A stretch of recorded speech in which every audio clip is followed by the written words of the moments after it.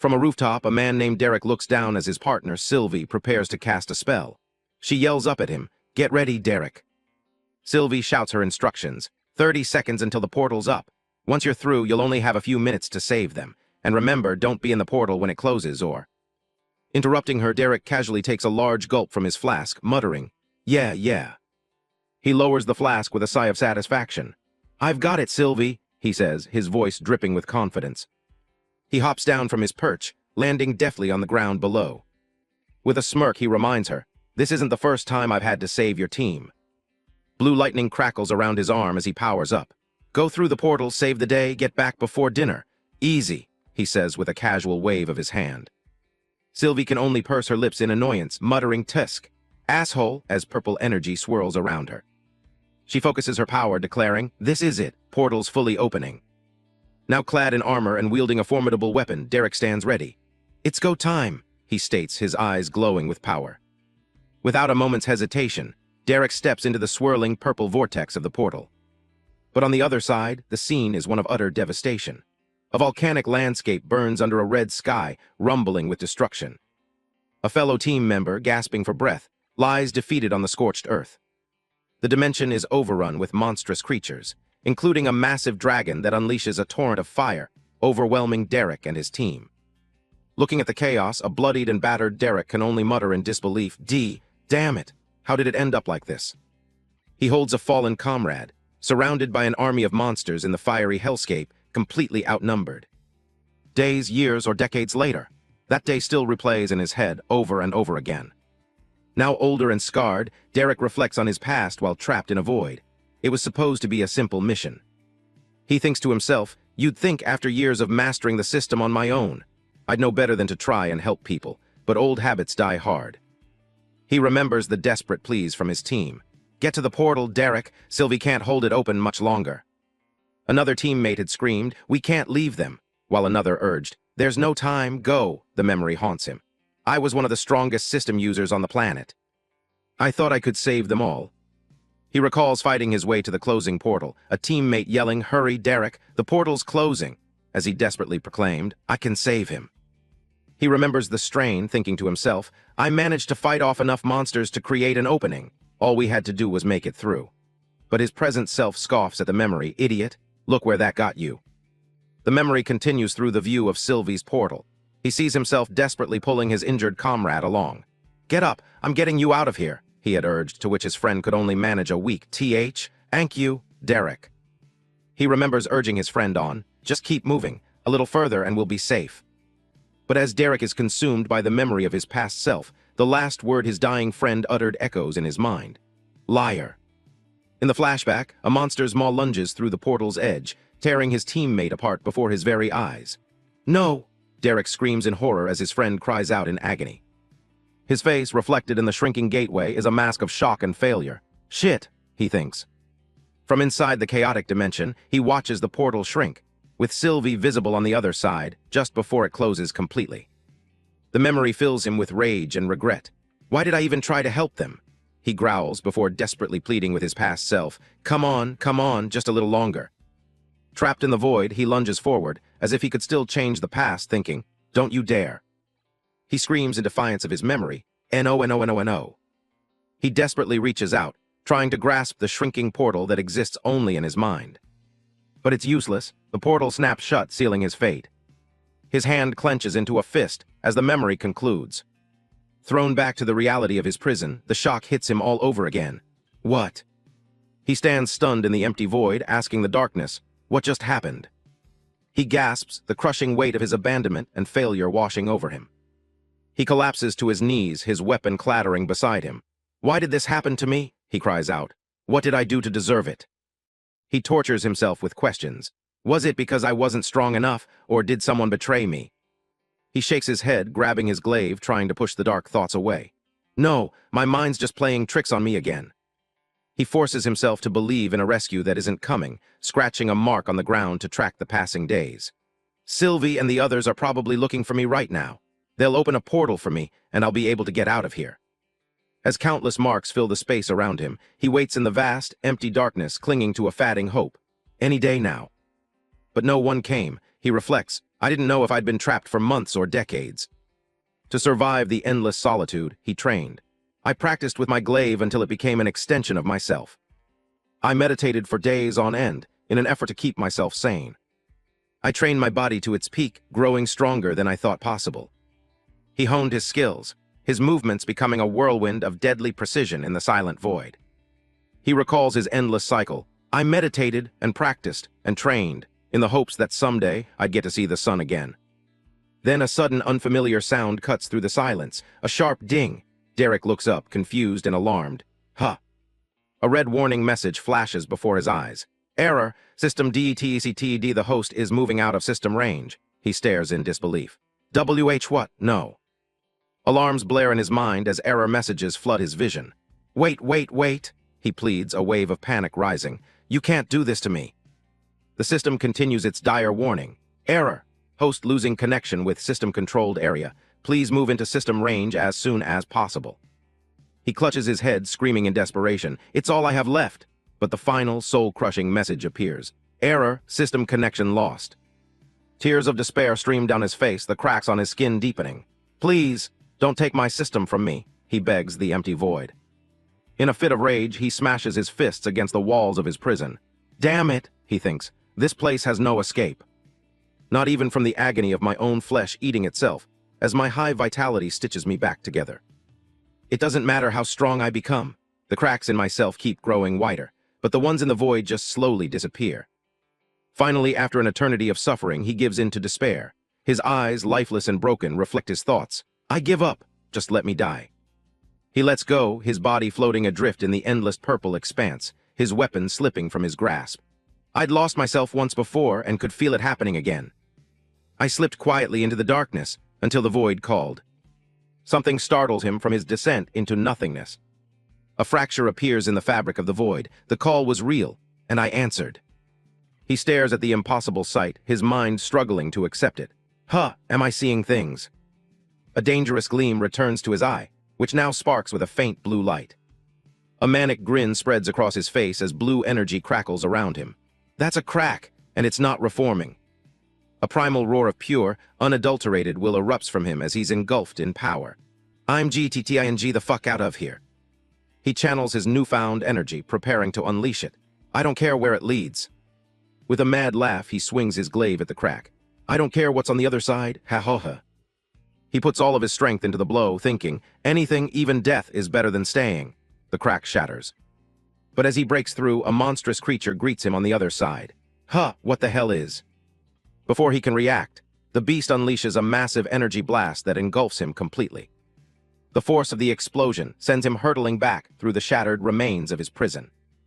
He rights himself, clad in his transformed armor, a grimace on his face. Certainly doesn't feel like another hallucination. He gazes at the monstrous creature, a flicker of understanding in his eyes. So that's what is strong enough to keep me in my prison. The beast lets out a deafening roar. Unafraid, Derek smirks at the roaring beast. I know it's been a while since I've talked to someone, but I'm pretty sure that's not how you say hello. The monster responds with a guttural snarl, its multiple red eyes glowing with malice. Derek's grin widens, his expression turning feral. So let me be the one to teach you some manners. A dark chuckle escapes him as his own power surges. Besides, I'm starting to wonder how strong I am without my system. He lunges forward, swinging his glaive in a powerful arc, ready to test his limits. The monster counters, gathering a massive ball of destructive energy in its maw. Instead of dodging, Derek meets the attack head-on, smashing his weapon directly into the energy blast. The resulting explosion of energy sends shockwaves through the void. With newfound agility, he dashes and dodges through the chaotic aftermath of the blast. But the beast is relentless, landing a powerful blow that sends him flying. Damn it, he thinks. The impact creates another massive explosion of purple energy. He tumbles uncontrollably through the air, the force of the attack overwhelming him as he grunts in pain. Lying on the ground, he looks up at the monster looming over him and curses. You big ugly bastard. He groans, pushing himself up from the ground. Now I'm over 50% sure you aren't a hallucination. Suddenly, a fresh wound on his face catches his attention. He looks at his gauntlet and sees something he hasn't seen in a very long time, his own blood. I'm bleeding. The sight doesn't bring fear, but a wide, manic grin. The feeling of being truly alive, of being vulnerable, is exhilarating. Heth, make that 100%. He stands, renewed blue lightning arcing around him. And just like that, the fog cleared from my mind. It's been a while since I've bled, he thinks, a newfound resolve solidifying within him. Death is as good an escape as any other. The monster conjures another attack, this one a swirling construct of magical energy. The beast launches its spell, sending it hurtling towards Derek. Derek plants his foot, ready to meet the attack with his full power. He charges forward, his entire journey fueling this one moment, after being trapped for decades. After losing his sanity. After nearly losing his will to live. He pushed himself beyond every conceivable boundary. I surpassed MY-LIMITS. With all the power he could muster, he let out a furious roar, either kill ME. His final attack met the beasts, creating a cataclysmic explosion of red and blue energy. Or get out of MY way, he screamed, his voice filled with decades of pent-up rage. The sheer force of their combined power shattered the very fabric of the void. His prison crumbled around him, the space rumbling and breaking apart. He leaped between the shattered fragments of reality, his escape finally within his grasp. With one final leap, he propelled himself towards freedom, and I. His eyes, glowing with power and determination, were fixed on his goal. He landed a final, devastating blow on the beast that had guarded his prison. Got out, he soared past the defeated monster, leaving the void behind him forever. A wild, unrestrained laugh escaped him, the pure, unfiltered joy of a man who had won back his life. And for the first time in an eternity, he saw the sun once more. Floating in the sky of a new world, he screamed one word, freedom. A short while earlier, a cataclysmic event tore through a peaceful forest, heralding his arrival. A young boy runs frantically through the woods, panting as he looks back. Did I lose it? He wonders, just before a rustle in the bushes proves him wrong. He scrambles away in terror. Crap, he thinks, his heart pounding. I never should have wandered away from the village.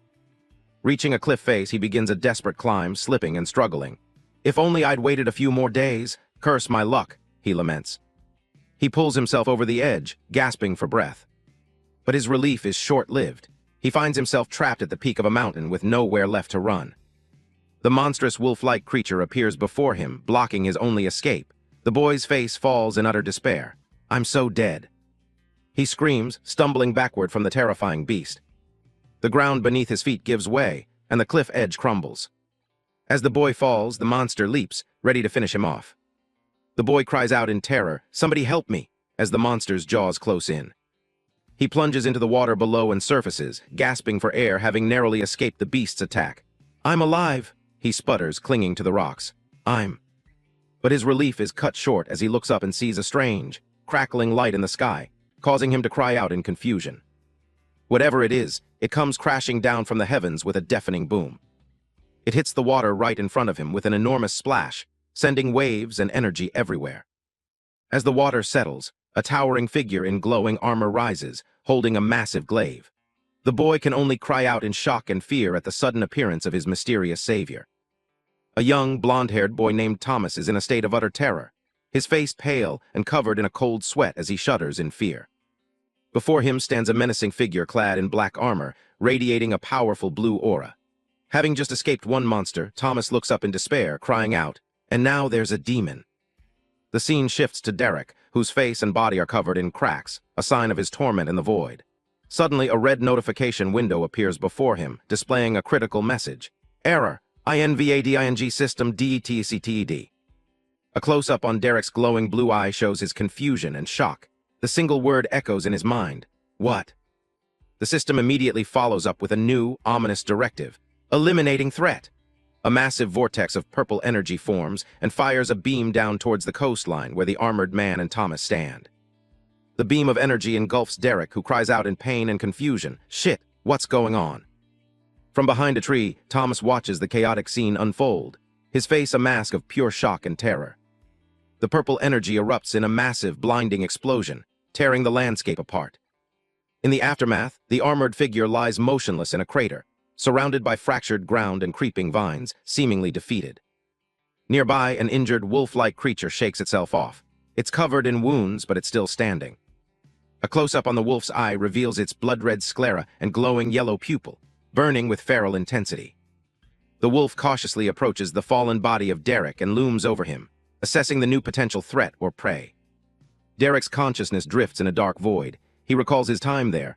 I was in there for so long, trapped, stripped bare, stretched thin. He continues his lament, his form shattering into pieces within the void. Until I was nothing but broken fragments drifting in the void. Was it all gone? My life before. As his reality fractures like broken glass, he questions everything he ever knew. My system. The fragments of his memory and being continue to drift apart as he wonders, my home? Or had it all been just a dream? Back in the forest, the wolf decides to act, sinking its teeth into Derek's armored arm with a vicious bite. But Derek's reaction is anything but normal. Still seemingly half asleep, he groans with annoyance as if being woken from a nap. NGH, stop. 5 more minutes. The wolf is utterly confused by this lack of a fearful response. It chomps down and thrashes its head, trying to get a reaction from its unbothered victim. Instead of screaming in pain, Derek begins to laugh, the strange sensation tickling him. Hee, stop it. That tickles. This bizarre reaction infuriates the wolf, which lets out a furious, guttural growl. Finally, having had enough, Derek's eye snaps open, now filled with irritation. I said stop. In a flash, Derek's hand shoots up and effortlessly grabs the wolf by its snout, his annoyance turning into a show of overwhelming power. He contemptuously smacks the wolf, sending it flying. Thomas, who has been watching the entire exchange, can only stare in disbelief at this display of casual dominance and think, he's a demon. Derek slowly gets up, letting out a heavy sigh of exasperation. His annoyed expression, however, begins to change as he looks over at the whimpering wolf he just threw. In a bizarre turn, Derek's demeanor shifts to one of pure delight. He lifts the wounded, snarling wolf into the air as if it were a prize, exclaiming, a puppy! Come here, boy. The wolf continues to growl and snarl, but Derek, with a crazed and unsettling smile, seems impressed. Wow, he says, completely misreading the creature's aggression. Derek looks around at the forest, a strange landscape of withered, twisted trees and unsettling, colorful mushrooms. His gaze falls upon the skeletal remains of a bizarre, bird-like creature decaying on the forest floor. He then notices a human skull with a large centipede crawling through its eye socket, surrounded by vibrant red mushrooms. As scenes of withering and decay fill his sight, a single thought forms in his mind. It's beautiful. Holding the still growling wolf, Derek comments on the ambience of the morbid forest, and loud. He then pats the creature, trying to soothe it. Hush, puppy. The camera pans over to an old, weathered animal skull lying amongst the leaves, further emphasizing the theme of death in the forest. Reality seems to finally seep into Derek's consciousness. Now out of his armor and in a plain shirt, he holds the struggling wolf and concedes, I guess it wasn't a dream after all. He suddenly has a realization. I have my system back. That makes no sense. Why would I? He pauses, noticing something is wrong. Wait, it's different. Where are my achievements? What the hell is going on? He pulls up his status window. It reads, DERK Hunt Age, 26 LVL, 0 Class NA Race Human Modified. His stats are present, but his skills and achievements are listed as none, confirming his fears. Determined, Derek thinks, I better still have my skills. He materializes his polearm, which crackles with familiar blue energy, preparing to test his abilities. He swings his weapon, attempting to perform his signature move as a system prompt describes the skill. Energy Slash. RELEASES, a wave of energy from the blade of your weapon. But nothing happens. Derek stands there, polearm in hand, completely dumbfounded. Even the wolf looks on, confused by the lack of any action.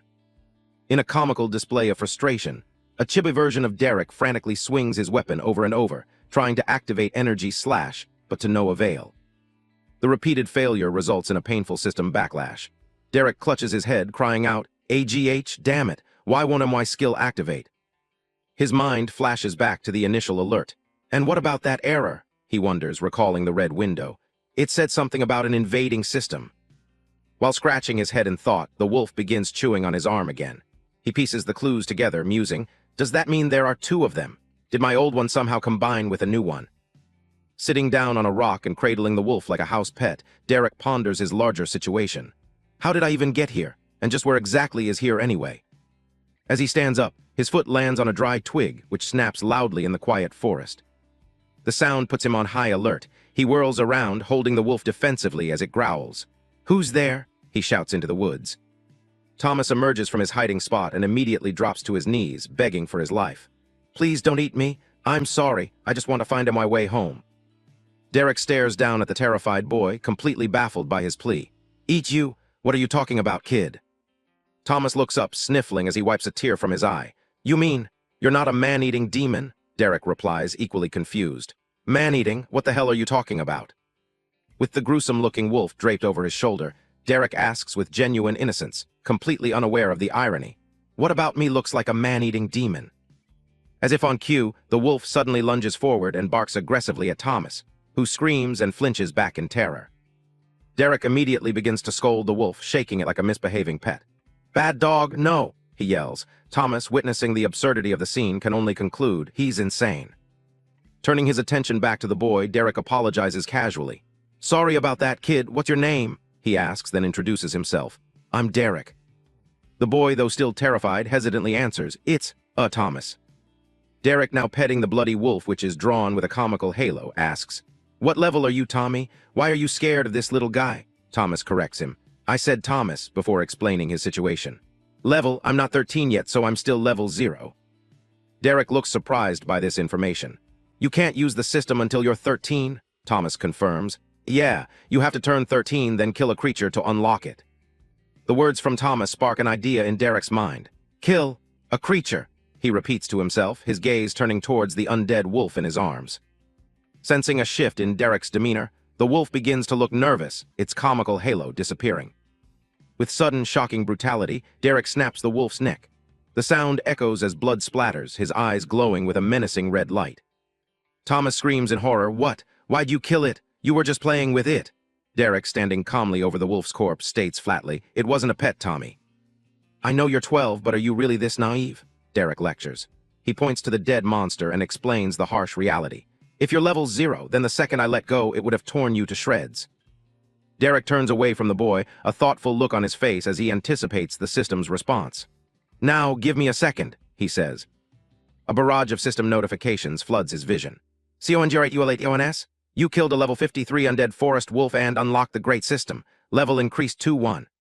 He also unlocks the Giant Slayer achievement for killing a creature 50 levels above him, gaining 2 skill points and 282 experience, triggering multiple level-ups.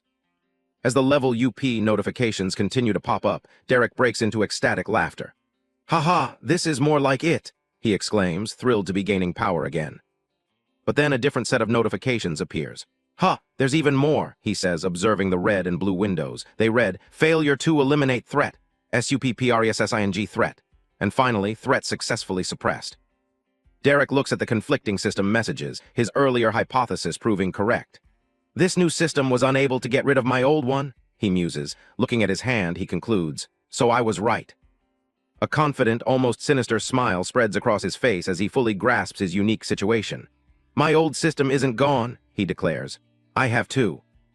The intense moment is broken by a loud rumbling sound from Thomas's stomach, who has been standing by awkwardly. Thomas blushes deeply, clutching his stomach in embarrassment.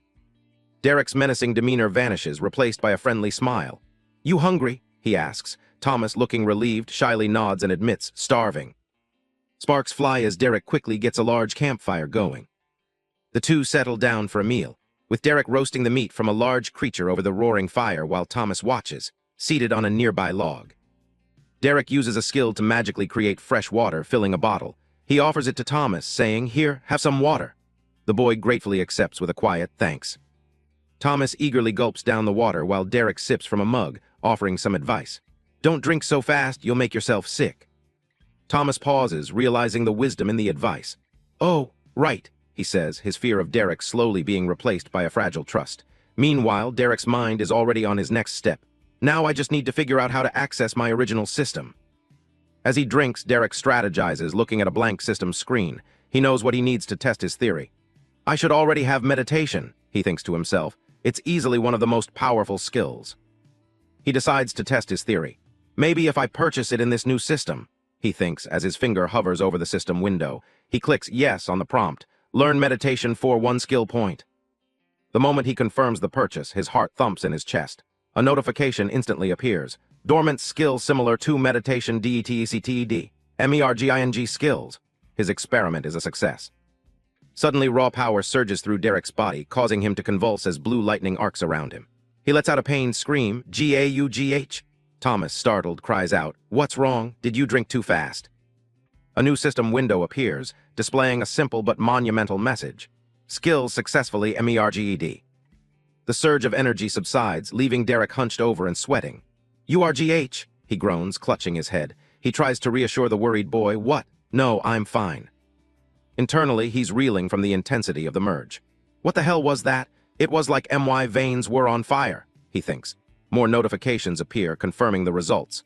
Meditation skill has REACHED level 20, and meditation successfully upgraded into greater meditation. As he processes this, a determined look appears on his face. A single question runs through his mind, confirming what he suspected. So I still have all my old skills. Recalling the earlier messages about the threat being suppressed, Derek finally understands the full picture. His old skills aren't gone, he realizes. They're just dormant. A wicked grin spreads across his face as he clenches a fist glowing with newfound power. "And when I get a similar one, THEY unlock and upgrade," he concludes. "I'm going to be even stronger than before." The scene shifts. Thomas is nervously holding a set of glowing mana clippers. "You're sure this is a good idea to do while we're moving?" he asks, looking down from Derek's shoulders. "What if I slip?" Derek, carrying Thomas on his shoulders while gnawing on a leg of roasted meat, is unconcerned. "I already told you the mana clippers do all the work. You just have to run them over my head." Thomas reluctantly agrees. "If you say so," as the clippers buzz to life. As they journey deeper into the woods, Derek presses Thomas for more information. "Now keep talking," he demands. "I said I'd only get you home safe if you told me about this place, remember?" While awkwardly trying to give Derek a haircut, Thomas gives in. ALRIGHT, fine," he says. As strands of dark hair fall away, Thomas begins his explanation of this new world. "Like I was saying, everything is ruled by the Great System." He starts with the official ideology, depicted by an image of happy people celebrating under a rain of confetti. "My grandfather says that it's fair and equal to everyone. That we should be thankful for the classes and skills IT gives us." But his voice falters as he reveals the darker truth. But he's just too scared to say the truth. "It's not equal or fair," Thomas states grimly, as an image of a cruel-looking king and his nobles appears. "The nobles use the Great System to get strong. And then they hold everyone else down," he says, accompanied by a visual of giant hands shackling the common folk. "They cheat the Great System and find ways to gain advantages that make the gap between us and them even wider." The scene illustrates this with nobles killing a massive, chained-up dragon in a controlled environment, a king telling his son, "Kill IT while it's caged, son." Thomas's anger builds as he speaks, and he starts cutting Derek's hair more aggressively. "And because of the damn nobles," he seethes. His eyes fill with rage and unshed tears as he touches upon a deep personal tragedy. "MYPARENTS." In his anger, the clippers slip. "GAAH," Derek yelps. "Hey, watch where you're cutting." Startled by his own mistake, Thomas drops everything and reverts to begging. "Please don't kill me, I'm sorry." Derek holds up a hand mirror to inspect the damage, trying to sound reassuring but failing miserably. "Relax, kid. I'm not insane. Obviously, I wouldn't kill you until after I've seen how bad IT is." Thomas can only shiver in fear. Derek inspects his new, much shorter haircut in the mirror and, to Thomas's surprise, seems pleased. He gives a thumbs up to the boy's terrified reflection and says, "CONGRATULATIONS. You get to live." In a tiny thought bubble, Thomas wonders, is he joking? The scene fades to the next morning with the sun rising over a vast forest. Derek's voice calls out, "Hey, Tommy, wake UP." Derek gently shakes the sleeping Thomas awake as they continue their journey. They arrive at what appears to be the outskirts of a settlement. A rundown shack stands near a fork in the road, with a discarded helmet lying near a gnarled tree root. "HRMMM, what is it?" Derek asks as they stop. Derek looks at a crude wooden signpost with the names RAYNA, LEON, and Noah carved into it. He asks Thomas, "Which way to your village?" Thomas, rubbing the sleep from his eyes, begins to answer, pointing towards a path. "Right, I'm from Raynasville." Suddenly his eyes snap wide open. He's seen something ahead that fills him with dread. With a cry of "Mr. Jones," Thomas leaps from Derek's shoulders and dashes towards the house, leaving a surprised Derek behind. He runs frantically, his feet tapping past a gruesome trail of blood and mangled body parts scattered on the ground. Thomas reaches the shattered doorway of the wooden house, calling out the name again as he enters, "Mr. J.O." The horrifying sight cuts him short. The body of Mr. Jones lies on the floor in a pool of blood, a feeling of absolute doom filling the room. Thomas can only whisper the last syllable, "Ness." A full view shows the bloody and lifeless body of Mr. Jones lying on the wooden floor. Thomas stares, his face a mask of pure horror, pupils constricted as he tries to process the massacre. Derek comes up behind him, placing a gentle, comforting hand on the boy's shoulder. With his new haircut, Derek looks on with a calm expression. "This isn't your grandpa you were telling me so much about, is it?" he asks. Thomas, trembling, replies, "And no, he was just a nice old man, but—" Thomas's shock gives way to disbelief and grief. "How could this happen? He was nearly level 30, he cries out. Derek, however, is unfazed by this information. His expression is one of detached analysis as he asks, 30, is that supposed to be strong?" Thomas explodes in anger at Derek's callousness. "What are you even talking about?" he shouts. "At that level, nothing in the forest should even be able to scratch him." Leaning coolly against the doorframe with his arms crossed, Derek challenges the boy's worldview with a simple question. "Are you sure?" Derek then drops a bombshell, shattering Thomas's understanding of the forest's dangers. "That wolf I killed earlier was level 53. An image flashes back to him, snapping the wolf's neck, the system notification for Giant Slayer appearing. The revelation devastates Thomas. He stumbles back, surrounded by the gory scene, and stammers in denial. "That's impossible. There's no way. You're lying." But the horrifying truth sinks in, turning his denial into panic. "If that's true, we need to get back home now," he exclaims, his face filled with terror for his own village. "I have to warn Chief Reyna." The scene shows the bloody doorframe of the house, contrasting the grim interior with the bright, sunlit forest outside, which now feels far more menacing. Derek looks out into the dark, twisted woods with a grim expression, thinking to himself, if the kid even has a home to return to. In the distance, a mysterious green orb emanates a faint, sickly glow. The strange, patterned green orb hums with a dark energy, pulsing ominously in the depths of the forest. The reanimated corpse of the wolf Derek had killed earlier steps out from between the trees, its eyes glowing with the same green light, drawn towards the orb's power. The undead wolf lifts its head and sniffs the air, its feral gaze fixed on the source of the green energy, letting out an eager sound. The wolf's ear twitches as it senses another presence nearby, far more powerful than the orb. Its head snaps up, letting out a vicious snarl as it stares into the darkness, reacting to the overwhelming power it feels. From the shadows emerges a new threat, a terrifying, giant skeletal monster wreathed in green flames and dark energy, towering over the undead wolf.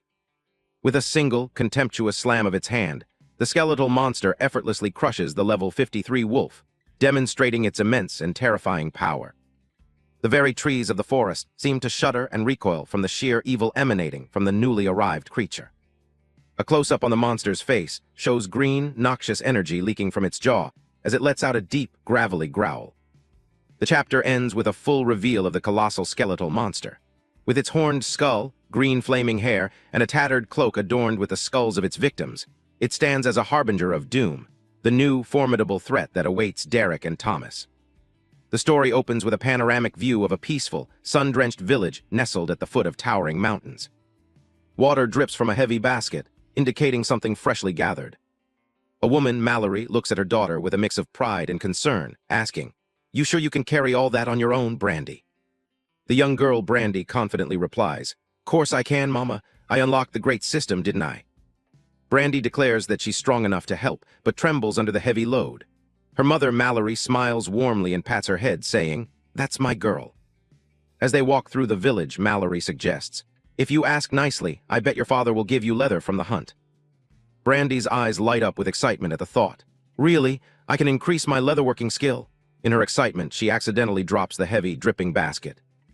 Mallory continues with a smile, adding, "He might even let you help skin the animal. That is an important part of leatherworking, after all." Brandy's excitement vanishes, replaced by a look of dawning horror as she repeats the word, "skin." Her face fills with absolute terror as she processes the full meaning of the question, "the animal." The scene flashes back to 2 weeks ago. Brandy's father, Travis, tells her, "You're 13 now, honey. That means it's time you decided how you're going to contribute to the village. Are you ready to unlock the great system? I have a special treat for you." Travis presents Brandy with her first challenge, a small, fluffy creature. "A level 10 monster," he exclaims. A system window pops up, identifying the creature as a fluffy fox level 10. After its defeat, another window confirms, "Achievement unlocked, Lesser Giant Slayer, 1 skill point received." The reality of the kill hits Brandy hard. She looks at the bloody creature, sobbing. "I should have spent my skill point on something else. I made a mistake. I wasn't thinking about touching dead animals. I can't kill them. I just wanted to learn a trade. I made a mistake." Returning to the present, Mallory comforts her daughter. "You'll grow used to it, dear."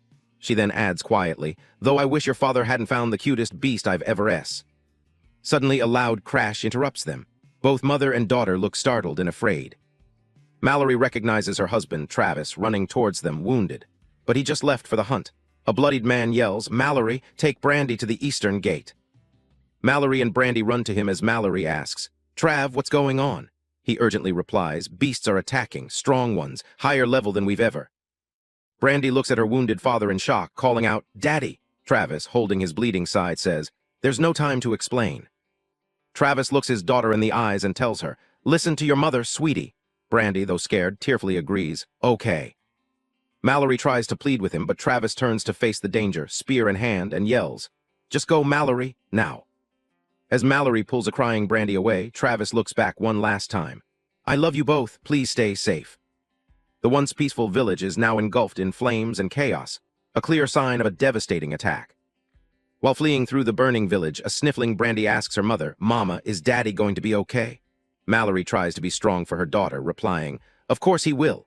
Your father and Chief Leon are both very strong. He'll make it back to us.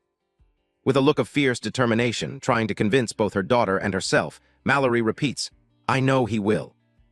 A man in armor, Chief Leon, tries to rally the fleeing villagers. All right, everyone listen up. Raina's village is only a day's travel away. Trying to keep morale up, Chief Leon gives a confident thumbs up. If we move quickly, we might even be able to make it before nightfall, and I'm sure our hunters will be right behind us. Mallory stands protectively beside Brandy, holding a spear. She tries to reassure everyone, saying, there's no need to panic. Everything is going to be. Her words are cut short as a massive, clawed foot slams into the ground right in front of them. The shadow of a great beast falls over Chief Leon. He turns, his confident expression replaced with dread as he mutters, shit. A massive, snarling, wolf-like monster lunges at the chief. As someone screams, run, the monster viciously tears into Chief Leon. The villagers, including Mallory and Brandy, look on in horror as the chief's severed arm falls to the ground. Brandy stares blankly, her mind shutting down from the sheer terror of the scene.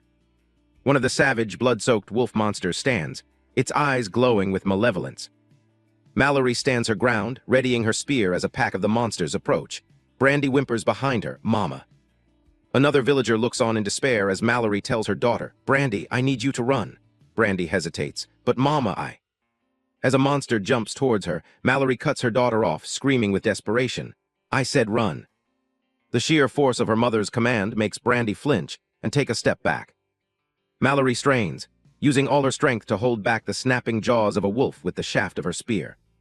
As Brandy starts to run, she sees another villager get tackled and overwhelmed by two more of the beasts. Overpowered and knocked to the ground, Mallory resolves herself to her fate. Just hold them off long enough for Brandy to run, Mal. Let her get to safety. Then you can die.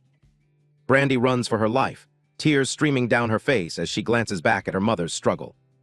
She continues to flee, weeping in terror and grief. Not looking where she's going, Brandy runs headfirst into a tall, armored figure with a solid bonk. Having fallen to the ground, Brandy looks up at two silhouettes against the light. A large armored man, Derek, is carrying a small boy, Tommy. Derek asks coolly, would you guys like some help? The boy, Tommy, furiously kicks Derek. What do you mean, would they like some help? Are you blind? Derek, unfazed, replies, it's only good manners. I don't want to reduce their experience. Brandy looks up at them, tears in her eyes, and manages to choke out a single, desperate word. Please. Tommy recognizes her and jumps down, rushing to embrace her. Brandy, are you okay? We saw the smoke. Brandy cuts him off, clinging to him and pleading, please. She screams in desperation, don't let my mom die. In the background, Mallory is still being viciously attacked by one of the wolves. In response to Brandy's desperate plea, Derek simply says, okay, as he nonchalantly flicks his armored finger. A beam of pure energy shoots from his fingertip, cutting through the air towards the beast attacking Mallory. The energy beam blasts through the wolf with explosive force, instantly killing it and saving Mallory from certain death. Mallory, bloodied and battered, stares in utter shock at the spot where the wolf just was, unable to comprehend what just happened. What? Derek now faces the three remaining wolves. A nearby villager asks, what about the other three? Derek replies with cold sarcasm, the experience is probably good for you guys. Furious and terrified, Mallory screams at him, we don't care about the experience, just kill them. Derek cracks his knuckles, a confident, almost cruel smirk spreading across his face. This is gonna be fun. The 3 remaining wolves let out a collective howl and charged towards Derek. With lightning-fast reflexes, Derek catches the severed leg of a previously killed beast out of the air, his eyes glowing with focus. As one of the wolves leaps at him, Derek prepares to counter. He slams the leg into the ground with immense force, creating a shockwave that sends 2 of the charging wolves flying backwards.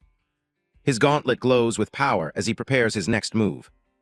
Derek becomes a blur of motion, effortlessly weaving between the wolves and striking them down with brutal efficiency. He flips and twists through the air, gracefully dodging their attacks while repositioning for his own. Diving from above, he plunges his hand, crackling with blue energy, straight into the back of a wolf. He follows up with a second stab, his movements a fluid and deadly dance. His eyes blaze with power as he unleashes a final, devastating wave of energy. When the dust settles, Derek stands unharmed amidst the mangled corpses of the wolves. He looks around with a disappointed shrug. "I was wrong. That wasn't any fun at all." He finishes with a look of utter disdain. These wolves are so weak. Finally safe, Brandy rushes to her mother's side, and they collapse into a tearful, relieved embrace. "Mama." Mallory holds her daughter close. Brandy's relief quickly turns back to worry. "If the monsters at home were this strong, Daddy," Mallory comforts her. "It's gonna be okay, honey. Your daddy is a very strong man." But in her mind, Mallory admits the harsh truth. But not nearly as strong as this man. There's not a single person in all the villages who could kill a beast of that level so easily. She looks over at her savior. As Derek turns to face her, she gathers her courage and asks, "Thank you for saving us, but just who exactly are you?" Derek casually pats Tommy on the head. "I'm just a guy taking this kid back to his village. You're welcome to join us." Tommy hears a pretty useless guide. Tommy looks up at Derek, his face etched with worry as he tries to remind him of the bigger picture. "But Derek, their village." Derek coldly rebuffs Tommy. "I said I'd take you home. I didn't say I'd go out of my way to help every one of your friends." He gestures dismissively towards the survivors. "Besides, with what we know of that forest, the village is likely already destroyed." One of the other villagers, a woman with a spear, overhears him and asks with sudden interest, "The forest? What do you mean? Did the Grace Falls send you to find out what was wrong with it?" Derek glances over his shoulder and gives a blunt, one-word answer. No." Tommy grabs Derek's arm, desperately pulling him. "We should go anyway. They might still be alive. We could help. We could." Derek cuts him off, his voice sharp. "Who's we?" he asks, then clarifies with a single word pointing to himself. "Me." Tommy looks back, utterly confused by the question. "Huh." Derek stares down at the boy, his expression intense. "You want me to help? I'll be the one fighting, not we." Tommy tries to protest, but Derek interrupts, laying out the terms of their agreement. "But nothing. I saved your life in the forest. Then you gave me information and I agreed to get you home. That's it. That's our contract. I didn't sign up to risk my life for strangers." Derek poses a question to the boy. "Do you know why I'm strong? Why I'm even still alive?" Tommy, intimidated, trembles and replies, No." Derek begins to explain his harsh worldview, a painful memory flashing in his mind. "It's because I rely on myself. I don't put no faith in others to help me, and most importantly..." His eyes glow with a cold, hard light as he delivers his core tenet. "I don't go out of my way to be heroic." A montage of faces from his past, shattered like broken glass, illustrates his next point. "Every time something terrible has happened to me, it has been because I stuck my nose where it doesn't belong." Tommy grits his teeth, his face a mask of frustration at Derek's cynical words. Finally snapping, Tommy yells at him, "That doesn't matter. You're strong now. You should help people." Derek scoffs, a condescending look on his face. Spoken like a true 12-year-old. In a fit of rage, Tommy starts beating his small fists against Derek's impenetrable armor. "So what if you'll be the only one fighting? You don't need anyone else. Nothing here can even hurt you, see?" With tears of frustration in his eyes, Tommy screams his final accusation. "You're just being an asshole." As the surviving villagers watch the boy's futile assault, Derek calmly agrees with the accusation. "Exactly." Derek continues his cynical lecture while Tommy keeps hitting him. "I am an asshole. I'm an asshole in a world where assholes live and heroes die. Life ain't a fairy tale, kid. One day I hope you become a proper asshole." Tommy's frantic assault finally stops, his small hand gripping Derek's massive gauntlet. Derek grabs Tommy's wrist, his expression softening almost imperceptibly as he offers a piece of hard-won advice. "Be an asshole, get strong, then be a hero." He leans in, emphasizing his point. "That's the only way you can survive in a world like this." Tommy glares back, still defiant. Derek looks away, his voice becoming more reflective. "It's a harsh lesson to learn. one so ingrained in me that I forgot sometimes it's okay to break it. Then with a sudden motion, he lifts the surprised Tommy onto his shoulder. A flustered Tommy, now perched on Derek's shoulder, asks, "Wow, what are you doing?" Derek simply replies, "What else?" With a newfound determination in his eyes, Derek declares their new mission. "We're going to save what's left of that village." Amidst the embers and falling ash of a desolate landscape, a young, blonde-haired boy looks on with a shocked expression, panting heavily. The boy, Thomas, stands alone, looking small and vulnerable in the middle of a burning, destroyed village. Suddenly, a giant, grotesque monster with rotting flesh appears, letting out a ferocious growl as it lunges forward. In front of it, a man with black hair, Derek, stands firm, protecting Thomas. Derek readies his golden spear-like weapon, his gaze sharp and determined as he prepares to face the beast. The monster lets out a deafening roar as it charges, its claws ready to tear everything apart. With a swift movement, Derek unleashes a powerful attack, a slash of brilliant blue energy that cuts through the air and strikes the monster directly. A close-up reveals Derek's cold, focused expression as he lands the decisive blow against the creature. After defeating the monster, Derek and Thomas walk in silence through the burning, corpse-ridden streets of the village. As they pass by the bodies of fallen villagers, a thought crosses Derek's mind, showing no surprise at the grim sight. He knew it was going to be like this. Derek continues his internal monologue, suggesting this entire tragedy is a lesson for him. He knew, and he wanted me to know, too. Derek turns to Thomas and says coldly, "Do you understand? This is what happens when you aren't strong enough." Thomas suddenly stops him, his eyes wide with alarm as he points towards something in the distance. "Stop! What is it?" "Another beast." Derek looks on as a pained groan echoes from the rubble. He calmly tells Thomas, "Just wait." A silent panel focuses on Derek's intense gaze as he assesses the situation. From beneath a pile of rubble, a heavily injured, bearded man emerges. Thomas shouts his name in a mix of horror and relief, "Chief Leon." Thomas immediately dashes toward the injured man, but Derek yells at him to stop. "Wait, Tommy, get back here." Chief Leon looks at the boy in surprise. "Thomas, what are you doing here? It's not safe." Thomas, reaching his side, desperately explains, "Chief Leon, we came here to help, Leon's gaze shifts past them to a fallen warrior on the ground. His voice is heavy with grief as he asks, "Is that Brandy's?" A close-up on Leon's face shows his pain and sorrow. He confirms Brandy's fate, stating, "He fought bravely, but he will not make it." The scene shows Brandy's lifeless body, impaled by a weapon. Thomas stares in horror as Leon adds with finality, "Nobody will." Derek asks Leon, "You don't have a healer that can help him?" Leon lets out a bitter laugh. "A healer high enough level for this would never come to our backwater village." Derek looks away, lost in thought. His internal monologue reveals a potential solution. "I have one last resurrection potion in my storage bracelet. I could." But he quickly dismisses the idea with a firm no. His cold, pragmatic reasoning becomes clear. "I don't go out of my way to be heroic. What if I need it at some point? I can't let the kid's misplaced sense of heroism infect me." As Brandy's body is confirmed to be beyond saving, Thomas collapses to his knees, sniffing and crying in despair. Above him, Derek looks on, his expression unchanged. However, a flicker of an idea crosses Derek's mind. "But there is something I could do. They can say their last goodbyes." With a new purpose, he turns away from the grieving boy and chief, promising, "I'll be right back." Elsewhere in the burning village, a woman with brown hair cries in absolute terror and despair. The scene reveals she is cradling the body of her husband, the warrior Brandy's father, who was impaled. As their young daughter, Brandy, watches in shock, the mother begs, "Daddy, no, please don't go." From a distance, the dying Chief Leon reaches out a hand weakly, his voice filled with sorrow as he says the name of the grieving child, Brandy. With his last breath, Brandy's father looks at his daughter and speaks to his wife, "Be strong for your mother." He then whispers his final words, "I love you." The light fades from his eyes, and he passes away, leaving his family to grieve in a pool of blood under the harsh shadows of the burning village. The mother and daughter kneel over the body, their cries echoing in the chaos.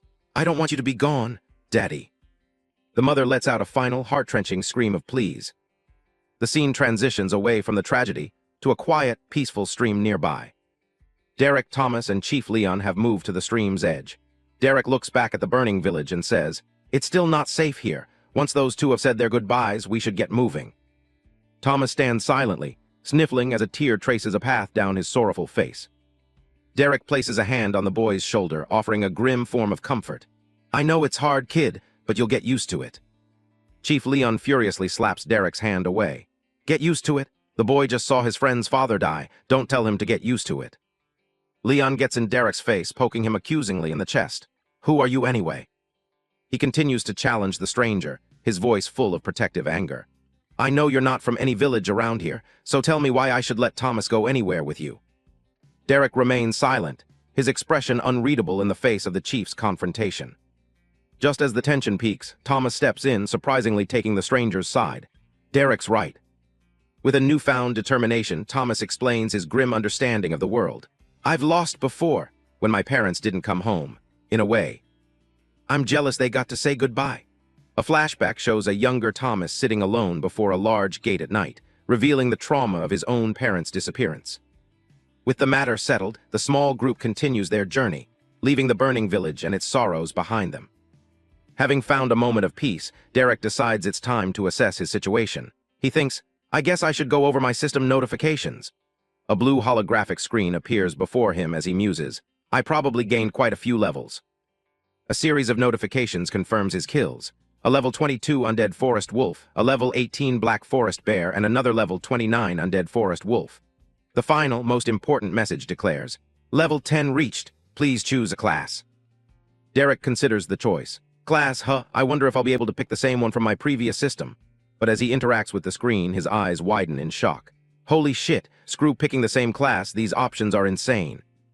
The system presents his first option, Shadow Brawler, a rare class. The description reads, You have become one with the darkness. Shadows bend to your will. Move with them to unleash the darkness unto your foe, accompanied by an image of a shadowy assassin. He swipes again, revealing an epic class, Chaos Glaive. Your glaive is an extension of you. Your will is its will. You are chaos personified. Only destruction will be known to enemies who cross your blade. The image shows a menacing figure wielding a powerful, chaotic scythe, a path that feels familiar to him. The third option is another epic class, Eternal Guardian. You are eternal. You have endured horrors beyond imagination and still live. You are your own guardian. The artwork depicts a knight in golden armor, accompanied by a magnificent phoenix representing resilience. Derek looks at the incredible class options, feeling overwhelmed. He thinks, how the hell am I supposed to choose just one? They're all so. His thought is cut short as his eyes widen in shock. He has noticed something else, something hidden. Hold on, he mutters. He gulps, a bead of sweat running down his face as he stares at the screen. In the background, Chief Leon looks on with concern. Derek begins to tremble, his voice shaking as he asks, What is this? The system reveals a fourth hidden epic class, Champion of the Void. The description hints at a dark past. You have been chosen by the void itself. It has broken and consumed you, but you will never again be trapped within it, for you are a part of it. Derek recognizes the name with dread. The Void. His mind flashes back to a memory of being trapped within that dark, empty space.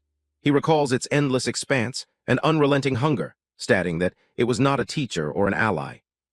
The memory becomes a traumatic blur of shattered images, capturing the absolute agony and terror he experienced within the void.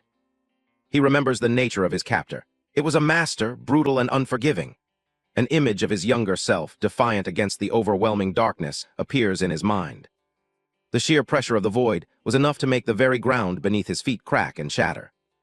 The memory continues. The void had beaten me, broken me, consumed me, but for all its emptiness, it offered something nothing else could. He recalls the promise the system made to him after his ordeal. You can never again be trapped within the void. And the ultimate reward it offered. Control.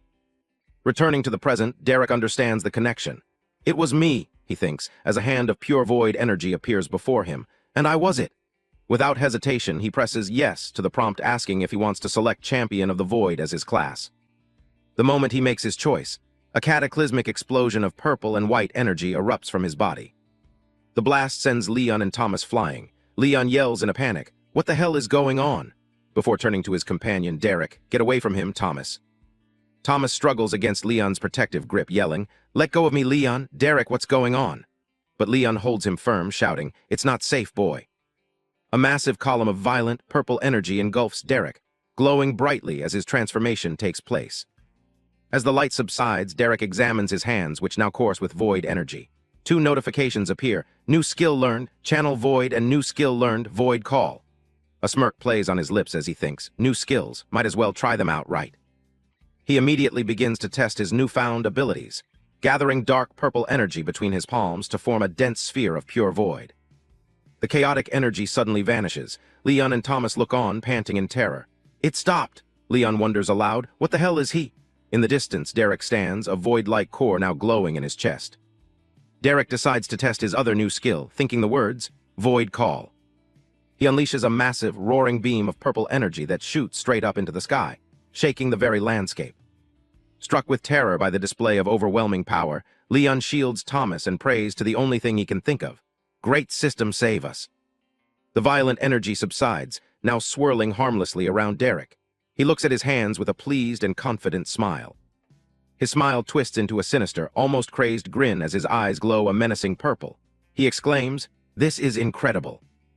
The beam of energy Derek fired into the sky now comes crashing down, striking a nearby forest with the force of a meteor, sending out crackles of purple lightning. From the point of impact in the forest, the ground begins to tremble and crack. A dark, monstrous shape, wreathed in purple energy, begins to emerge from the earth. Leon and Thomas stare in disbelief at the new terror rising from the ground. Leon denies what he's seeing. No, it can't be. While Thomas wonders if Derek is the cause. Derek. Back in the destroyed village, Brandy and her mother are startled by the violent tremors. The little girl asks, "Mommy, what is going on?" Her mother can only stare at the purple-hued sky in fear, admitting, I don't know. The source of the commotion is revealed as a pillar of violent void energy erupts from the ground within the village itself, tearing the landscape apart. A wide shot shows the aftermath. The village is further destroyed, with a massive fissure left in the ground from which purple energy particles now drift into the sky. Derek looks up, a bead of sweat on his face. His confident smile is gone, replaced by a look of concern as he senses what he has summoned. He says, "Is that?" As a massive, terrifying creature made of pure void energy emerges from the fissure, he realizes the consequence of his new power. A void beast. Continuing from the last chapter, Derek looks up at the sky, overwhelmed by the phenomenon unfolding before him. He can't help but mutter, "This is unbelievable." Even the villagers are in awe. A man named Thomas looks on in disbelief and asks the person next to him, "Where did you find such a man, Thomas?" A little girl, frightened by the scene, asks her mother what is happening.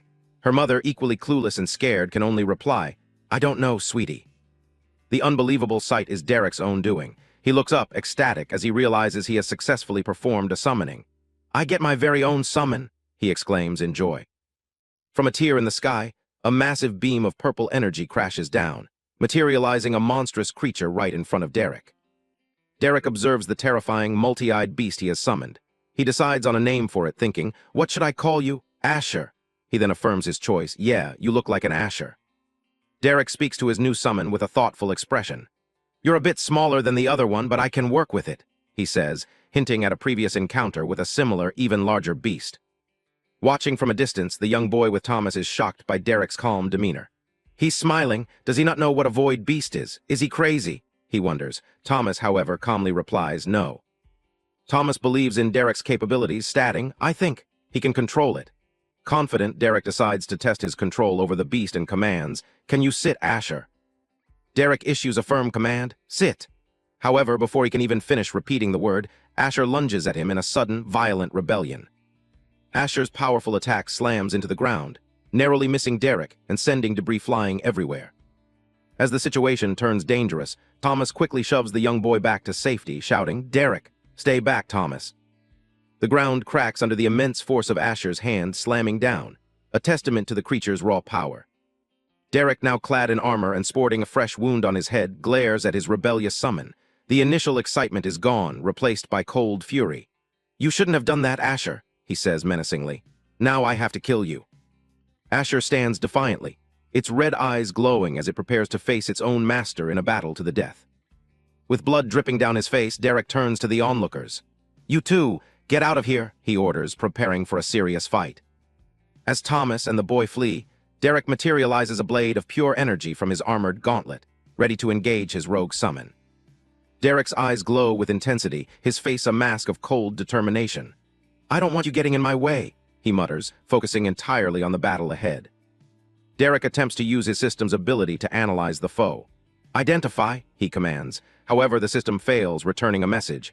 "Identify skill failed, unknown entity. This creature is not of the great system." Derek grits his teeth in frustration. "Damn it, of course, this damn system hates making things easy," he thinks, recalling a past battle. "I could barely even put a scratch on his cousin." Knowing the immense power he's up against, Derek prepares for the worst. If this bastard is anything like that, he thinks as he propels himself forward with incredible speed. Derek leaps through the air, diving towards Asher. He knows he has only one chance to win this fight. There's no room for error, he thinks, his focus absolute.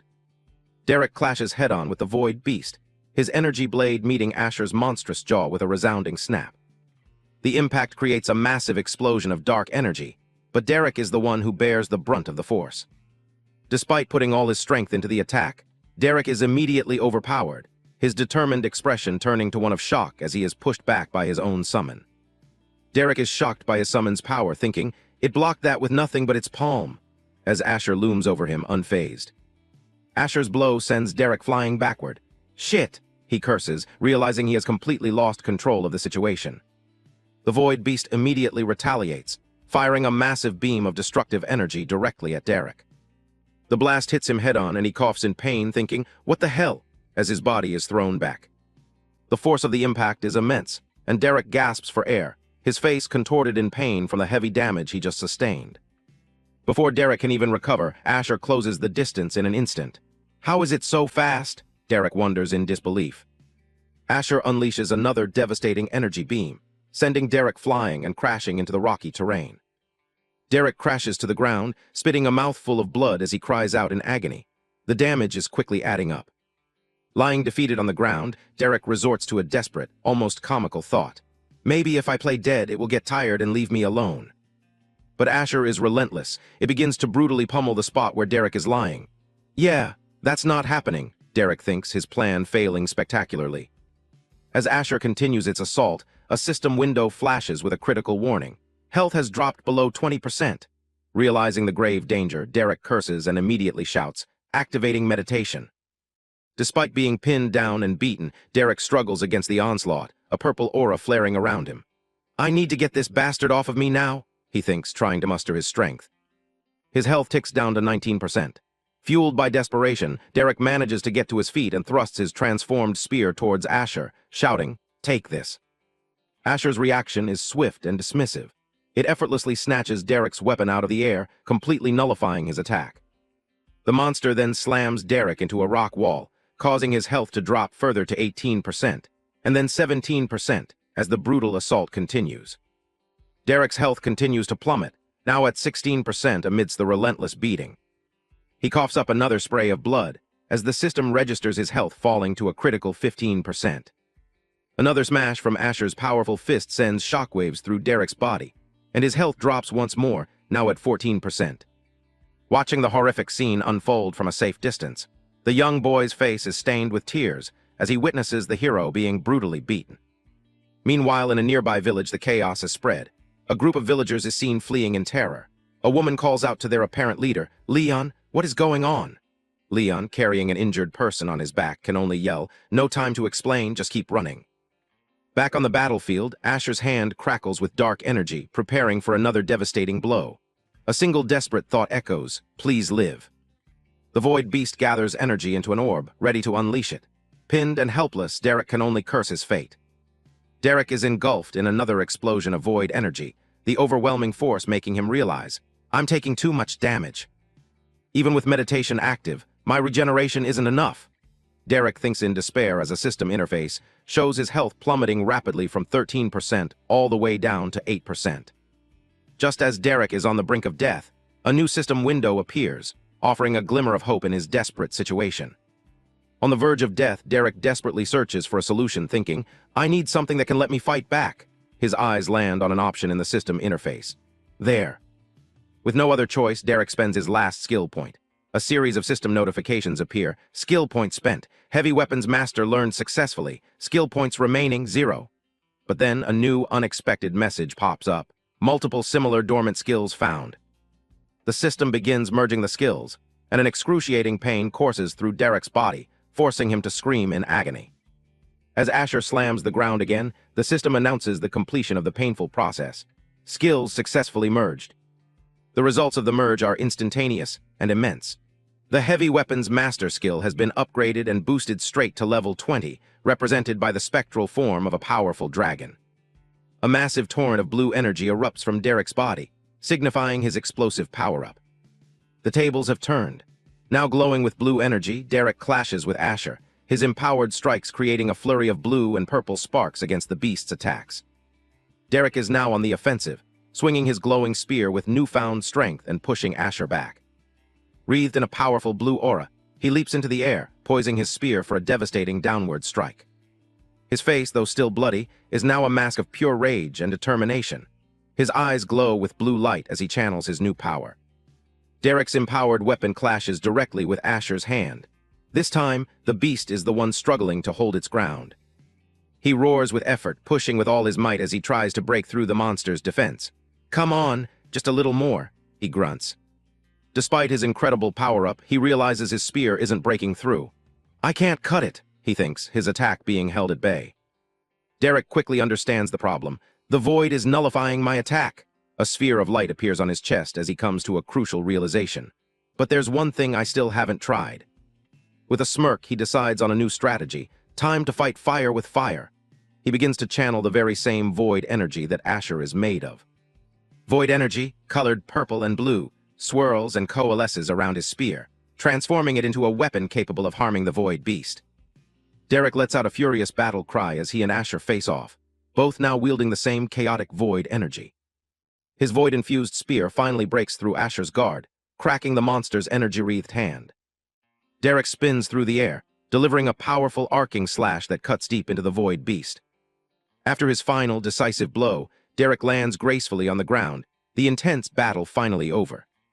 He stands panting, covered in his own blood but victorious. Looking up at the sky, he breathes a sigh of relief. Finally. A chilling smile spreads across his face as he looks back on the life-or-death struggle with a disturbing sense of satisfaction. That was fun. Victorious, Derek stands over the now lifeless corpse of his rogue summon, Asher, its long tongue lolling out in defeat. His victory is rewarded by the system. A notification appears. Achievement unlocked, Lesser Slayer of the Unknown. For slaying a creature from outside the Great System, he has earned a skill point, 20 stat points, and an automatic level up. The surge of power is immense, triggering a cascade of skill-level UP notifications across his vision.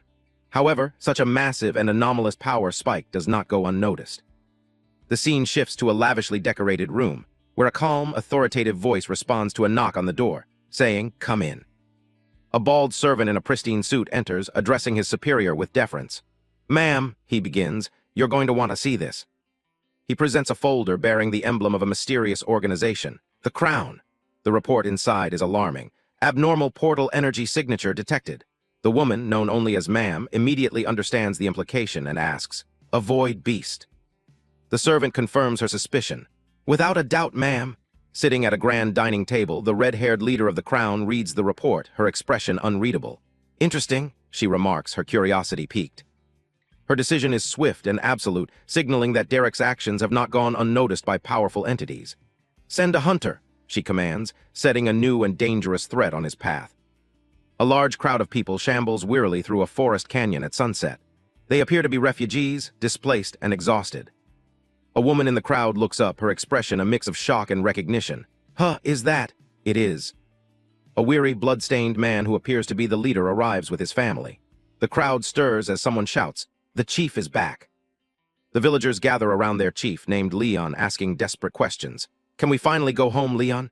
Is everybody okay? Where are the others?" Leon looks at his people with a face full of sorrow, struggling to find the words to answer. They, he begins to stammer. A close-up reveals his anguish as he grits his teeth, unable to speak the terrible truth. An extreme close-up on Leon's eyes shows a tear rolling down his cheek, his face streaked with blood from a recent battle. With his back to the crowd, Leon finally delivers the devastating news. There is nothing to go back to. The villagers react with expressions of pure shock, horror, and despair as the chief's words sink in.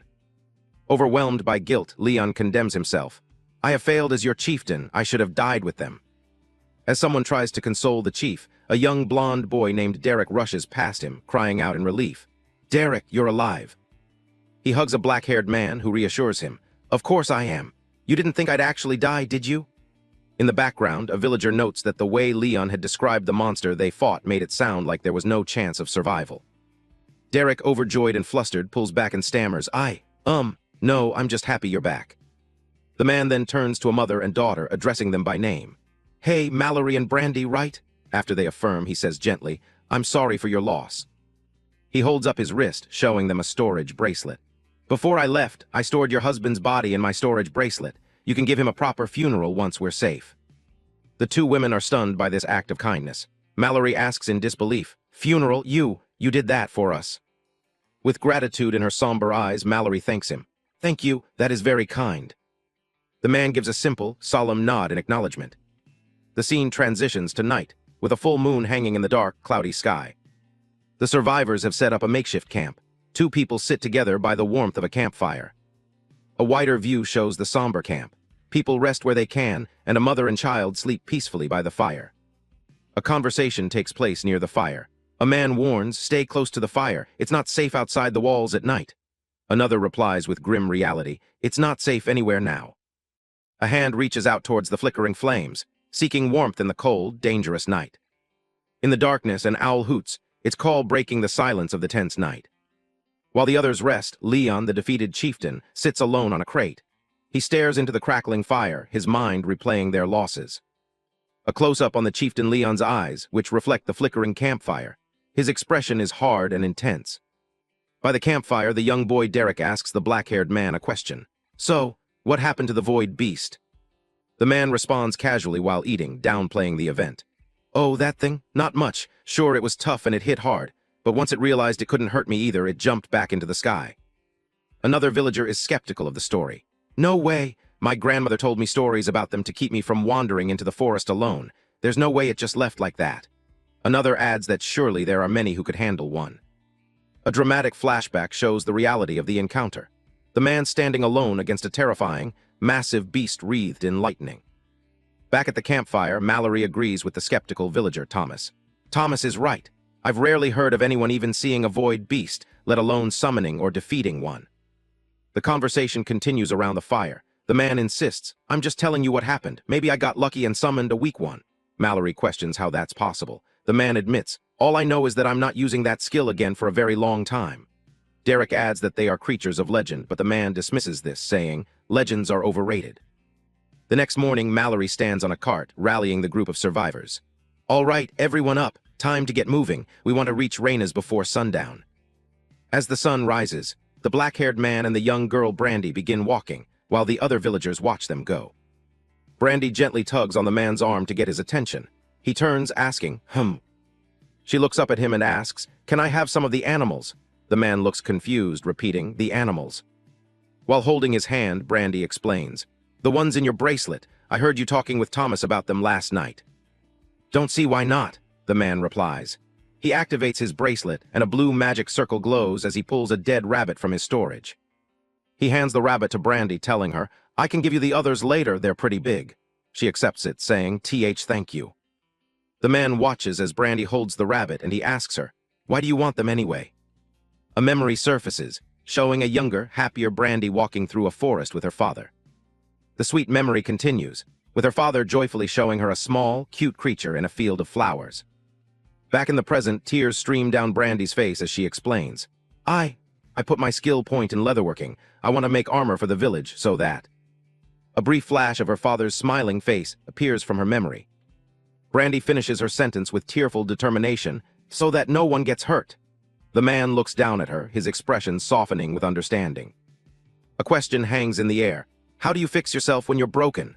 The man agrees to give her more animals, telling her she can have them all. As he watches her, he has an internal realization. Maybe I can't do everything on my own after all. The scene shifts. A hand taps impatiently on a wooden ledge. An unseen person says with annoyance, "For the 12th time, I don't care." An arrogant-looking official in ornate armor complains loudly. "I've had a bad day, too, you know. Do you have any idea how awful it is to be stuck in this pigsty? I can't even take a scented bath." The official looks down from the ramparts of the fortified gate, addressing the crowd of refugees with bureaucratic indifference. "But that doesn't mean I can let you in without proper identification," he states flatly. "I don't make the rules." His cold refusal pushes Mallory past her breaking point. Her face contorts with fury and desperation as she screams up at him, her voice cracking, "Then go find Raina." The gatekeeper smirks, enjoying the confrontation. "And abandon my esteemed post as gatekeeper? No, I don't think so. Plus, this is the most fun I've had all day." The protagonist turns to the defeated chieftain, Leon. Shouldn't you say something? You're a chieftain as well, aren't you? Leon questions his own identity in his despair. Am I? Could I dare call myself that when I no longer have a village, when I failed my people? From the base of the gate, Mallory pleads to the guard in the watchtower. Please, we have lost everything. The gatekeeper stands with his arms crossed, callously refusing their entry. No can do, you cannot enter without the proper identification, graceful decree. The protagonist walks forward, his eyes glowing with a menacing blue light. Is that so? And who would enforce this decree? In a close-up, his face is a mask of cold fury as he finishes his threat. If I were to break it. Mallory watches in alarm, calling out his name. Wait, Derek! She wonders in fear, is he going to kill him? The gatekeeper seems thrilled by the challenge. Oh, please do try, he taunts. Teaching you peasants a lesson might just make this dreaded trip worth it. Mallory rushes to stop the protagonist, grabbing his arm. Wait, killing a noble is not worth it, Derek. It would only make things worse. Watching from above, the gatekeeper clicks his tongue in disappointment. A shame, the wench has common sense. Suddenly, the heavy wooden gates begin to groan as they open. The protagonist and Mallory look on in surprise. As footsteps are heard approaching from inside, an authoritative voice booms. What the devil is going on out here? Two figures emerge from the gate, identified by captions. Wallace Gracefall, youngest son of Walter Gracefall, and Raina, village chief. Raina, the village chief, recognizes the refugees. Mallory, what are you all doing here? One of our hunters reported smoke in the direction of your village. Is everything okay? After learning of their fate, Raina offers her sincere condolences. Destroyed, that is, I'm sorry, truly. Raina warmly invites them in. Please come inside, you shall always have a place here. She then gives a sharp order to the noble beside her. Control your thugs, Wallace. These people are under my protection now. As they walk into the town, Mallory thanks the chief. Thank you, Raina. Raina tells her, say no more. We shall talk later in my home. Raina leans in close to Mallory and whispers a cryptic warning. Tread softly, Mal. A different manner of beast is prowling within these walls. Raina glances back, her eyes widening slightly as she sees the defeated chieftain, Leon, walking among the refugees. Wallace angrily confronts Raina for overriding him. You flout my authority so openly, woman. Do not forget your place here. I am here on official business. Raina stands her ground firmly. Then complete your business and be on your way. I will not hinder you there. My place is right here. Yours is back in Torith. Wallace threatens her, clenching his fist. You think you are protected because of laws? I could squash you and everyone in this village like bugs. But Raina coolly retorts, and bring yet more shame upon your house? What would dear old daddy say? Stumped by her comeback, Wallace backs down, muttering, No, you will not do that. He then thinks to himself, I guess this is where my contract with Thomas ends. Meanwhile, the protagonist walks through the village, contemplating his next move. He thinks about leaving for a city to learn about the world, but then admits to himself that he wants to stay with the group. From the gate, Raina calls out to the protagonist. Hey, you, I don't recognize you. Are you going to come in as well? Any friends of Leon and Mallory are welcome here. Taken aback by the direct address, the protagonist seems to finalize his decision. Oh, yeah, I think I will. As the protagonist walks past her into the village, Raina suddenly senses something powerful emanating from him. What? Is that aura? She thinks to herself. A close-up shows Raina's alarmed expression. She breaks into a sweat, her eyes wide with concern as she recognizes the immense and unusual power the stranger possesses. In a dimly lit room, an elderly woman named Delilah and a man named Richard are sitting at a long table. Delilah, looking impatient, says, She better have a damn good reason for making us wait like this. Richard calmly replies, Relax, dear, I'm sure she does. Delilah taps her foot impatiently on the wooden floor, questioning her husband. Relax. Richard tries to placate his wife, starting to say her name, Delilah, but she cuts him off, her voice filled with worry and frustration as she points at the table. Don't you dare tell me to relax while Thomas is still missing. The captions introduce them as Delilah and Richard, Thomas's grandparents. The sound of a door creaking open interrupts their tense conversation.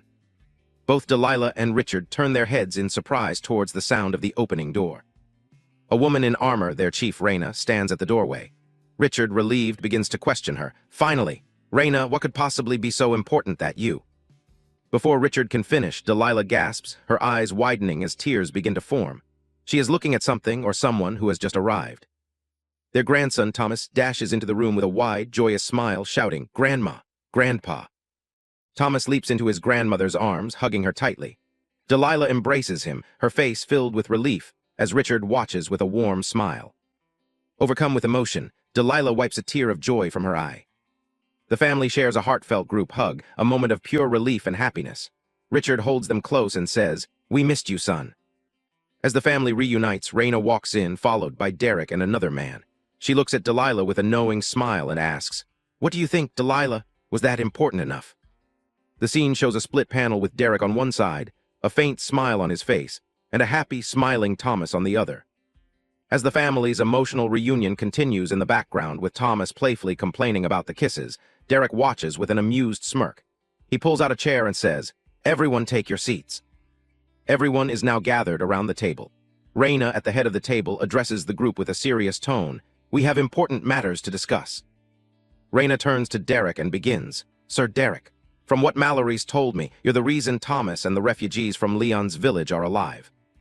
With her eyes closed and head slightly bowed, Raina expresses her deep appreciation. "For that, we are eternally grateful."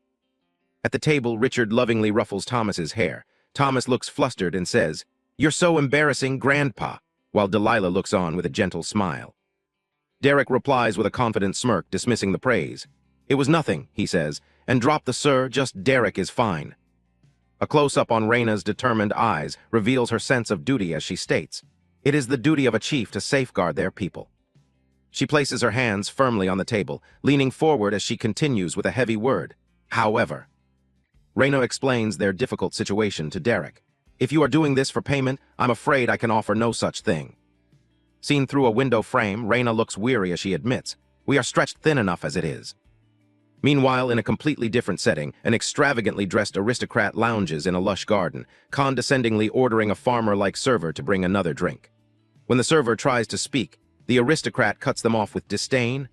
Fine. If I give you a copper, will you do it without talking to me?" The scene cuts back to the tense meeting, where Derek, unfazed by Raina's confession of poverty, smirks and repeats her word back to her as a question, "Payment." Derek casually dismisses the idea of payment, pointing a thumb at himself. As far as I'm concerned, Thomas already covered that. The boy helped me, so I was helping him. That's all there is to it." Thomas, sitting beside him, enthusiastically agrees. "That's right." With his arms crossed, Derek leans back and shifts the conversation to a more serious topic.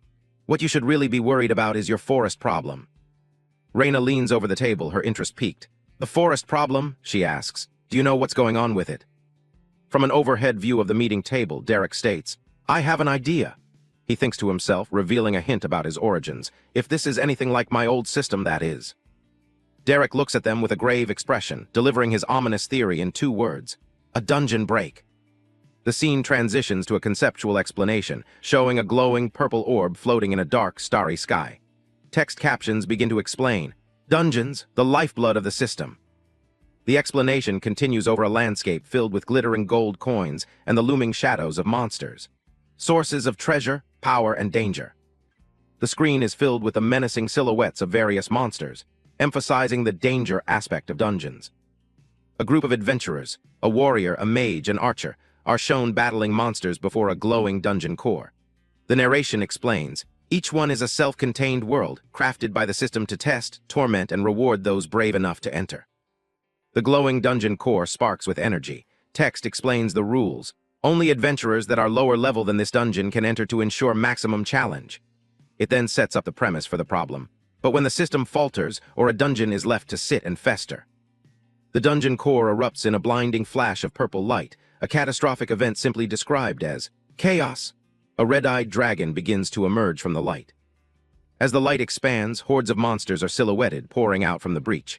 The consequences are laid bare. Monsters spill into the world, and its power infects the land around it. The montage concludes with a terrifying, abstract image of a demonic face with glowing yellow eyes, representing the chaos and corruption of a dungeon break. Returning to the meeting, Raina expresses her doubt. "What? If there was a dungeon, we would have known about it." Derek, smirking, challenges her assumption. "That may be so, but who says there can't be new dungeons?"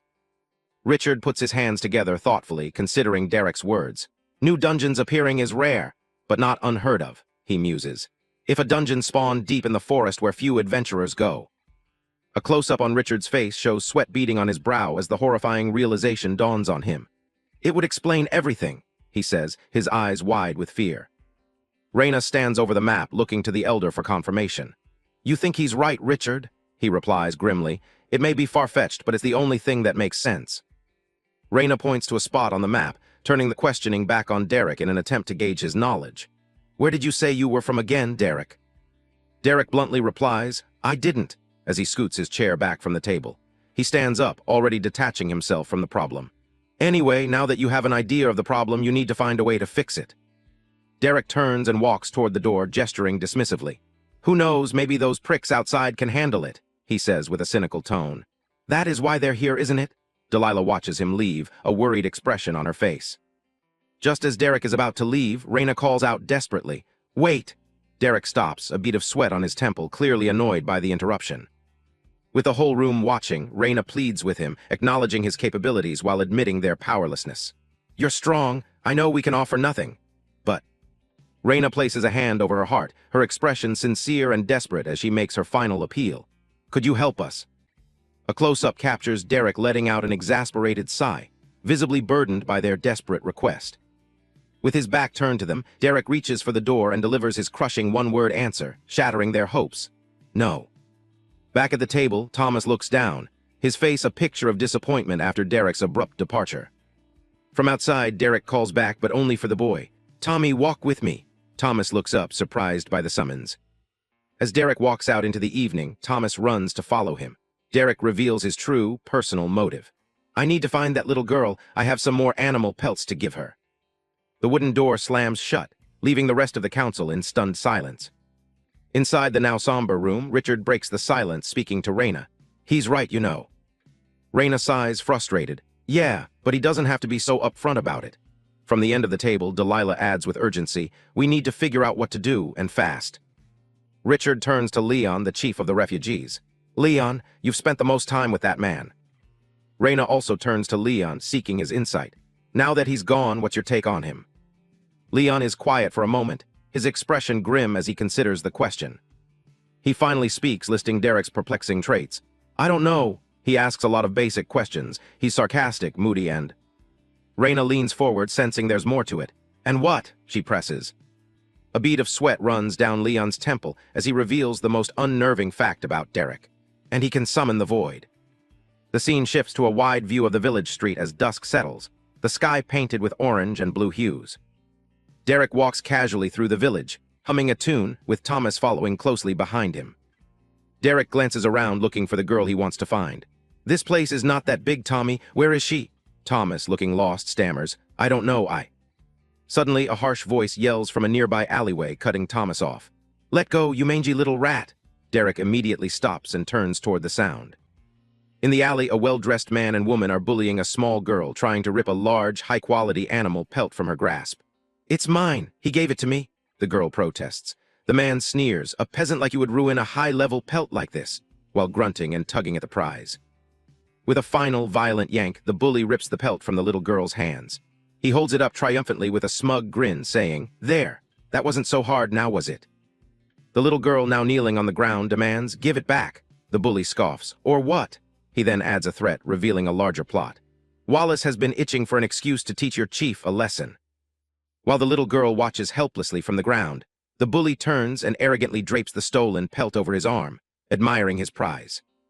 As the bully turns to leave, he walks straight into an immovable object with a loud bonk. He recoils from the impact, angrily yelling, Ow, watch where you're going, you. The bully's anger instantly turns to sheer terror. He looks up, trembling, his face pale with fear as he stares at the person he ran into, Derek. From Derek, a single, cold command hangs in the air. Drop. With eyes glowing a terrifying blue, Derek glares down at the bully, his face radiating pure rage. He finishes his command with chilling menace.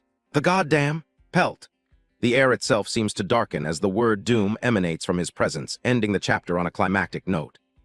A sword is stabbed forcefully into the ground as a voice cries out, This is unacceptable. The scene reveals a group of armored nobles. Their leader, a white-haired man named Wallace, angrily demands justice, questioning how a commoner would dare to touch a noble. Wallace's face is contorted with rage as he issues a dire threat. Move out of the way, Raina, or heads will roll. A woman in a red dress, Raina, bravely stands her ground, ordering Wallace to stand down. She firmly states, I will not allow you to fight within my village, while in the background, villagers hold back the dark-haired protagonist, Derek. As a woman holds Derek back, she looks on with a worried expression, thinking, "Damn it. This man is here for less than a day and he's already causing trouble." Reina watches the unfolding events with a grim expression, confirming her own thoughts. Leon was right to be wary of him. Overwhelmed by the threatening presence of the nobles, a village woman begins to cry, comforted by a young boy. Ignoring Reina's plea, Wallace menacingly walks forward, sword in hand, declaring, "So be it." Suddenly, a hand reaches out and grabs the wrist of one of the nobles, stopping them in their tracks. A voice says, "Here." Wallace contemptuously tosses the woman he was holding to the ground in front of Derek, callously saying, "You can have her." Derek calmly faces Wallace, with Reina and the rest of the villagers behind him, and announces, "I was just about to leave the village anyway." The young boy, Tommy, and his mother look shocked by Derek's sudden announcement. Tommy cries out, "What? But you said." Derek turns to the boy with a reassuring smile. "Don't worry, Tommy, I'll be back," he says, advising him to eat his vegetables, listen to his grandparents, and train hard. He then hands Tommy a pair of bladed training guards, adding, "Practice with these while I'm gone, too." As Derek and Reina walk away, he gives Tommy one last instruction. "And don't unlock your system until I get back, okay?" Tommy quietly agrees. Derek turns his attention back to the noble. Wallace smirks and begins to say, "Derek, was it? You're lucky I..." Before Wallace can finish his sentence, Derek appears right in front of him in a flash, cutting him off with, "I'm gonna stop you right there." The scene freezes on a tense standoff, with Wallace and his men stopped in their tracks by Derek's sudden move. Leaning in close, Derek speaks to Wallace in a low, menacing tone. "I'll keep this short and simple, so even an idiot like yourself will understand. If you ever lay a finger on anyone from this village again, I will kill you." The threat hangs in the air, and Wallace's eyes widen in sheer terror as the killing intent washes over him. Wallace's terrified henchmen can only look on in shock, wondering to themselves, who is this man? Even from a distance, Reina can feel the immense pressure emanating from Derek, a presence that fills her with. The terrifying aura radiates outwards, causing Tommy, his mother, and the other villagers to look on with expressions of pure fear and awe. Terror, a palpable purple aura of dread, surrounds Derek, a clear display of his overwhelming power as he turns to leave the village. Shaken but resolute, Wallace watches Derek depart. He gives an order to his subordinate, "Follow him."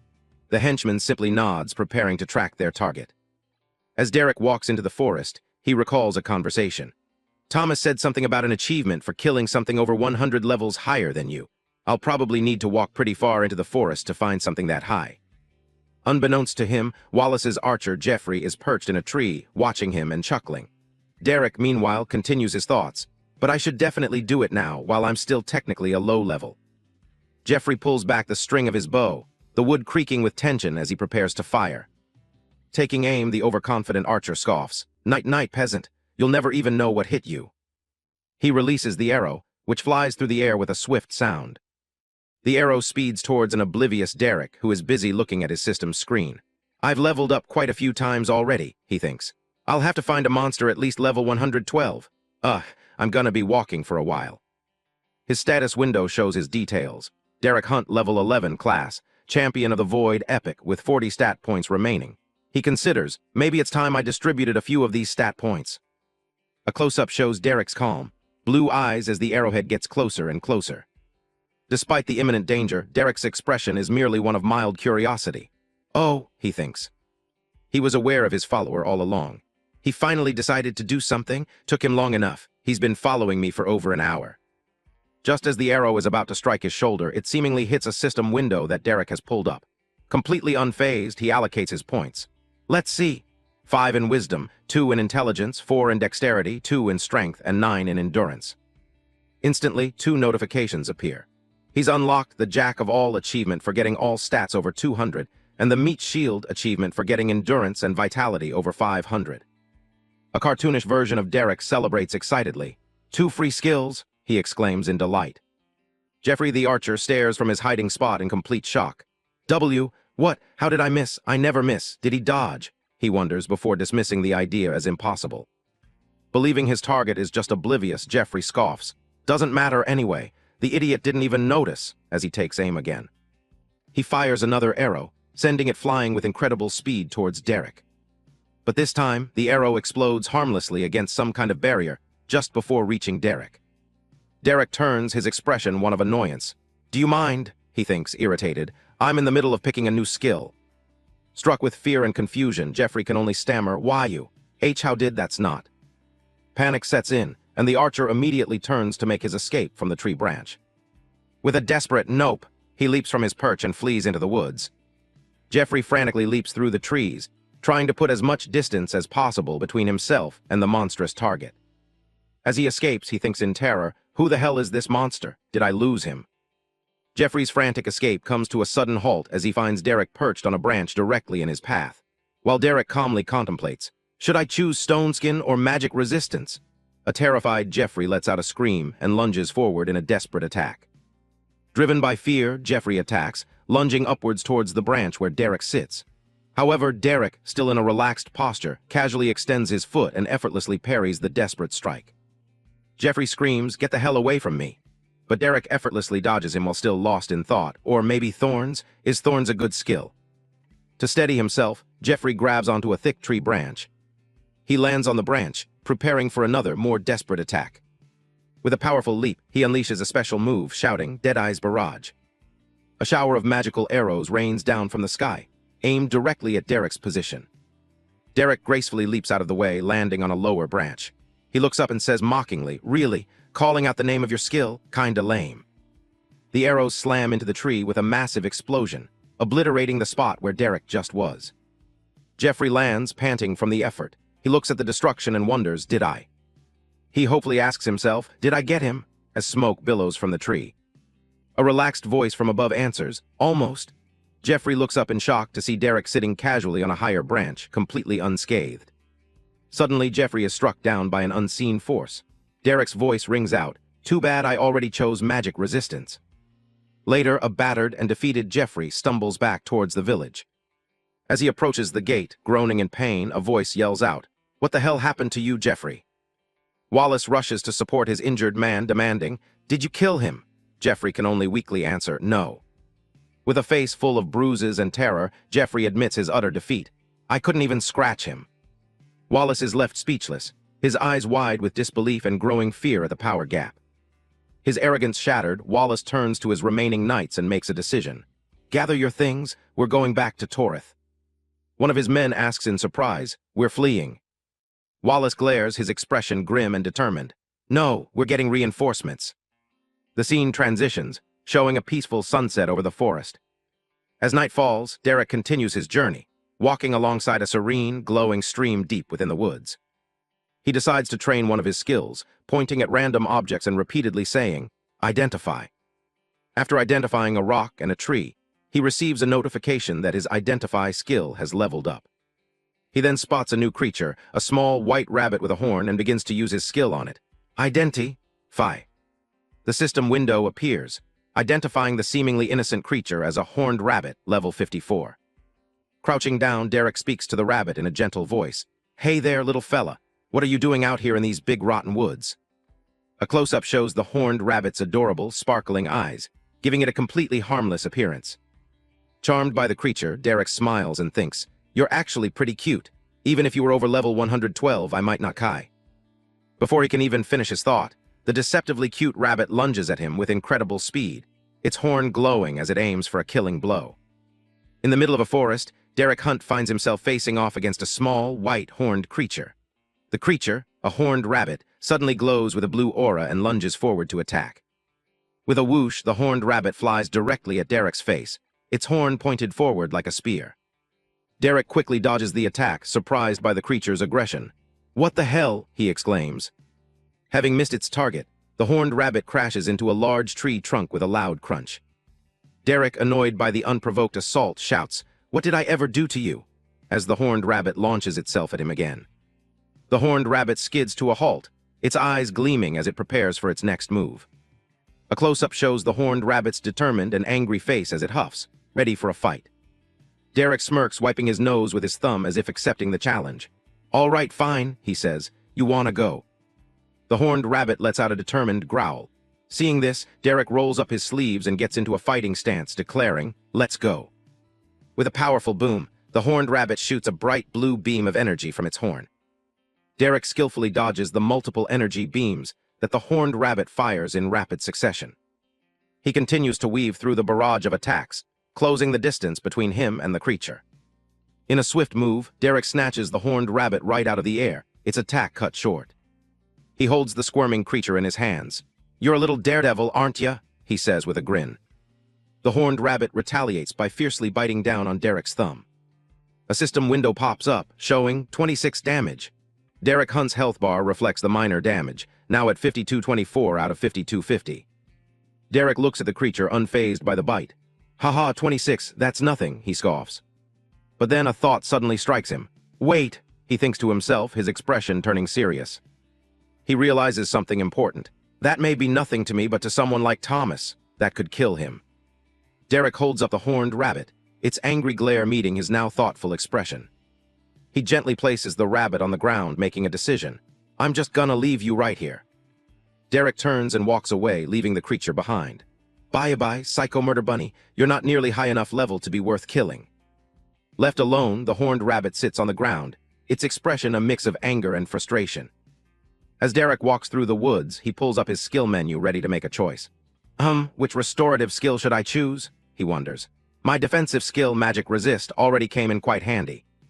He ponders his next move with a slight, confident smirk, thinking, as he prepares to select a new skill. A system window appears before Derek, showing him the available restorative skills. He has 3 options: Cure Toxin, Life Leech, and Rejuvenation. Derek is unimpressed. Only 3 options? Stingy system, he thinks. He first considers Cure Toxin, represented by a cobra and a cross. Curing poisons and toxins? Nah, he dismisses. His attention moves to the next skill, Life Leech, which is depicted by a Grim Reaper figure. He considers Life Leech, thinking, heal myself based on the damage I do? Maybe. Then he examines Rejuvenation, which shows a targeted healing spell. A targeted heal, not bad, he notes before weighing his options. Life Leech would almost certainly heal me more, but... With a thoughtful and serious expression, Derek strokes his chin as he makes his final decision. With a decisive ding, he taps his finger on the Rejuvenation skill, selecting it. A notification confirms Rejuvenation learned successfully. As a memory of his old, smiling companions appears, Derek thinks, just in case I need to heal someone else. He immediately regrets the selfless thought, sighing as sweat drips down his face. Damn it, if I'm taking this, why did I leave, he asks himself, for a damn achievement. Standing alone under the moonlight, he questions his actions. I finally meet people after how many years alone, and I just what? Run away into the woods. What is wrong with me? God, no. Derek grits his teeth, fighting back the wave of regret and forcing himself to stop thinking about it. He tries to justify his decision to stay alone. I just would have caused them issues by staying there. For God's sake, I nearly got them killed by that void beast. It's better like this for now. His eyes narrow with determination, hardening his resolve to continue on his solitary path. Suddenly, with a loud thwack, something slams into Derek's side, knocking him off his feet and making him spit up blood. What the hell? Derek shouts, looking up just in time to see the horned rabbit whoosh past him, having delivered the blow. He turns to find the rabbit staring at him with an angry, defiant look. You're still following me? Derek asks in disbelief. Do you have a grudge or something? Before Derek can react further, the horned rabbit attacks again, but this time it fires its energy beam past him. Whoa, he exclaims. The beam strikes its true target, a grotesque, decaying wolf that was sneaking up to ambush Derek from the bushes. A close-up shows the horned rabbit's smug, almost evil-looking eyes as it prepares to bite the fallen wolf. Derek looks on in shock as the creature lets out a howl, its bones cracking while the rabbit whimpers with glee, brutally finishing it off. Covered in the wolf's blood, the horned rabbit happily hops back towards Derek, who can only stare in disbelief. I thought bunnies were herbivores. Derek breaks into a nervous sweat as he revises his opinion on the creature. This bunny is a psychopath and an idiot. The blood-spattered horned rabbit sits proudly, its fur stained red and a sparkle in its eye, looking completely pleased with itself. Derek finally relents with a shrug and a thumbs up. All right, fine, tag along, he sighs, but you better not slow me down. And so, the two of them journey onward together, Derek walking with a newfound companion hopping faithfully behind him. As evening falls, they make camp. Derek cooks a piece of meat over a campfire while the horned rabbit watches on, waiting patiently.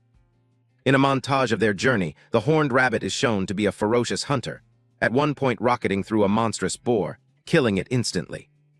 Despite its violent nature, the rabbit allows Derek to affectionately scratch its head.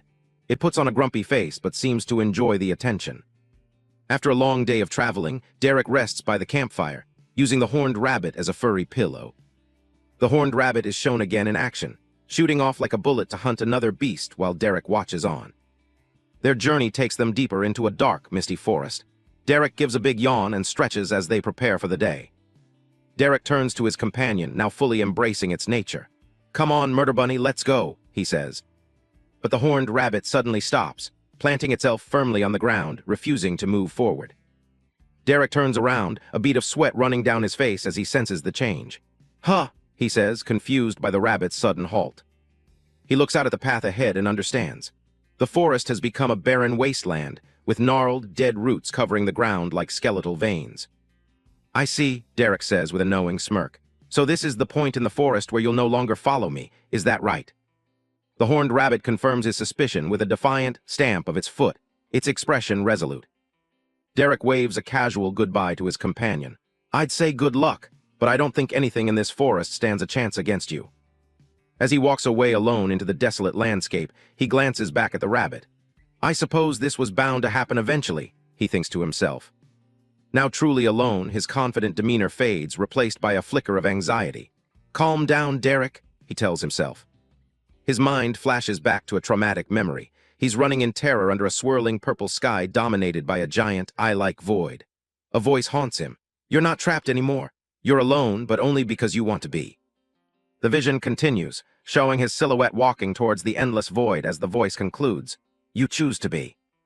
Snapping back to reality, his attention is caught by a strange phenomenon ahead, a swirling green orb of light hovering in the air. Derek's eyes lock onto the orb. "There it is," he says, already knowing what it is. "Identify." A system window confirms his suspicion. It's an undying dungeon, level 100, currently in a state of extreme overflow with unknown rewards. He looks at the dungeon with a grim expression. "I'd almost certainly find something high enough level for the achievement in there, but there's no way I'm going in." He walks away from the glowing orb, his past trauma resurfacing. "I have no gauge for how strong dungeons are in this world. What if I get trapped again? The reward isn't worth the risk." "I should head back," he decides, thinking of the people he left behind. Those noble assholes should be gone, and Thomas might have already unlocked his system by now. As he turns to leave, a sizzling droplet of acid falls from above. Convinced he's made the right choice, he thinks, this whole journey was a waste. But before he can take a step, a massive horned creature, the acidic ghoul, bursts from the ground with a roar, its body wreathed in green, corrosive energy. The ambush doesn't faze him. Wiping a splash of acid from his cheek, Derek flashes a predatory grin, the sizzle of the acid on his glove unheard over his excitement. "Ah, hello there." A system window displays the creature's name and level. Acidic Ghoul, level 115. Its skull-like face glows with menacing green energy, its sharp teeth promising a tough fight. Derek's fear is gone, replaced by a look of pure, predatory excitement. With a wide grin, he welcomes the challenge, saying, "You're exactly what I've been looking for." In the middle of a decaying forest, Derek smirks, a visible bruise on his cheek. He seems to have found what he was looking for. Before him stands the acidic ghoul, a fearsome level 115 skeletal monster wreathed in green spectral flames, its eyes glowing with a menacing light. Derek looks at the ghoul with a confident grin. "You're exactly what I've been looking for." He grips his spear, his expression turning fierce. "I've been holding in this frustration for too long." The acidic ghoul lets out a horrifying roar as Derek continues. "And what I really want is something to take it out on." A vibrant blue energy begins to swirl around Derek, ready for battle. The acidic ghoul lunges forward, while Derek, enveloped in his energy, charges to meet it head-on. The two combatants clash with incredible force, the ghoul's immense size towering over Derek. With a powerful swing of his spear, Derek slices clean through the acidic ghoul's arm. Unfazed, Derek looks up at the monster with a mocking smirk. "Is that all you got?" He continues his taunt. "I was expecting more from a level hunter." Suddenly, the ghoul's severed arm regenerates, and it lunges forward, catching Derek off guard. The creature's massive claw grabs Derek, lifting him off the ground. The acidic ghoul's eyes glow with a menacing red light as it swings its other claw, unleashing a powerful attack. Derek grunts in pain as the attack hits him squarely, the force of the blow sending him flying. He twists in midair, narrowly dodging another swift attack from the relentless ghoul. Derek slides to a halt on the ground, taking a moment to catch his breath. "All right," he says, acknowledging the creature's strength. Now covered in more cuts and bruises, Derek looks up with a grim smile. Maybe you're a little stronger than I thought, that's fine. Blue energy erupts around him once more, even more intensely this time. More fun for me. The acidic ghoul looms over him, preparing another devastating claw swipe. Derek's eyes widen as he braces for the incoming horizontal slash. He holds his spear defensively, managing to block the ghoul's powerful strike. The impact shatters part of his armor, and Derek grunts with effort as he's pushed back by the sheer force of the blow. His eyes now glowing with the same blue energy that surrounds him, Derek gathers power into his spear, preparing to unleash a decisive counterattack. He thrusts his spear forward, releasing a massive beam of energy that engulfs the acidic ghoul, which roars in agony as it's blasted backward. The acidic ghoul is thrown back, its body already starting to disintegrate from the force of Derek's powerful attack. As the ghoul hisses and dissolves, acid splashes onto Derek. He yells out in frustration and disbelief, "You call yourself a level 115. Derek grits his teeth in pain as the acid sizzles and melts through his tattered clothing and armor. His eyes begin to glow with a furious purple energy as he questions, "Is this what passes for strength in this system?" He squeezes the handle of his spear, and a brilliant purple void energy erupts around him. A sinister smile spreads across his face, his eyes glowing intensely. "Don't make me laugh," he scoffs. The acidic ghoul lets out one final, agonizing roar as it is consumed by Derek's overwhelming void energy. Derek unleashes the full extent of his power, sending a massive pillar of purple energy straight through the monster, completely obliterating it. The immense energy blast rumbles through the desolate forest, tearing up the ground and surrounding trees. As the light subsides, Derek stands panting, his clothes in tatters, surrounded by the swirling remnants of his void power. A series of system notifications appear. You have killed level 115 acidic ghoul, 4,345 experience gained. This is immediately followed by 4 consecutive level up messages. Another window pops up. Achievement unlocked, Greater Giant Slayer. You've slain a creature 100 levels above your own, plus 2 skill points. Standing in the crater left by his attack, Derek looks at the dissipating energy and curses. Damn it. On the ground, puddles of the ghoul's acid continue to sizzle, a reminder of the tough battle. Derek looks down at his battered and corroded armor, sighing in frustration. The acid ruined my armor even more.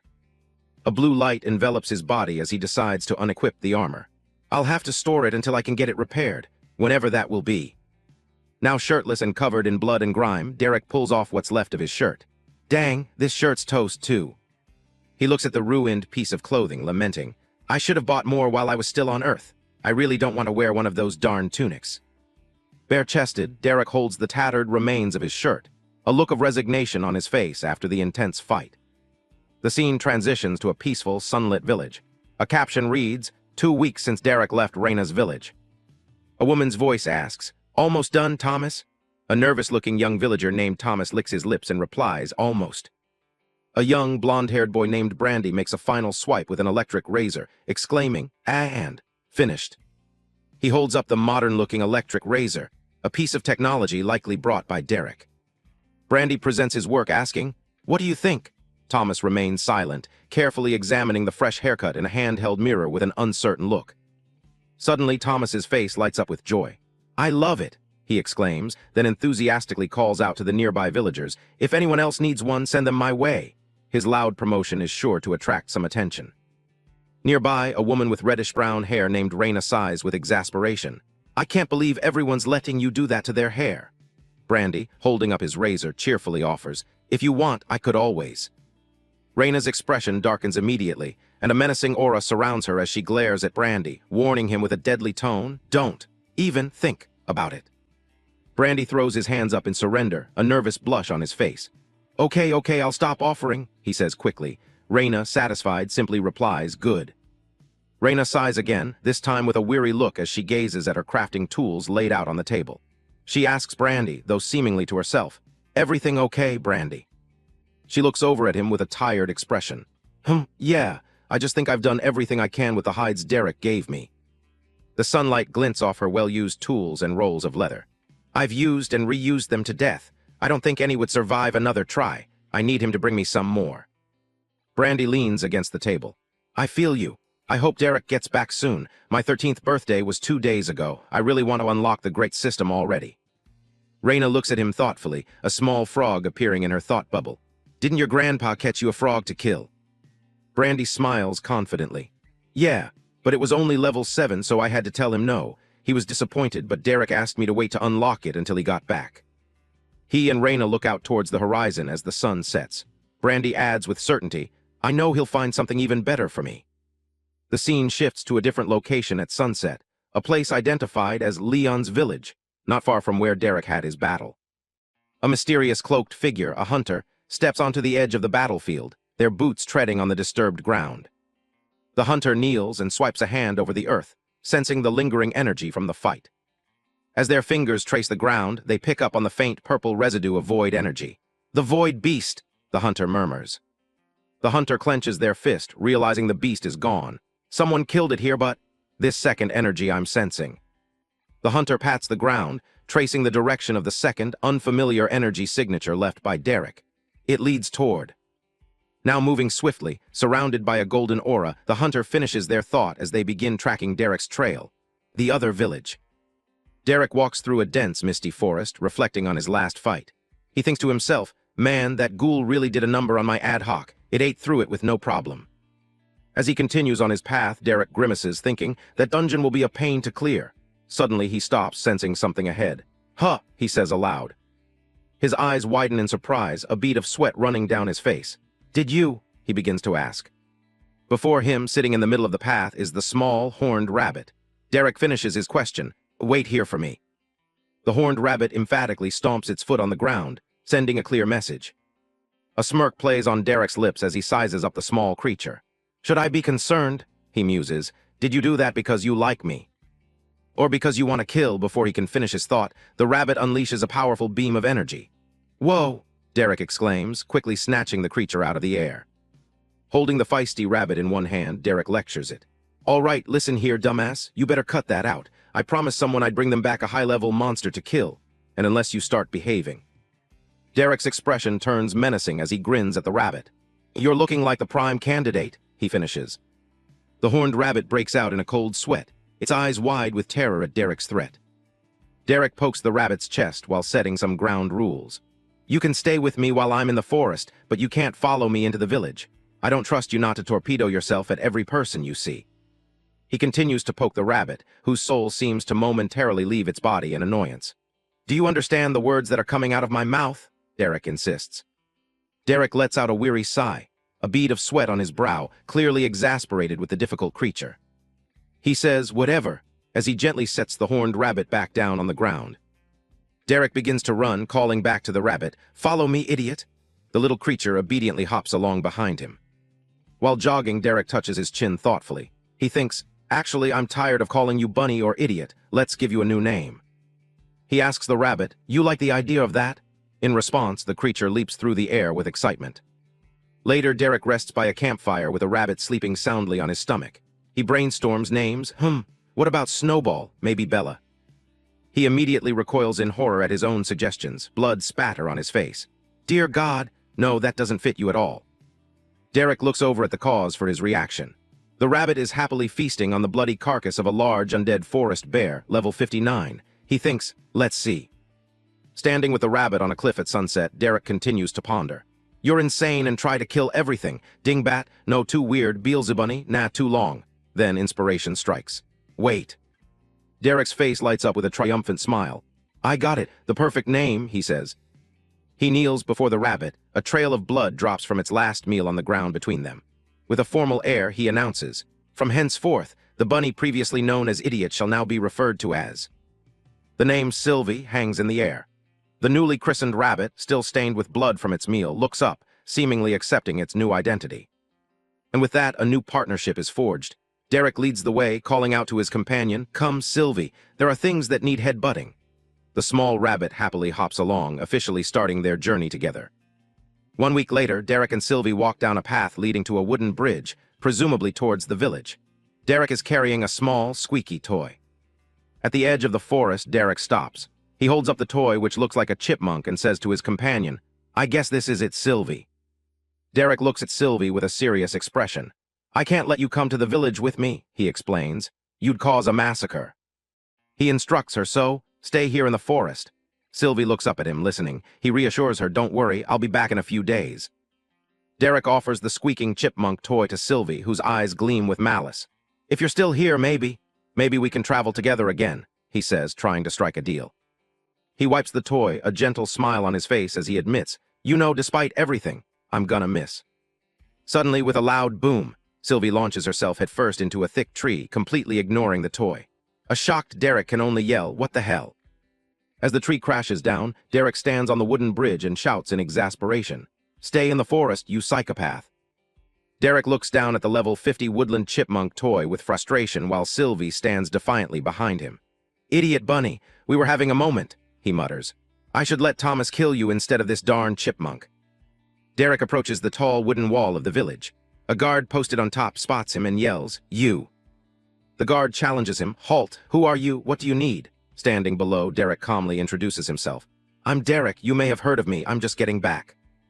Derek tells the guard, no need to go through the trouble of opening the gate, as he bends his knees into a deep squat. The guard yells, what, but is cut short as Derek leaps powerfully into the air, soaring over the palisade. The guard can only look on in disbelief, exclaiming, huh. As Derek lands atop the wooden wall, his foot slips on the edge, causing him to lose his balance. Whoa, whoa, whoa, he yelps. The quick-thinking guard immediately reaches out and catches Derek's arm, steadying him and preventing a fall. Derek grins at the guard who helped him. Careful there, he says, then adds with a smile, and nice haircut. The guard, looking flustered, stammers, thanks. Safely on the wall, Derek leaps down into the village grounds below as the guard watches from his post. Now inside the village, Derek cups his hands to his mouth and shouts, Oi, Thomas, I'm back. A villager yells, watch where you're going, Thomas. As a young boy with blonde hair, Thomas skids to a halt. Another villager calls out, Derek. Another villager says, oof, as Thomas runs past. Hearing the commotion, other people exclaim, Derek's back. A young, red-haired girl, Brandy, joins Thomas as they both rush towards Derek. Thomas and Brandy excitedly surround Derek, talking all at once. Thomas boasts, I've been practicing with the Mana Clippers, just like you asked. Guess what? I got my leatherworking skill all the way to level 5. It's almost the highest in the village. Brandy wouldn't let me cut her hair, but I cut a bunch of other people's. The excited children continue to bombard him. Thomas asks, what did you get me? You said you'd find something high level, right? I ran out of hide, I used them all so much. Brandy eagerly chimes in. Grandpa got one for me, but I was waiting for you, Derek. It was hard at first, but I got better. Do you have a knife I can have, Derek, do you? They both look up at him with pleading eyes, asking in unison, are you proud of me, Derek? Please, Derek. Overwhelmed by their enthusiasm, Derek gives a strained smile and a hesitant nod, muttering, who? Thomas pumps his fist, declaring, yes, I want to become strong like you, Derek. Both children shout, thank you, Derek. Brandy then shoves Thomas aside, trying to get closer. To quiet the boisterous pair, Derek playfully but firmly pinches both of their noses at the same time, much to their surprise. Derek lets go of the children's noses with a sigh. Boy, the two of you sure can talk, he says, crouching down to their level. He addresses Brandy first. Yes, you can have a knife, Brandy. I have several. They aren't made for leather work, but they should do the trick. Just be careful. He adds, I also got plenty more hides for you to practice on while I was gone. Derek continues, making a deal with Brandy, whose eyes sparkle at the proposition. If you can get your leatherworking skill to level 10, I'll help you get a class. Then I have a special project you can help me with. Brandy considers for a moment before asking, deal. Derek then turns his attention to Thomas, who is flexing his arms. And Thomas, did you think about what we talked about before I left? Thomas responds with an enthusiastic hem. Good, Derek says as his bag rustles and lets out a squeak from the chipmunk toy inside. Cause I got something special for you. With a serious look, Derek makes a promise to the boy. Meet me at the front gate tomorrow morning and we can unlock your system. Thomas, still holding his nose, eagerly agrees to the deal. Derek stands up looking at the two excited children. That sounds good to both of you. They both jump and cheer. Yes. Satisfied, Derek says, good. With a smirk, Derek issues a challenge. Now, unless you two can answer my next question, you won't be getting any of the gifts I just mentioned. He raises a finger and asks, does this village have a tavern? Having gotten his answer, Derek pushes open the large wooden door of the local tavern with a creak. He steps inside, closing his eyes and taking a deep, satisfying sniff of the tavern air. Ah, I miss that smell, he says with a smile. Derek walks further into the bustling tavern, taking in the scene. He thinks to himself, this planet better have good beer. As he walks past the bar, he bumps squarely into another patron.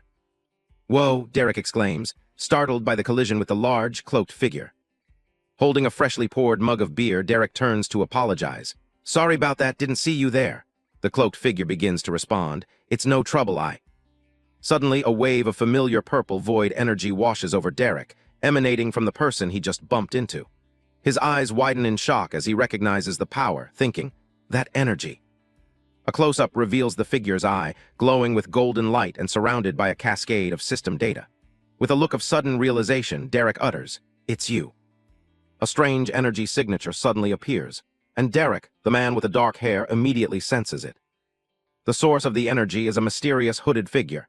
His eyes glow with a digital light as he confirms his target's identity. "It's you," he says with certainty. Derek confronts the stranger inside the tavern, demanding to know who he is. He cautiously assesses the man, wondering if this strong individual could be another noble. The hunter cryptically replies, "You're what I've been tracking." Derek corrects him, confused by the strange choice of words. "Don't you mean who you've been tracking?" "No," the hunter says, his suspicion growing. "You're not a void beast, are you?" Derek scoffs. "Last I checked, no." The hunter presses on. "Then why do I sense the void on you?" Derek starts to sweat, thinking to himself, "Damn it, I really don't want to cause more trouble for everyone." Out loud, he feigns ignorance. "I'm afraid I don't know what you're talking about." The hunter begins a rapid-fire interrogation.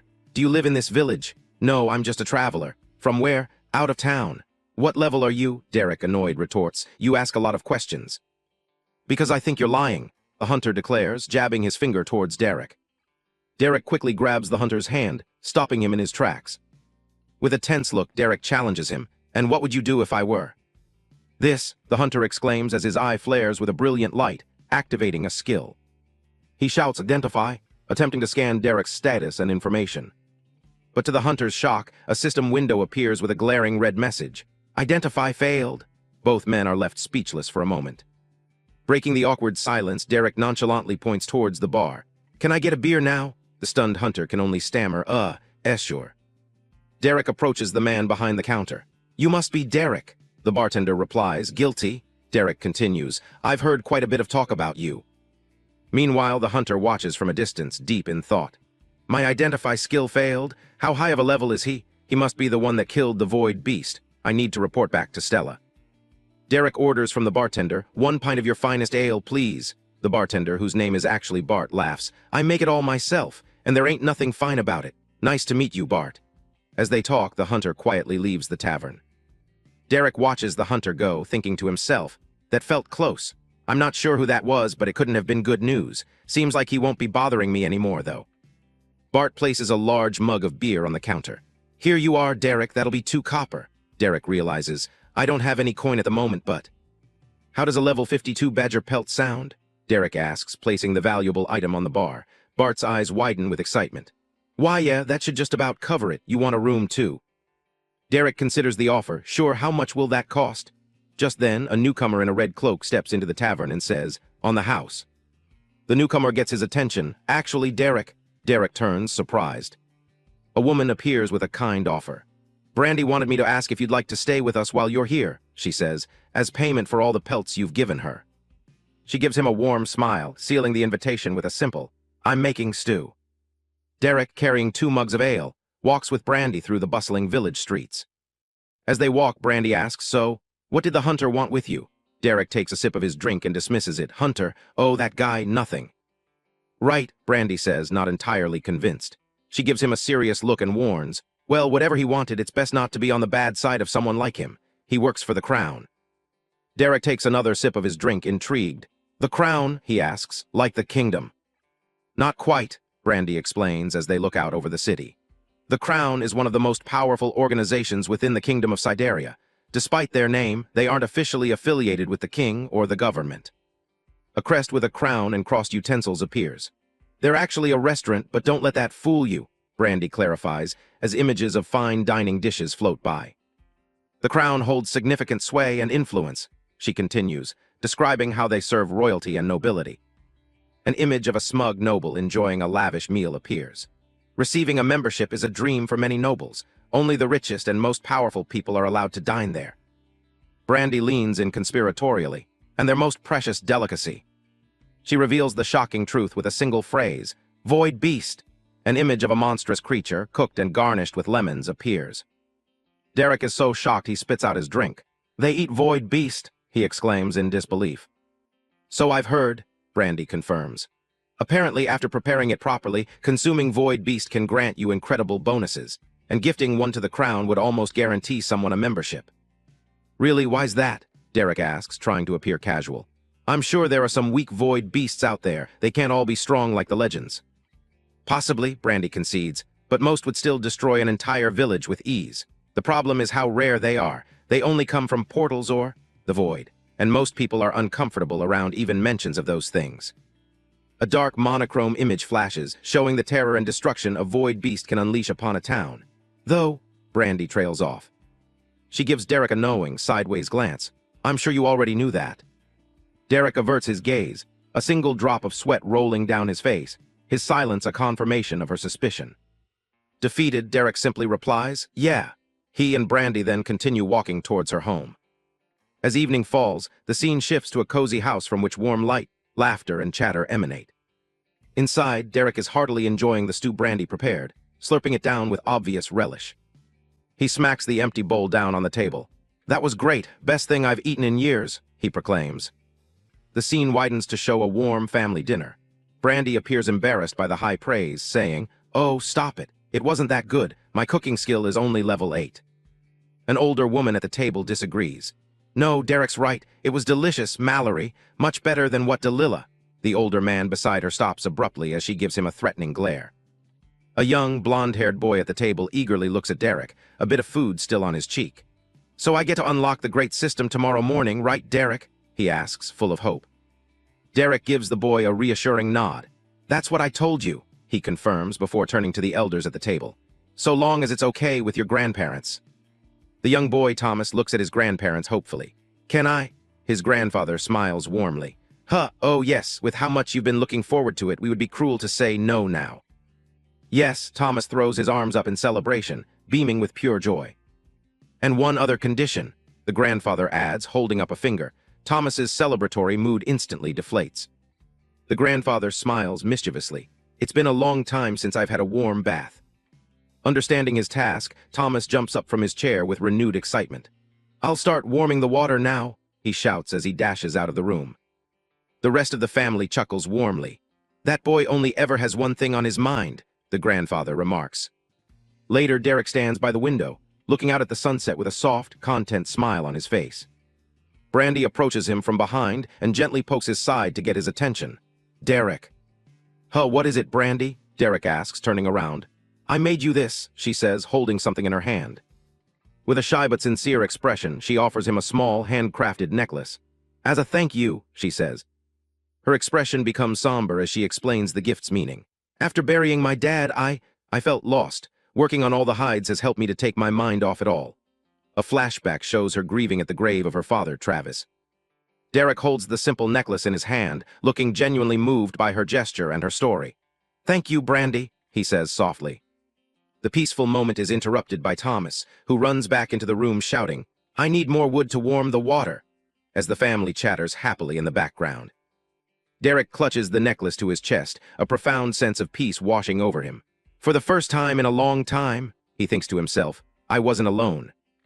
As the sun sets over the walled village, Thomas's distant voice can be heard yelling comically, "Don't just laugh at me. Help, this bath is important." Derek's internal monologue concludes with a powerful realization, a feeling of profound relief and healing. "I felt as if I'd truly escaped the void." In a flash, a figure is thrown through the air, landing with a powerful whoosh in a cloud of dust amidst a peaceful-looking field at sunset. A closer look reveals it's Derek, who has the young boy Thomas slung over his shoulder. Thomas looks completely startled as they fly through the air. Derek skids to a halt, still carrying Thomas, and declares, "This is as good a spot as any." Derek sets Thomas down, grabbing his shoulders. Thomas, looking dazed and dizzy, can only muster a confused yee-yah in response to Derek calling his name. Derek asks him a serious question. "Are you ready to unlock the system?" Thomas's expression immediately shifts to one of excitement as he eagerly replies, "Yes." "Good," Derek says, handing Thomas an ornate dagger. "Here, take this and don't cut yourself." Thomas obediently takes the weapon, saying, "Okay." With the dagger now in Thomas's hands, Derek reaches into a small pouch, saying, "Now." He pulls a small, wriggling creature out of the bag, holding it up. With a sharp look, he gives a simple, chilling command: kill it. Thomas gives a firm nod, his expression hardening with resolve as he grips the dagger, ready to follow the instruction. Thomas decisively stabs the creature. A brilliant blue light erupts from his body, and a system window appears, announcing, "Thomas Serafair has unlocked the great system." Derek now holds the bloody dagger, looking nonchalantly at Thomas. "Well," he asks, "how do you feel?" Thomas looks at his hands in shock, stuttering, I got an achievement saying it was over level 50. How was I able to kill something that strong?" Derek reveals the secret. "This knife was made by the same smith that made my glaive," he explains, holding the glowing weapon. "It's my sharpest one." "Now before we go any further," Derek says, pointing a finger at Thomas, "there's something important I need to ask." Thomas, looking up at him, replies earnestly, "Anything." Derek begins, "Thomas, you've made it clear that you plan to leave the safety of your village and grow stronger." In a moment of vulnerability, surrounded by a swirling purple aura, Derek confesses, "I've been alone for a long time, a very long time, and honestly, it's getting pretty old." He then looks down and asks Thomas directly, "When I leave, do you want to come with me?" Thomas is completely taken aback, his eyes wide with a mix of shock and hope. "You," he stammers, "you would let me travel with you?" "Yeah, that's why I asked," Derek confirms. Thomas is ecstatic, his mind racing with excitement. Adventure with Derek, is he serious? What would Grandpa say, or Grandma? This is amazing, he thinks. Trying to compose himself, Thomas clears his throat and attempts a casual tone. Yeah, of course, I don't see why not." Derek smiles, satisfied. "Good, in that case, a few more things." He raises one finger, laying out his first condition. "1, if you travel with me, you'll learn a lot about me, my secrets, you can't share them with anyone." Thomas's expression turns deadly serious. "I will guard them with my life," he vows. Derek internally thinks that's a bit much, but Thomas insists, "No." Derek raises a second finger. 2, I'll keep you safe, but you'll have to train hard. I don't want you relying on others." Thomas nods in understanding as Derek adds, "Even me." He holds up a third finger for his final rule. "And lastly, if I tell you to do something, you do it," he states firmly, "no questions." The absolute nature of the final rule gives Thomas pause. He repeats the word quietly, a hint of concern on his face, "anything." Sensing his hesitation, Derek raises his hands reassuringly. "Don't worry, I'm not evil," he clarifies before adding a candid admission, "though I'm not necessarily good either. If I tell you to do something, there's a reason for it." This honest explanation is all Thomas needs to make his decision.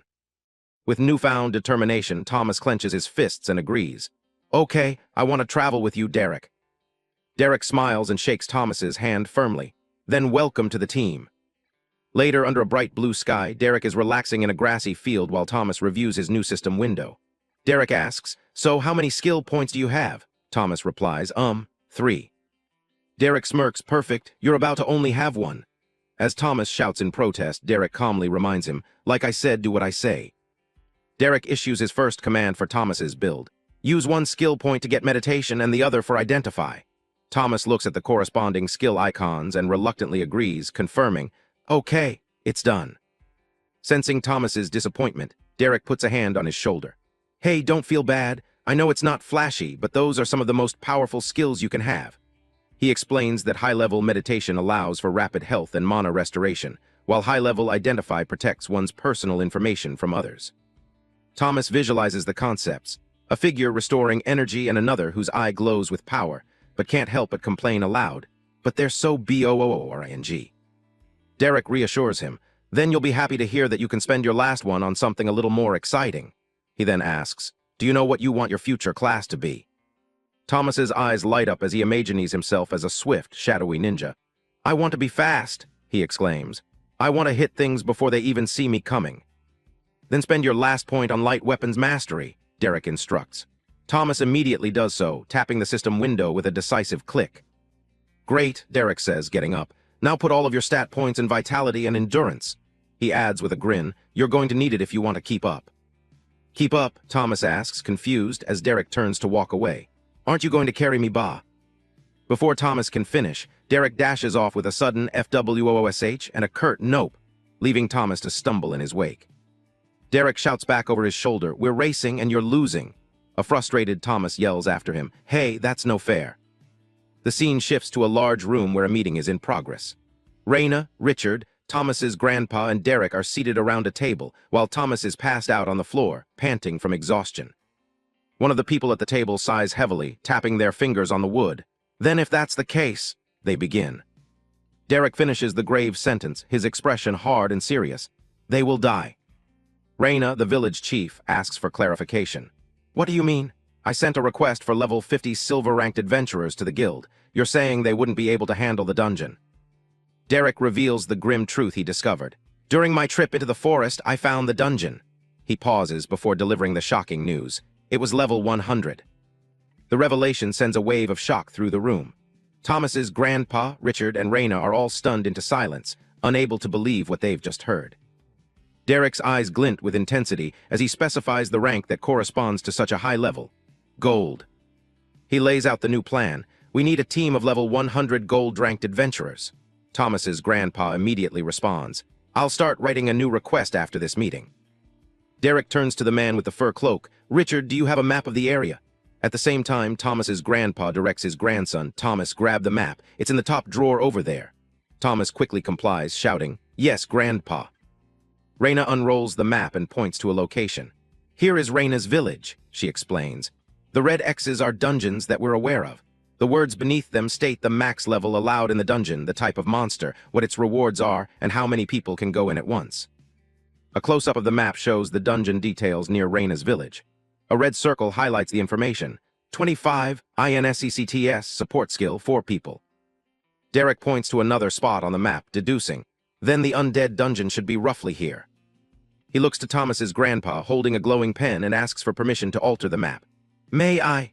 The old man graciously replies, Of course. Derek draws a new red X on the map, writing 100 Undying, to mark the new, high-level dungeon he discovered. He then asks, Could I also make a copy of this? Reyna agrees, I don't see why not. After thanking her, Derek turns his attention to Reyna with a pointed question. By the way, Reyna, with all the dungeons and monsters in the area, why are you only level 31? A blue system aura envelops a flustered Reyna as she realizes what he's done. You used to identify on me? She exclaims, a status window below her confirming she is a level 31 human female. Derek coolly retorts, Don't act like you haven't tried to do the same to me. Resigned, Reyna explains her predicament. It's because of her rare class, Tempest Blade, which levels slower than others, accompanied by a vision of her wielding its power. Looking out the window, she laments, Most creatures in the area barely give me any experience. I want a level, but I am the chief. There just isn't enough time. She glances at the weapons displayed on the wall, adding another problem to the list. Plus, the weapons made in the village don't last long against high-leveled creatures. A close-up shows a curved, ornate sword hanging on the wall. Its blade is chipped and worn from battle. Suddenly, Derek plucks a sword from the wall and tosses it towards her with a single word. Catch! Reyna reflexively catches the weapon, surprised by the sudden action. Derek identifies the object simply as a sword, then extends an invitation. Thomas and I are going to be training tomorrow, and I want you to join us. In the background, a shocked Thomas blurts out, We are. With a confident smirk, Derek points at Reyna and makes his offer. If you do, the sword is yours. He then adds a qualifying question. You can cast magic, right? Reyna inspects the finely crafted sword, its blade gleaming. She confirms she can use magic, then asks in disbelief, You'd really just give me a weapon like this? It must have cost a fortune. Derek casually confirms, Yup, it's yours. Hearing this, Reyna's expression becomes determined. She gives a firm nod and accepts the deal. Then I'll do it. Fantastic, Derek exclaims. I'll see you and Thomas early tomorrow morning. As he heads for the door, he waves goodbye, adding, Now if you'll excuse me, I'm going to go see my new friend Bart. The scene cuts to a grand, candle-lit room where the nobleman Wallace pleads desperately with his father. But I need reinforcements, father. His father, a powerful lord, looks up from his writing with disdain. For what? To bully a tiny village past the edges of the city? Are you that small of a man? He scolds. You forget yourself, Wallace. He continues, revealing his knowledge of the situation. In fact, I heard the village recently requested a silver rank adventuring team. He glares at his son. One to deal with the issue that you were supposed to have dealt with. Wallace clenches his fist in humiliation. The father's face darkens with anger. I will not stand for another embarrassment from you, he commands. You are to return to the village and deal with what they ask of you. Wallace takes a step forward, trying to argue his case one last time. But father. His father silences him with a shout. Enough, WALLACE. He points forcefully towards the door, his command absolute. Go. Defeated, Wallace clenches his jaw in anger. He turns sharply on his heel and walks away without another word. As he storms out of the chamber, Wallace's mind seethes with resentment. Fine, father, he thinks, a malicious vow forming. You want me to deal with them? I'll deal with them. The chapter concludes with the title card for System Universe. In a grassy field, a woman with her hair tied back in a ponytail holds a sword, ready for combat. Her expression is serious and focused. A shirtless man, Derek, stands with his arms wide open, confidently telling his training partner, Raina, "Absolutely, hit me with everything you've got." Raina, holding her sword, expresses her concern. "You aren't even wearing armor, you could get hurt." Derek reassures her with a confident smile, saying, "Just trust me." He adds, "Besides, I'd much rather these old shorts I had in my storage bracelet get destroyed than another shirt." Below, a glimpse of a glowing blue aura hints at his power. Raina, still hesitant but agreeing, says, "If you say so," as she channels a swirling blue energy into her sword. She thinks to herself, "But I'll still hold back so I don't hurt him." With that thought, she unleashes a powerful slash of energy. The wave of blue energy speeds towards Derek, who stands calmly with his arms outstretched, ready to receive the blow. A close-up on Derek's face shows his glowing blue eyes, completely unfazed as the attack approaches. Watching from the side, a young blonde boy named Thomas is shocked, thinking, this is his idea of training. He looks completely stressed out, kneeling amidst a collection of swords and spears on the ground. Thomas continues to fret, thinking, maybe I shouldn't travel with... His thought is cut off as Derek takes the full force of Raina's attack with a loud splash of energy. The attack dissipates, leaving Derek completely unharmed. Thomas is amazed, thinking it didn't even break his skin. He's amazing. In contrast, Raina is horrified by Derek's durability, thinking he's a monster. Steam rises from Derek's chest where the attack landed. He looks at Raina and says, "Not bad. Next time, don't hold back." Raina stares back with a determined expression, her face hardening as she prepares for her next move. Standing within a whirlwind of her own energy, Raina looks up at Derek and replies firmly, "I won't." 10 minutes later, Raina is on her hands and knees, completely exhausted. Derek casually stands over her, asking, "Out of mana?" She nods in response. He instructs her, "All right, use meditation until you've recovered. Then we'll continue." While Raina meditates to recover her mana, Derek turns his attention to the young boy, calling out, "Tommy." Thomas, who had dropped his weapons in surprise, quickly gets up and responds with a salute. "Yeah." Derek gestures towards the scattered weapons on the ground and says, "We're going to start your training. Pick whichever weapon you want and do your best to kill me." Thomas is utterly shocked by the command, his face pale as he exclaims, "Kill you." Derek sighs, wiping sweat from his brow. "You just saw me take 30 wind blades to the chest. Do you really think you and your puny strength will be able to hurt me?" Thomas processes this, his expression shifting from shock to a grim determination. He says, "Right, kill you." Thomas leaps back, grabbing a weapon from the ground. Derek gestures for him to attack, saying, "Come on then."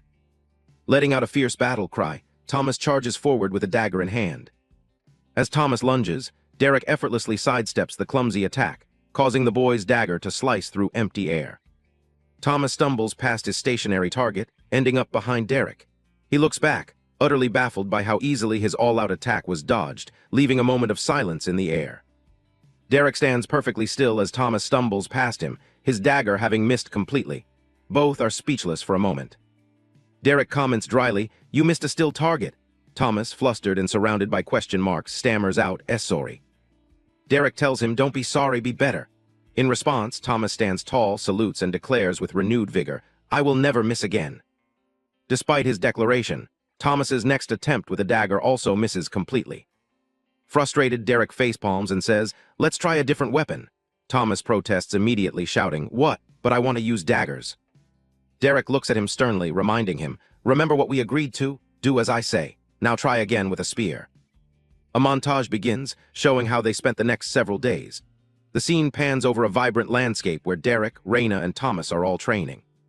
The narration explains that as Raina's attacks with her wind blade became stronger, Derek's magic resistance skill also increased from enduring them.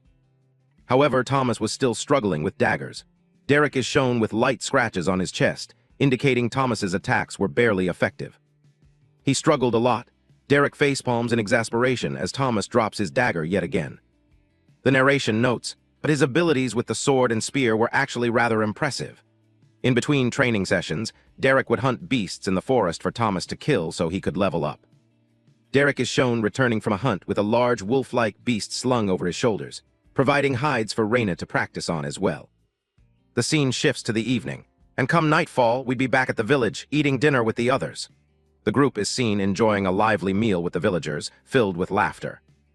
During dinner, an old man from the village speaks to Derek. I know the boy can be a bit stubborn, but maybe go a little easy on him. His father used daggers. Meanwhile, Thomas excitedly tells a village woman, you should totally watch me train next time. I'm getting really good. The woman, smiling warmly, replies, haha, I bet you are. The old man continues, explaining Thomas's motivation. He just wants to be like his dad. The scene changes to a bright sunny day under a large tree. Derek announces, okay, the day has come, you're finally level 10. Thomas nods. Derek continues, it's time to choose a class. Derek gives Thomas some serious advice. Be smart about this, Tommy. Choose the best one, not the one that you think is the coolest. If you need help, ask me. Got it? Thomas grins confidently and replies with a determined, got it. Thomas sits under the tree and opens his system window, while Derek waits with his arms crossed a short distance away. Derek watches him, thinking to himself, I hope the system gives him good options. He's been working really hard and deserves a... His thoughts are interrupted as he sees Thomas make a selection on the system screen with a determined look. Thomas decisively clicks a button on the holographic interface.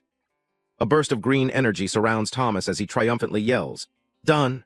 Derek, caught off guard by the speed of the decision, says, already? You didn't even ask me anything. Ignoring Derek's question, Thomas skillfully flips a pair of newly acquired daggers in his hand, a clear sign of the class he has chosen. Thomas proudly catches his new dagger, declaring, I didn't need to, I had the perfect option. A close-up on Derek's eyes shows them glowing with a cold blue light, his expression hardening as he thinks, he didn't. Thomas leaps into the air excitedly, throwing a dagger. I picked the rogue class, it's uncommon, and it's the same class my dad had. Derek, now appearing as a dark, intimidating silhouette, asks, there wasn't anything better, no rare or growth-type classes. As Thomas fumbles and drops his dagger, Derek presses him, don't tell me you could have chosen something better, but chose this because you wanted to be like your dad.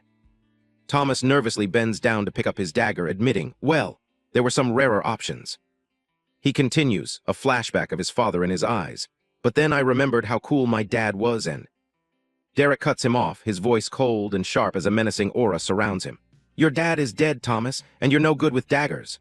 Thomas freezes, the dagger held to his own throat in shock. Tears well up in Thomas's eyes as Derek continues his harsh lecture. Did you even stop to think? I honestly don't know if I should still take you with me. I've been treating you like an adult. I guess I forgot you're still a child.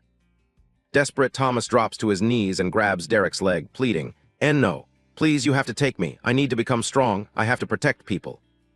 Derek looks down at him, his expression still stern.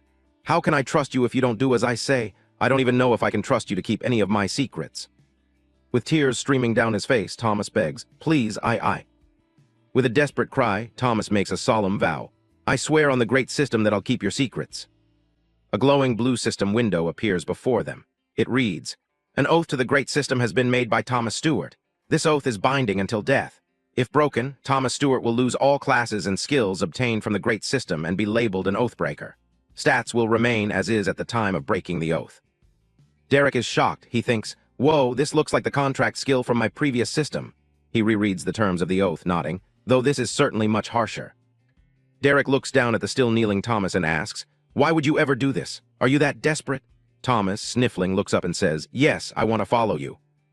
Derek's expression softens slightly. He relents, fine, but you already have one strike. I won't hesitate to bring you back home in the future. He adds, for your own safety. Then he instructs Thomas, now stand up. We're running back to the village so you can pack your things. Come morning, we'll be leaving for a few days. We'll see if you truly mean your oath by taking you to your first dungeon. The scene shifts to a fancy, ornate carriage being pulled by horses, rattling along a road leading away from a large castle-like city. Inside the lavish carriage, a group of well-dressed and armored individuals are relaxing. One man pours a drink while others lounge around a table. One of the women in the carriage complains with a look of disgust. Do we really have to return to that pigsty of a village? A man with reddish-orange hair whines, I just got the smell out of my hair yesterday. Another woman with long blonde hair adds disdainfully, they'd better have a nicer welcoming party for us this time. They didn't even have one last time. A quiet, sharp-eyed man with a bead of sweat on his temple remains silent during the complaints. Suddenly, a man with white hair slams his hand down, shouting, will you all shut up? The others fall silent, startled. A man with a green cloak retorts, I didn't even say anything. The white-haired man, clearly the leader, looks away with a serious expression. Just stop complaining for once. In a few days, this whole ordeal will be over.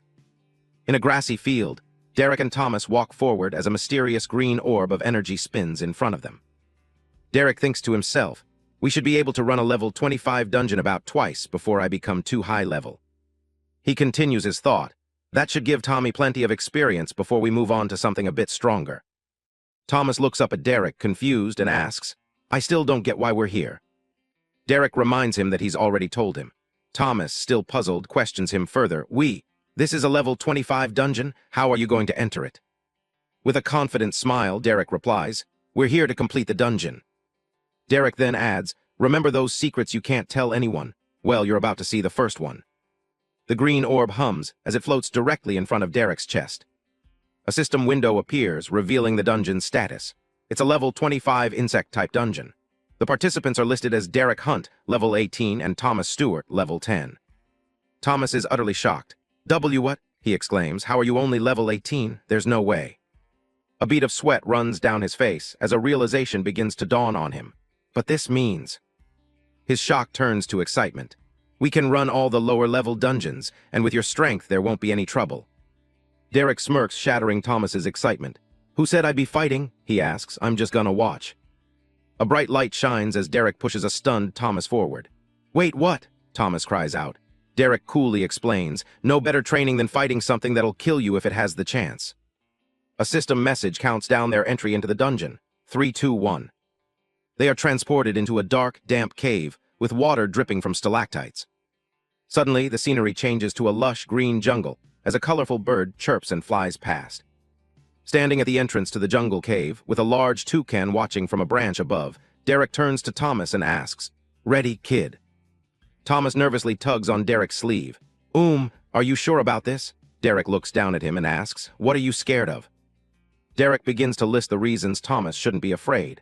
I gave you high-level daggers. And the armor Brandy made you should be able to protect you from almost anything in here. Derek continues his pep talk, though Thomas still looks terrified. Plus, if you've been listening to me, which I'm not sure you have, you should have enough vitality to take a few hits. Even if you somehow get hurt, I need to level up my rejuvenation skill anyway. A tiny chibi version of Derek flashes a peace sign, calling it a win-win. Thomas gulps, draws one of his daggers, and reluctantly agrees. Yeah, win-win. As they stand before a cliff edge, a giant, menacing purple centipede crawls into view. Unfazed, Derek says nonchalantly, You're going to have so much fun. But the centipede isn't the first to strike. Before Thomas can even react, a giant wasp-like creature swoops down from above, grabbing the terrified boy who can only scream, Help me. Thomas screams in terror as a giant beetle scuttles after him through the jungle. The massive centipede has now wrapped its body around Thomas, squeezing him tightly. He gasps, can't breathe. In a panic, Thomas attempts to stab another giant insect with his dagger, but the blade just crunches against its tough exoskeleton. He cries out, Derek. Just as the monster is about to strike, Derek finally intervenes, slicing the creature in half with a powerful slash from his polearm. Thomas sits on the ground, exhausted and bleeding from his arm. He gasps for breath and asks Derek, what part of that was supposed to be fun? Derek casually sits down in front of him. Relax, Tommy, you didn't die, did you? Thomas looks at him in disbelief and asks, What is wrong with you? Derek tells him, Let me see your arm. As Derek touches it, Thomas winces in pain. Ow, ow, ow, I think it's broken. A green healing light emanates from Derek's hand as he holds Thomas's injured arm, using his rejuvenation skill. Amazed, Thomas flexes his completely healed arm. Derek asks, How's that? Thomas replies, It's better. Derek claps a startled Thomas on the shoulder. Great, he says cheerfully. Then let's get you back out there. This dungeon won't clear itself. A nervous Thomas crouches in the grass, getting ready for the next wave of monsters. Derek enthusiastically cheers him on. You've got this, kid. Meanwhile, Thomas holds his dagger with a look of annoyance, thinking to himself, There's something seriously wrong with him. A new giant horned beetle appears in the clearing. Hiding in the bushes, Thomas sees an opportunity and thinks, This is my chance. Thomas gulps, his hands trembling as he grips his daggers. He steels his resolve, thinking, I can do this. He dashes out from his hiding spot, charging towards the giant beetle. The beetle's glowing eye swivels as it immediately notices the charging boy. Thomas attempts a lunging strike, but the beetle easily sidesteps it, and his attack whiffs completely. Watching from the sidelines, Derek puts a hand to his face and groans in frustration. "You've gotta be kidding me." The beetle swings its massive horn, smacking Thomas and sending him tumbling through the air. Thomas grunts in pain as he crashes hard onto the ground. The beetle looms over the fallen Thomas, raising its horn for a finishing blow. "Crap," Thomas thinks. From the trees, Derek yells, "Dodge, kid." Heeding the warning, Thomas rolls out of the way just as the beetle's horn slams into the ground. He uses the momentum to launch a counterattack, successfully slicing the monster's leg. Derek pumps his fist and cheers. "Attaboy, Tommy."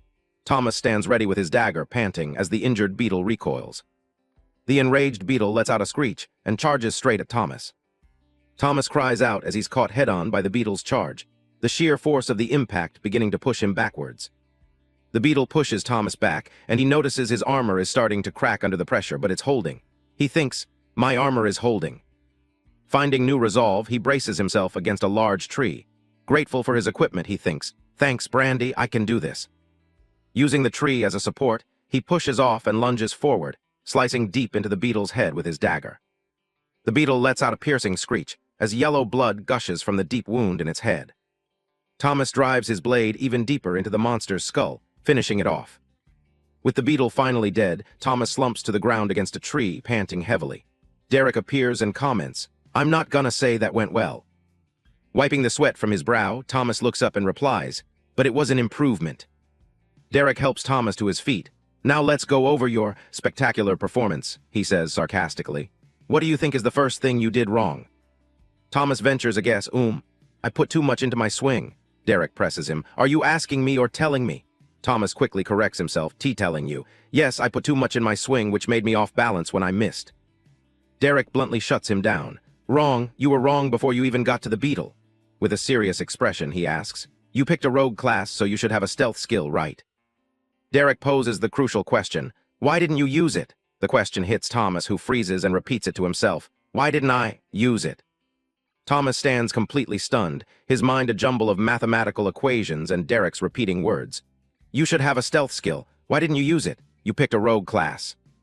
He stands frozen in place with a blank expression as the words, "stealth skill," echo in his mind, and leaves fall gently around him. A slow, dawning realization crosses Thomas's face as he looks up with a nervous sweat. "Because," he begins to explain. With an incredibly sheepish grin, Thomas confesses to the stunned Derek, "I forgot I had it." Derek points at him in utter disbelief. "You forgot about the only actual skill you have, from the class you chose against my suggestion." Sweating profusely with a strained, awkward smile, Thomas can only reply with a single word, "Yes." Derek is left completely speechless, a single drop of sweat rolling down his face. He thinks to himself in pure disbelief, "Holy shit, this kid's dumb as hell." The scene opens with a clear blue sky, hinting at a peaceful day that is about to be disturbed. A carriage wheel rattles loudly, kicking up dust as it speeds along a country road, signaling a hurried arrival. The carriage, drawn by 2 white horses, comes to an abrupt halt before the wooden gates of a town. A figure in sturdy leather boots steps firmly onto the ground, marking their arrival. From atop the town's wooden palisade, a guard spots the newcomers and calls out, "Who goes there? State your name and your..." Before the guard can finish his sentence, a blast of turquoise energy erupts, sending him flying with a cry of pain. From a distance, a powerful figure unleashes the devastating magical blast, creating a massive explosion at the town gate. The sudden attack throws the townspeople into a panic. "What's going on? Are we under attack?" one person yells. Another recognizes the aggressors, saying, Why are they back? No, those are the adventurers from before." A group of adventurers, led by a man with white hair, walks confidently past the panicked villagers. Their leader announces, "Don't worry, peasants. Your dungeon fears are over. The city lord of Torith has heard your plea for aid." With a close-up on his face, the leader, Gracefall, reveals a sinister smile and glowing red eyes as he declares, "We are here to save you." In response, a hand grips a sword shimmering with blue energy. A voice full of defiance says, "If this is the kind of aid you offer..."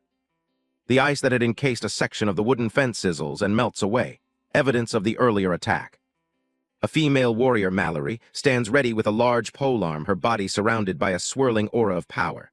She finishes her sentence, "Then we want none of it." A man with blonde hair and a determined expression stands amidst a powerful aura, as Mallory's voice rings out, ordering, "I order you to leave, Gracefall." Gracefall merely grins, his expression filled with malice and contempt, completely unfazed by their resistance. The scene shifts to a level 25 insect dungeon, where a grotesque level 18 spider ant screeches as it appears. Inside the dungeon, a young adventurer swiftly dodges a sharp, red-glowing attack from the spider ant. It's Thomas, he thinks to himself with some frustration. We've been in this dungeon for days. I'm already level 17. Fueled by determination, Thomas shouts, I can handle a stupid bug, rah, and lunges forward with his daggers. With a powerful stab, he plunges his dagger into the spider ant's head, causing yellow blood to spurt out. Thomas beams with pride, clenching his fists in excitement. Yes, I did it, he exclaims, proud of his kill.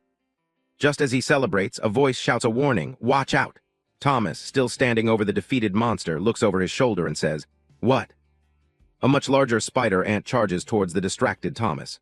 His companion yells, Don't let yourself get distracted. Charge. Thomas panics, realizing his mistake. CR crap, he thinks, struggling to pull his weapon free. My dagger's stuck, I can't get it out. As the massive spider ant looms over the defenseless Thomas, he cries out, Help, completely vulnerable to the impending attack.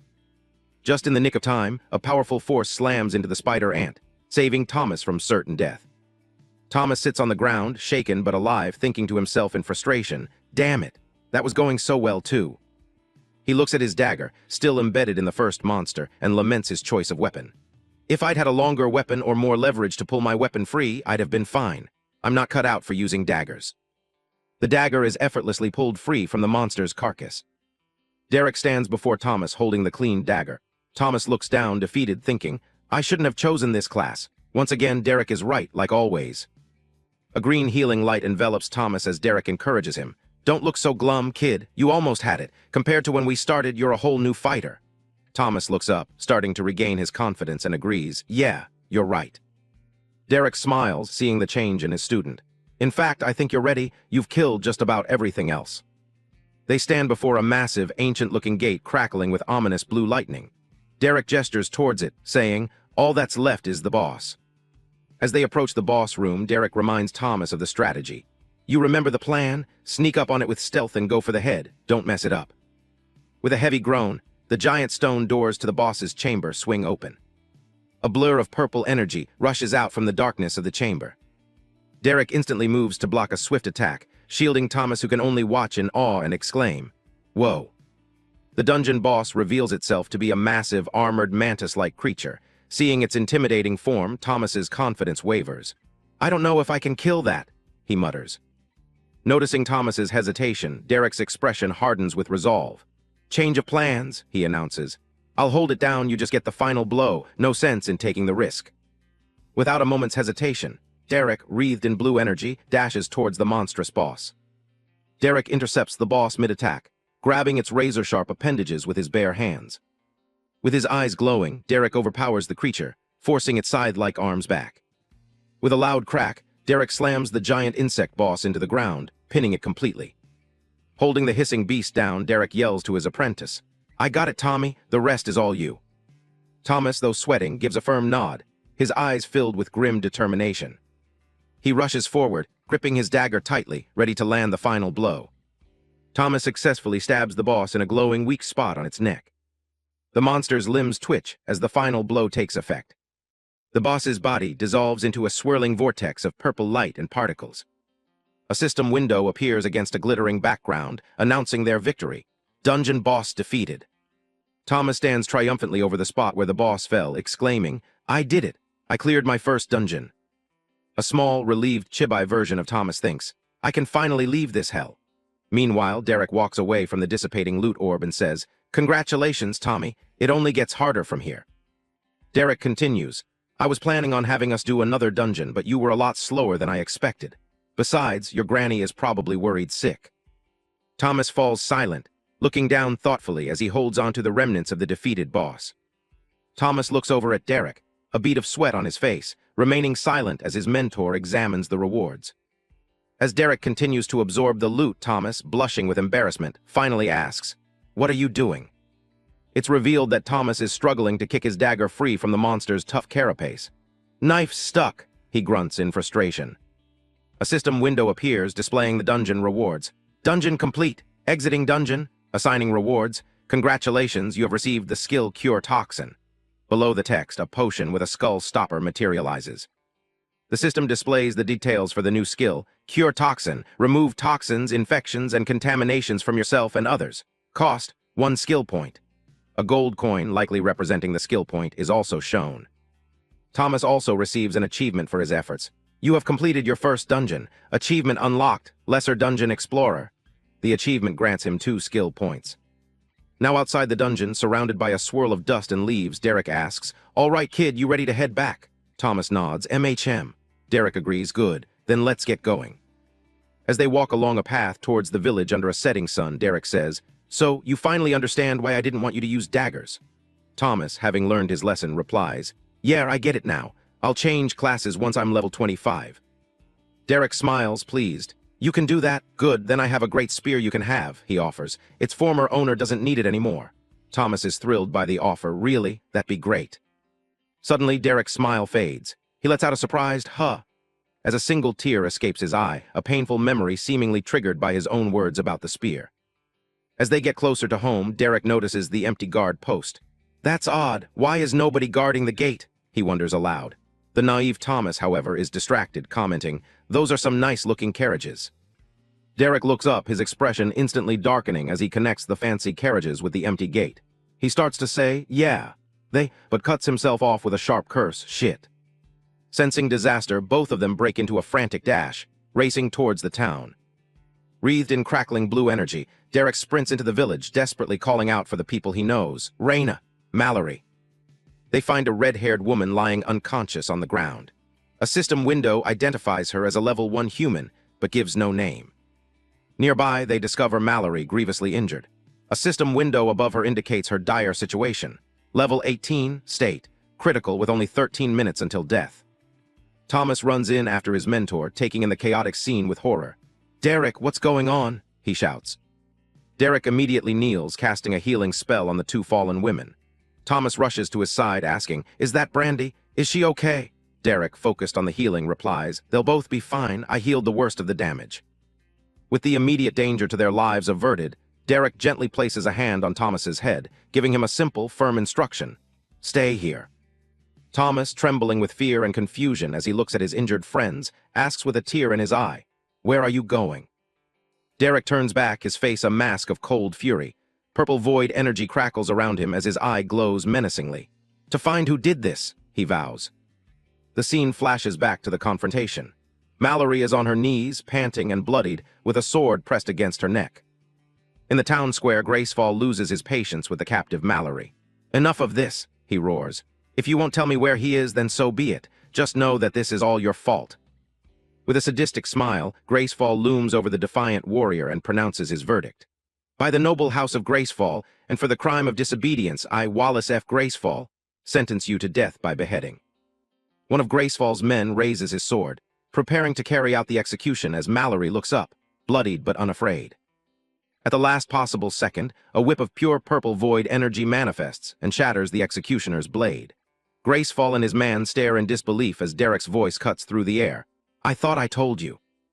Mallory's eye reflects the ominous purple glow as Derek's voice continues, filled with cold rage. "If you lay a finger on anyone."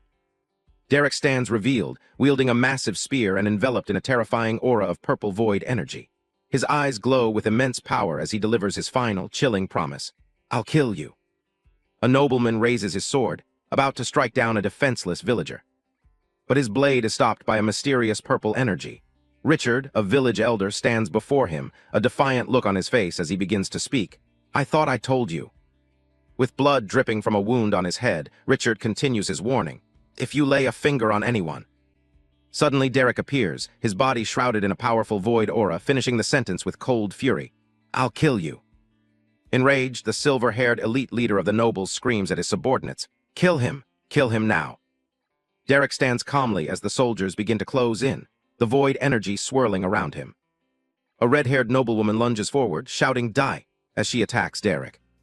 With a swift, powerful motion, Derek strikes her down with his spear. She hits the ground hard, defeated in a single blow. Watching her comrade fall, a blonde noble fire mage screams in fury, her eyes glowing with power. She channels her rage into a powerful spell, shouting, You'll pay for that, you low-born peasant. A massive fireball forms in her hand as she screams, I'll burn you to ashes. She unleashes a devastating blast of fire. The fiery attack hurtles towards the terrified villagers, who are being shielded by a female knight. The entire area crackles as it's engulfed in the raging inferno. A close-up on the fire mage's face reveals tears streaming down her cheeks as she thinks, for my sister. The other nobles look on in shock, the leader barely able to stammer, did she? A massive explosion of fire consumes the battlefield. But from within the flames, Derek's face emerges, his purple eyes glowing, completely unharmed. He calmly walks out of the inferno, simply stating no. The nobles can only watch in disbelief. One of them thinks he isn't even singed. Their leader, furious at their incompetence, screams, What are you idiots doing? I said kill him already. A giant, shadowy entity with a single, menacing eye materializes behind Derek, a manifestation of his power.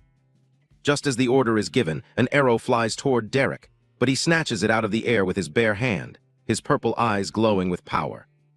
The archer is revealed to be the same noblewoman who wielded fire just moments ago.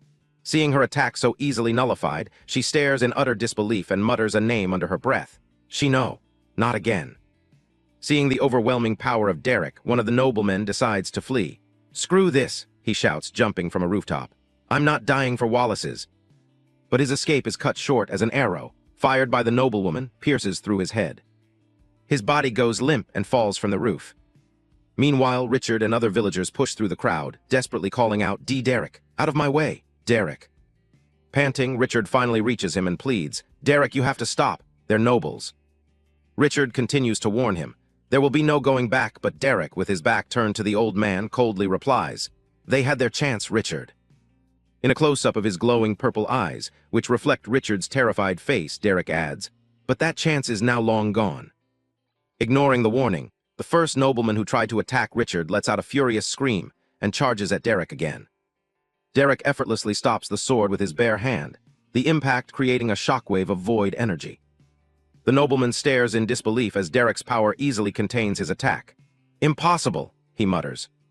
With a surge of void energy, Derek completely shatters the nobleman's steel blade.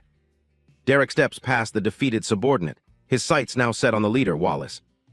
Wallace grits his teeth in frustration, his eyes glowing with rage. Useless, he snarls, the whole damn lot of them.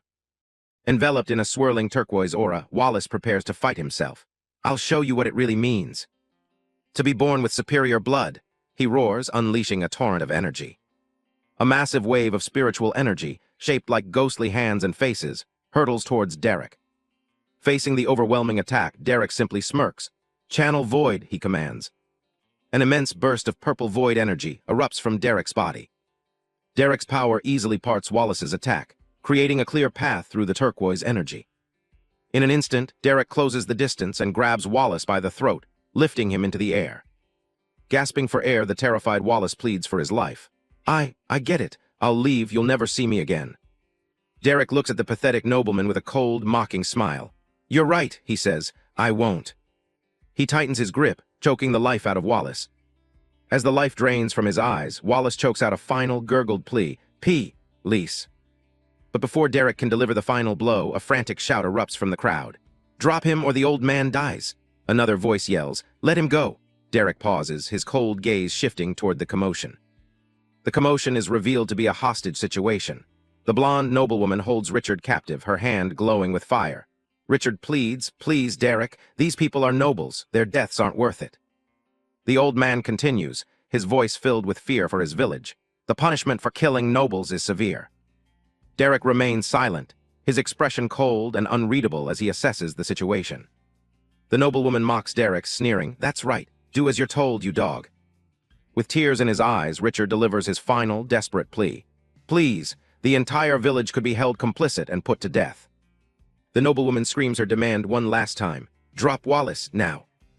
But her threat is cut short as a blood-soaked sword bursts through her chest. She lets out a cry of pain, awe. Her attacker is revealed to be the wounded village chieftain, Chief Leon. As she chokes, he holds her up and defiantly says, let them try. Chief Leon lets the noblewoman's body slump to the ground, declaring with conviction, a chieftain protects his people. With the hostage threat eliminated, Derek turns his full attention back to the terrified Wallace, still held in his grasp. Derek looks down at the noble and asks, seemingly willing to negotiate, "If I let you go, will you swear there will be no retaliation against this village?" Desperate and crying, Wallace immediately grunts in agreement. "Why, yes, I swear it, please." Derek gives a slight, almost imperceptible nod. "Good," he says calmly. "In that case." With a brutal, lightning-fast motion, Derek snaps Wallace's neck. Richard watches in absolute horror, his hopes crumbling as he gasps, "No, he didn't." As Wallace's lifeless body falls, the full weight of Derek's actions crashes down on Richard. He has doomed us. Derek stands over the corpse amidst the burning village, holding his hand up as if inspecting it. "Whoops," he says with chilling indifference. "My hand slipped." Following the intense battle, an injured noblewoman with a long braided ponytail lies on the ground, seemingly unconscious.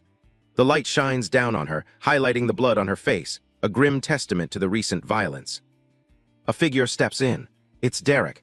He gently lifts the noblewoman's head, his expression unreadable amidst the chaotic backdrop of the burning village. Without a word, Derek lifts the noblewoman into his arms. He holds her securely as he prepares to move from the scene of the battle. Derek carries the woman through the smoldering village. The remaining villagers can only watch in silence, whispering amongst themselves as he passes, their faces a mixture of fear and uncertainty.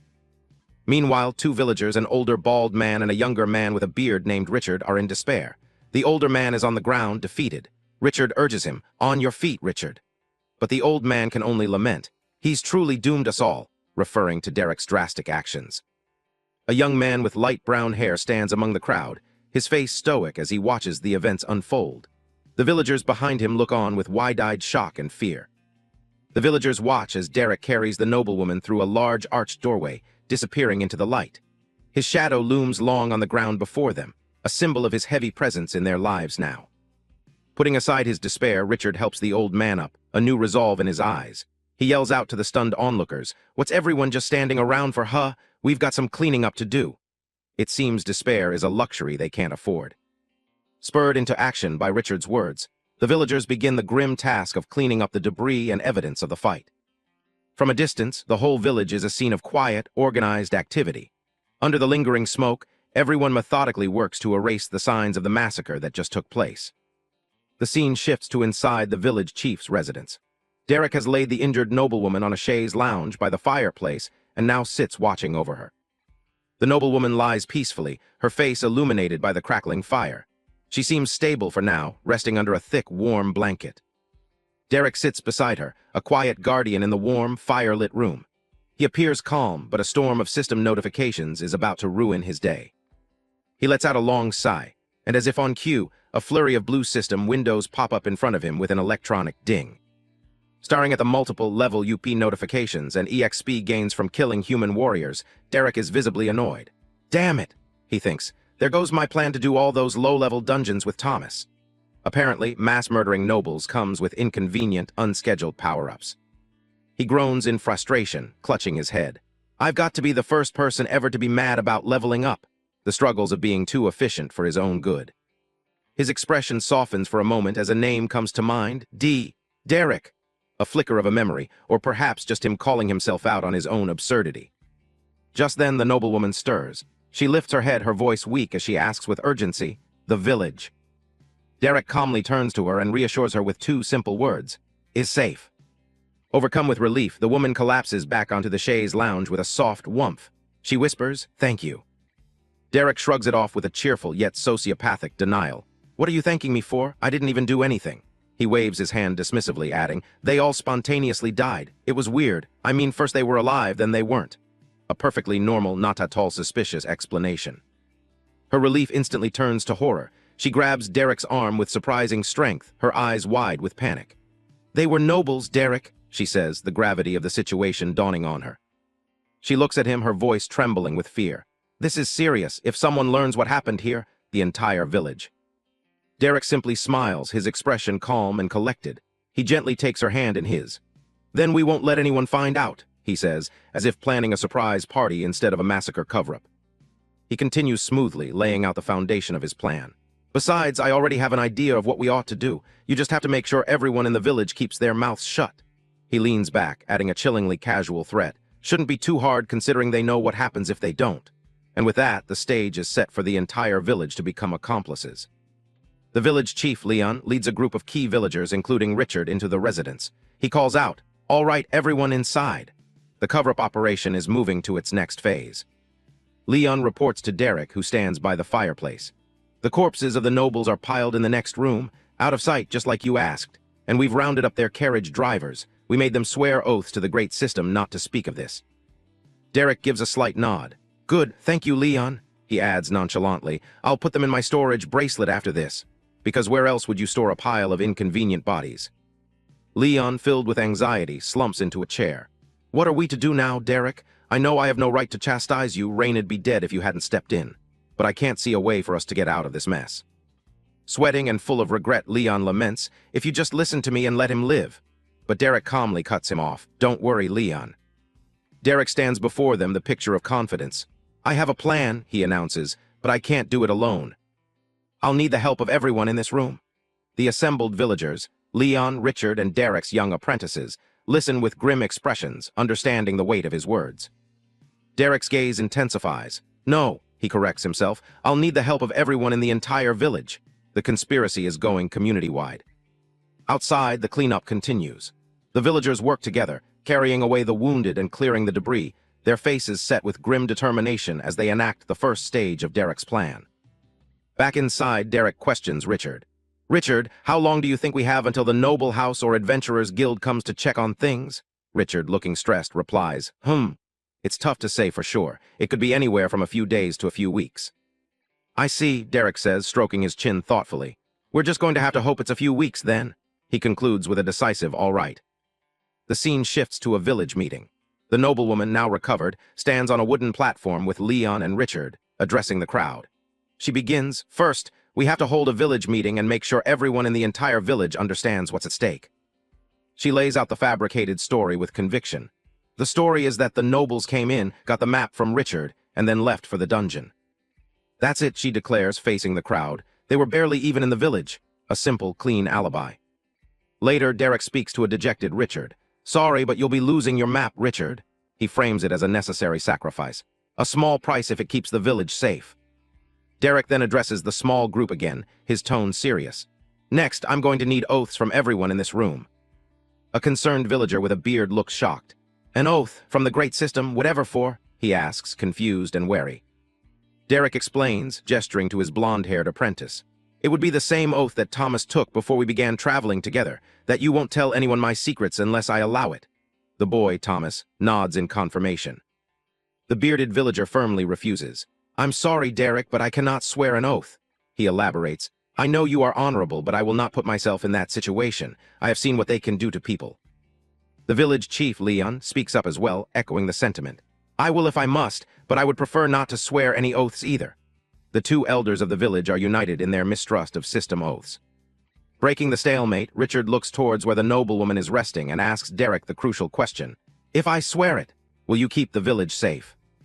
Derek meets his gaze, his expression deadly serious.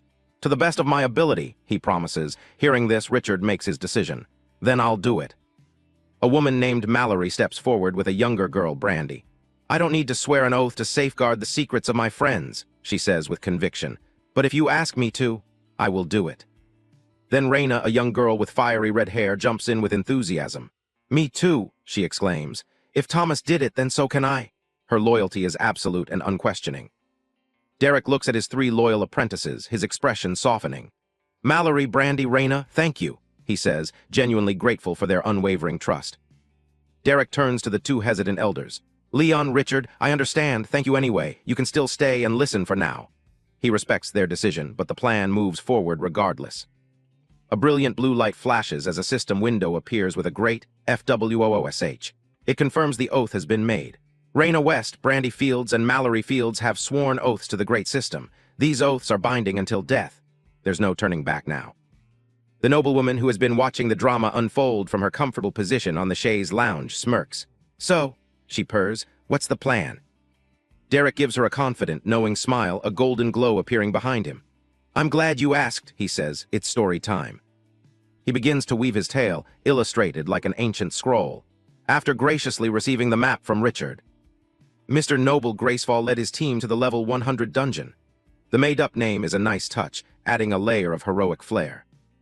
The story depicts Gracefall and his valiant team of nobles, looking every bit the part of righteous heroes on a quest.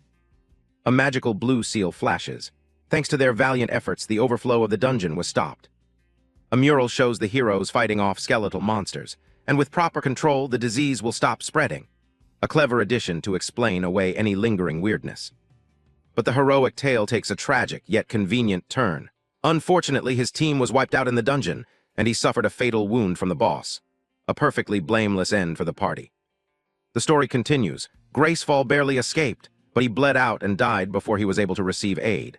His final noble thoughts: at least, the village is saved. The fairy tale concludes with the image of the fallen hero, resting peacefully on a bed of flowers, bathed in a holy golden light. He gave the ultimate sacrifice, and died a hero. The scene snaps back to reality. Derek stands there, scratching the back of his head with a smug, almost wicked grin. Or, at least, that's what all the investigations will say after my plan.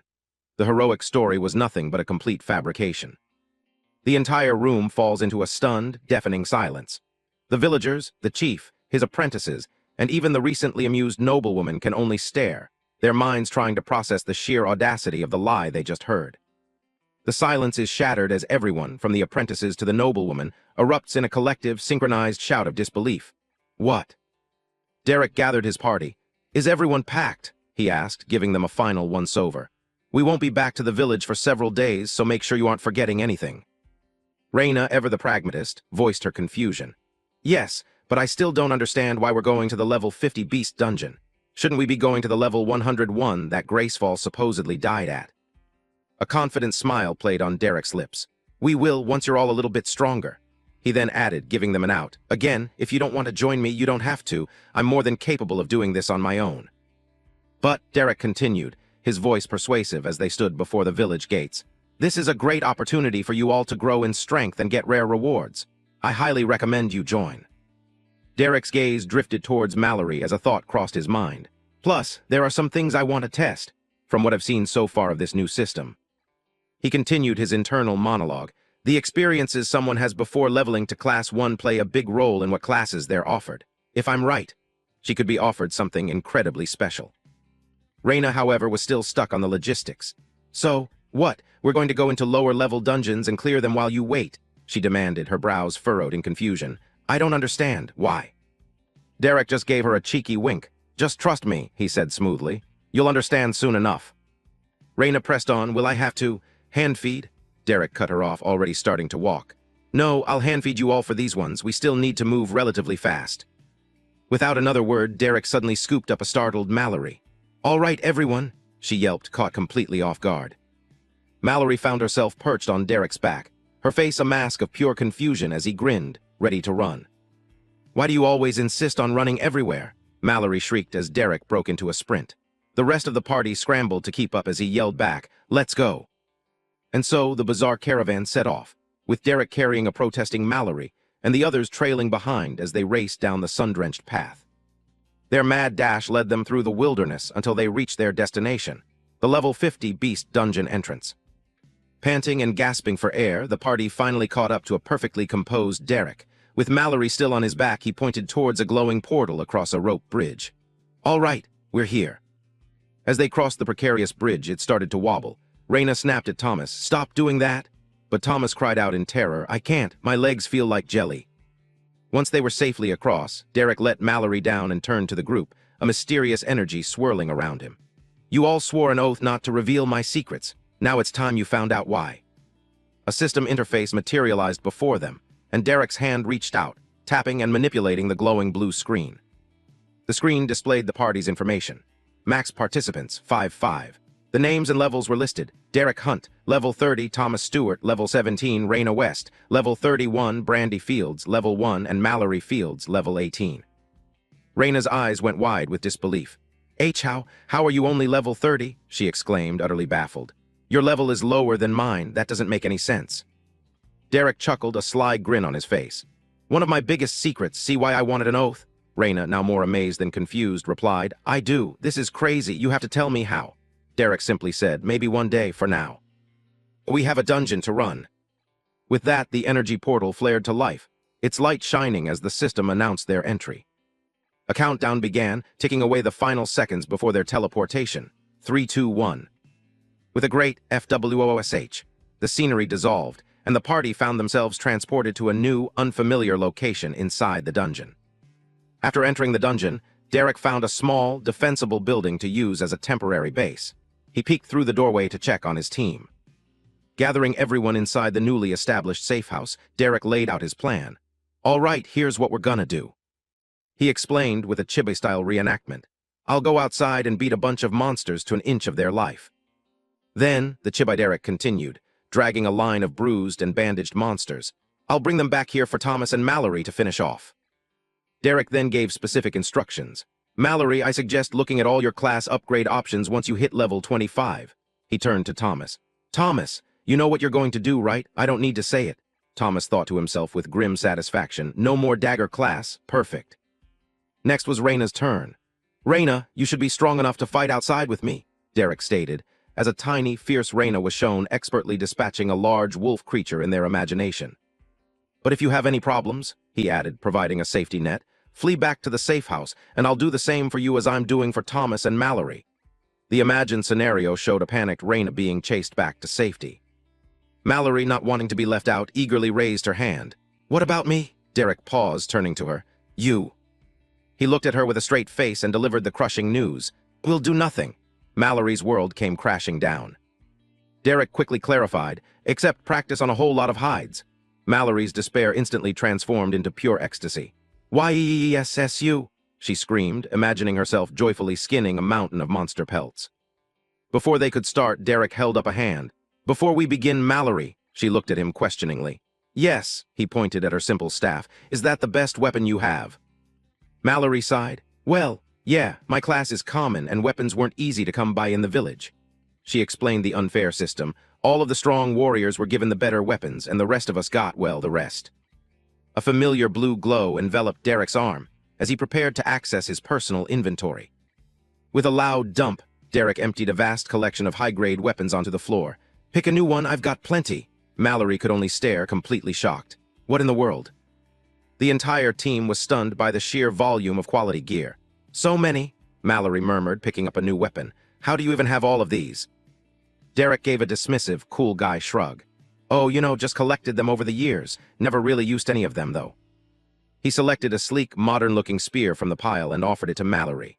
"Here, try this one out. It's similar to what you've used in the past, but a bit more versatile and much higher quality." Derek demonstrated its special feature. Press the button on the side to extend and retract blades from it. With a series of pew-pew sounds, blades shot out from the spear, startling everyone in the room. Mallory simply said, "Oh, wow." Seeing all the new toys, Thomas got greedy and tried to snatch a few for himself, muttering, "Take some daggers too, just in case." But Derek was having none of it. Thomas began to ask, "Can I also have some dag?" before Derek leaned in with a death glare. "You really want to ask that question?" he said menacingly. "You get a spear." With the team newly equipped, it was time for action. "All right, Reina, you ready?" Derek asked. Standing beside him, weapon in hand, she replied with a determined, "Ready." The two of them stepped out of the safe house and onto the dungeon floor. The moment they were outside, the ground shook with a sense of impending doom as a horde of massive, demonic-looking beasts with glowing red eyes charged towards them. The air filled with terrifying growls and snorts as the stampede of red, bull-like monsters drew closer, their eyes glowing with demonic energy. Despite the overwhelming odds, Derek simply grinned, a wild look in his eyes. He turned to the determined Reina beside him and declared, "This is gonna be fun." The ground itself seemed to tremble as the stampede of demonic beasts thundered towards the two lone figures. With a mighty swoosh, Derek and Reina met the charge head-on, their bodies wreathed in powerful auras as they plunged into the fray. With a sickening thonk, Derek's fist connected with a monster's skull, his raw power on full display. Back at the safe house, Derek cleared his throat within a hum. At his feet, a thoroughly beaten monster, drool leaking from its mouth, let out a confused and pathetic grrrawww. An almost evil grin spread across Thomas's face as he charged up a ball of energy. "Say hello to my little friend," he whispered to the terrified, whimpering monster. Their plan went into full effect. Inside the safe house, Thomas and Mallory efficiently finished off the weakened monsters Derek brought them. Outside, Reina fought with deadly grace, holding her own against the powerful beasts. It was a symphony of strategic slaughter. As the sun began to set, Derek sat triumphantly on a pile of monster corpses. "I think that about does it," he said, looking over at his companion. "Nice work, Reyna." The final monsters were dispatched with brutal efficiency, their bodies being stabbed and sliced for that last bit of experience. A brilliant flash of light enveloped Thomas and Mallory. "I hit level 25, Thomas shouted in disbelief. Mallory, glowing beside him, was equally emotional. "Me too, I never thought I'd see the day." Derek clapped his hands together, a proud smile on his face. "Wonderful, now go through all of your class upgrade or class change options and think them through." As Thomas eagerly pulled up the system menu, Derek appeared behind him like a ghost. "Thoroughly, Thomas." Thomas, not taking his eyes off the screen, replied with a smirk. I know. Thomas suddenly gasped, his eyes wide with shock and excitement. "I got offered a rare class," he exclaimed. "It's called Soul Spear." An image of a sleek, armored warrior filled his vision. "It focuses on piercing damage," he read, "and allows me to thrust a projection like an extension of my spear." But Thomas's excitement faded, replaced by a deep sadness. "But," he hesitated, his eyes welling up as a single word escaped his lips, "Dad." Mallory noticed his distress and placed a comforting hand on his shoulder. "It's okay, Thomas," she said softly, offering a reassuring nod. "He'll always be with you, even if you don't have the same class." Mallory then shared her own results. "I don't have a rare, but I do have an uncommon growth-type class. It's called Ohm's Fury." She described its abilities over an image of a powerful, Oni-masked warrior. "It's focused on strength and endurance and using crushing blows with my staff. It's a growth class. I can't not pick it right." Watching them, Derek couldn't help but smile. He thought to himself, "This is going even better than I thought. Everyone is progressing nicely." He looked at his team, all of them taking their first real steps towards power. Sometimes all it takes for someone to thrive is a bit of outside help. With his mentees occupied, Derek decided to check his own status. He pulled up his system window and began to wonder. "I wonder how many levels he stopped short, surprised by what he saw. Huh. A massive notification flashed in front of him amidst a storm of purple energy.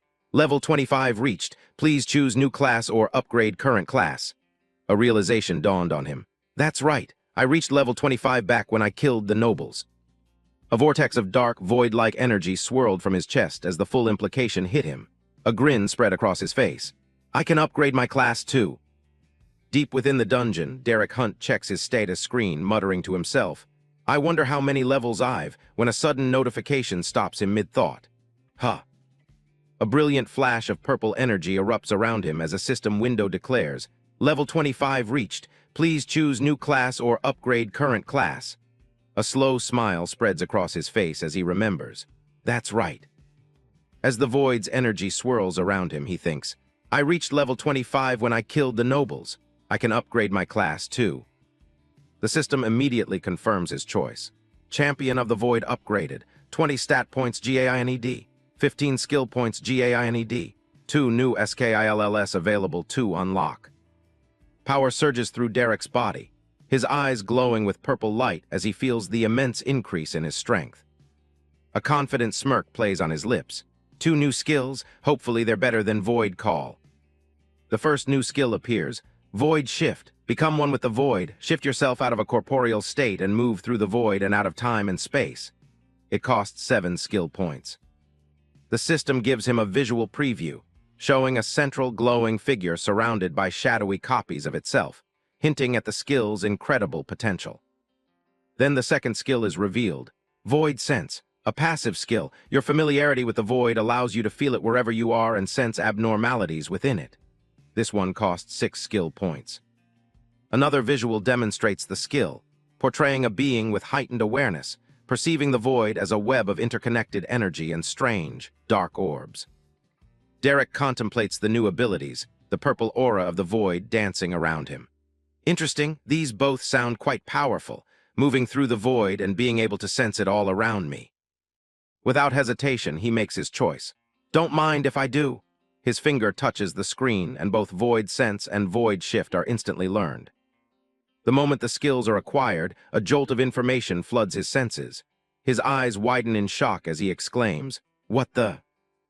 As the new passive skill activates, ripples of void energy expand from his hand, and a wave of sensory data washes over him. "I can feel everything." He clenches his fist, feeling an entirely new level of connection to the world.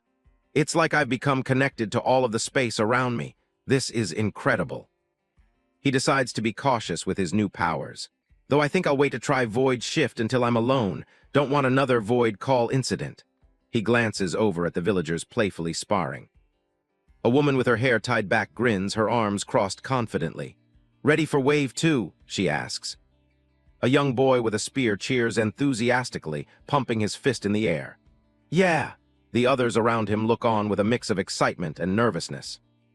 Derek takes the lead, running alongside one of the village warriors. "Same plan as before," he commands. "Let's kill some monsters." As a world-shaking roar echoes through the air, the second wave officially begins. Derek and the female warrior bravely charge into the fray, their weapons glowing with blue energy as they slice through the beasts like butter. Derek moves like a whirlwind, grabbing one monster by its horns and using it as a living club to bash the others. He easily sends the red-skinned beasts to their graves, flipping one over his shoulder and using its own momentum to take it down. He moves with a newfound grace and speed, a smirk on his face as he easily carves a path through the horde. Derek and the female warrior coordinate in perfect sync. He clings to a tree trunk to gain momentum while she swings her sword, slicing through the base of the tree below. From high above, Derek clings to the tree trunk and brings it crashing down, delivering a thunderous strike that crushes the monster's head, bringing the battle to a definitive end.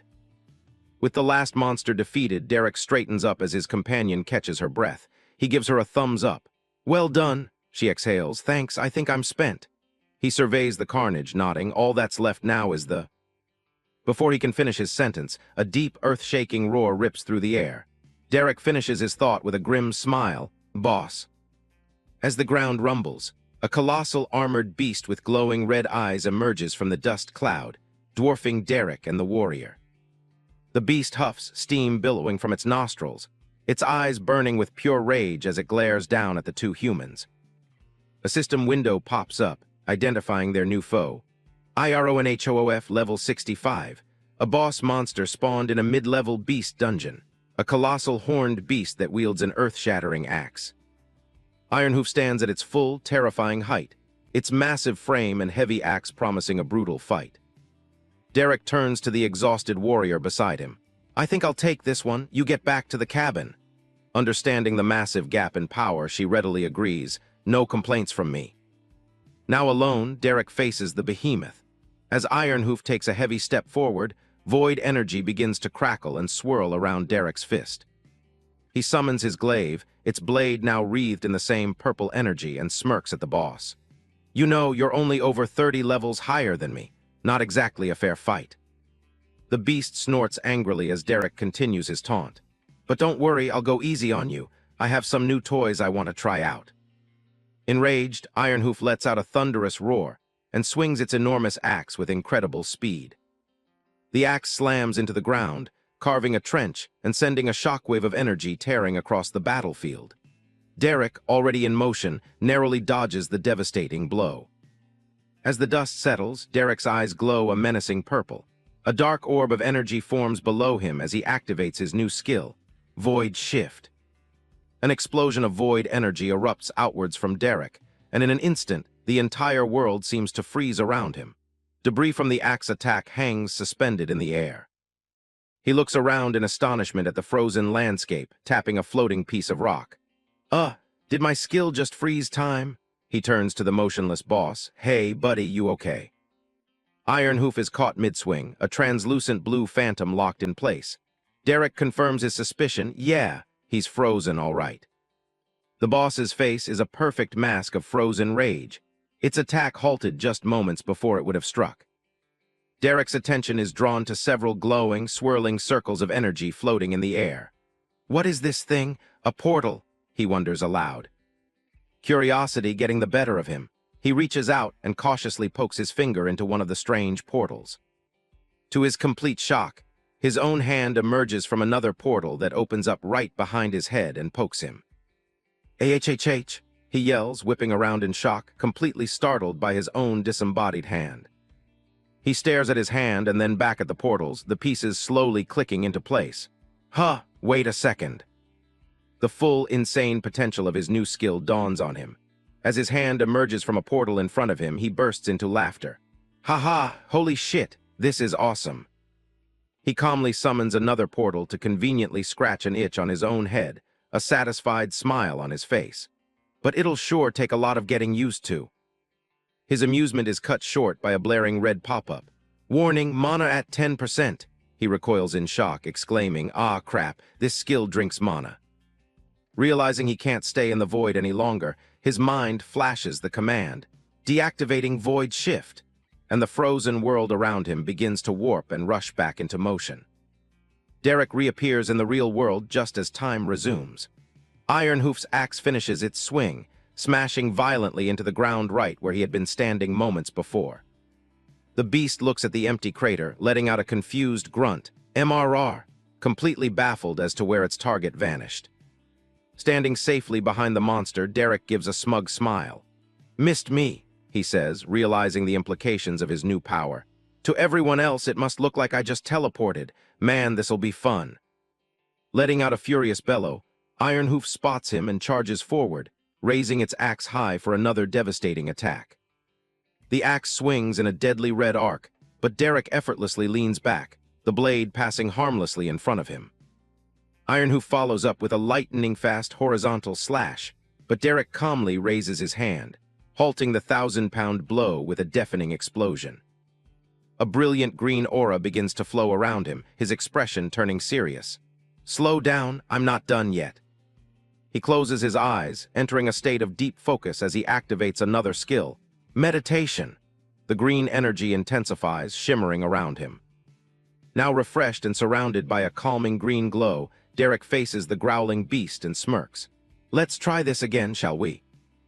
He activates his power once more. A swirling portal of void energy opens at his feet as he utters the words, "Void Shift." The boss swings its axe in a massive, sweeping arc, but its target is already gone, leaving only empty air. In a blink, Derek materializes from the void behind the beast, completely unharmed. "Missed me," he taunts, his voice cool and confident. The beast turns, snarling in frustration, but Derek is already preparing his next move, calmly saying, "Again." As Ironhoof leaps into the air for a crushing overhead slam, Derek simply takes a calm step into a newly formed void portal. He sinks into the swirling purple energy, disappearing from reality just as the monster's attack is about to connect. And again, Ironhoof's axe slams into the ground, hitting nothing but dirt as Derek's voice echoes through the frozen void. And again.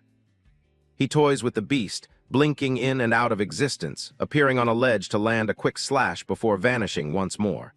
And again.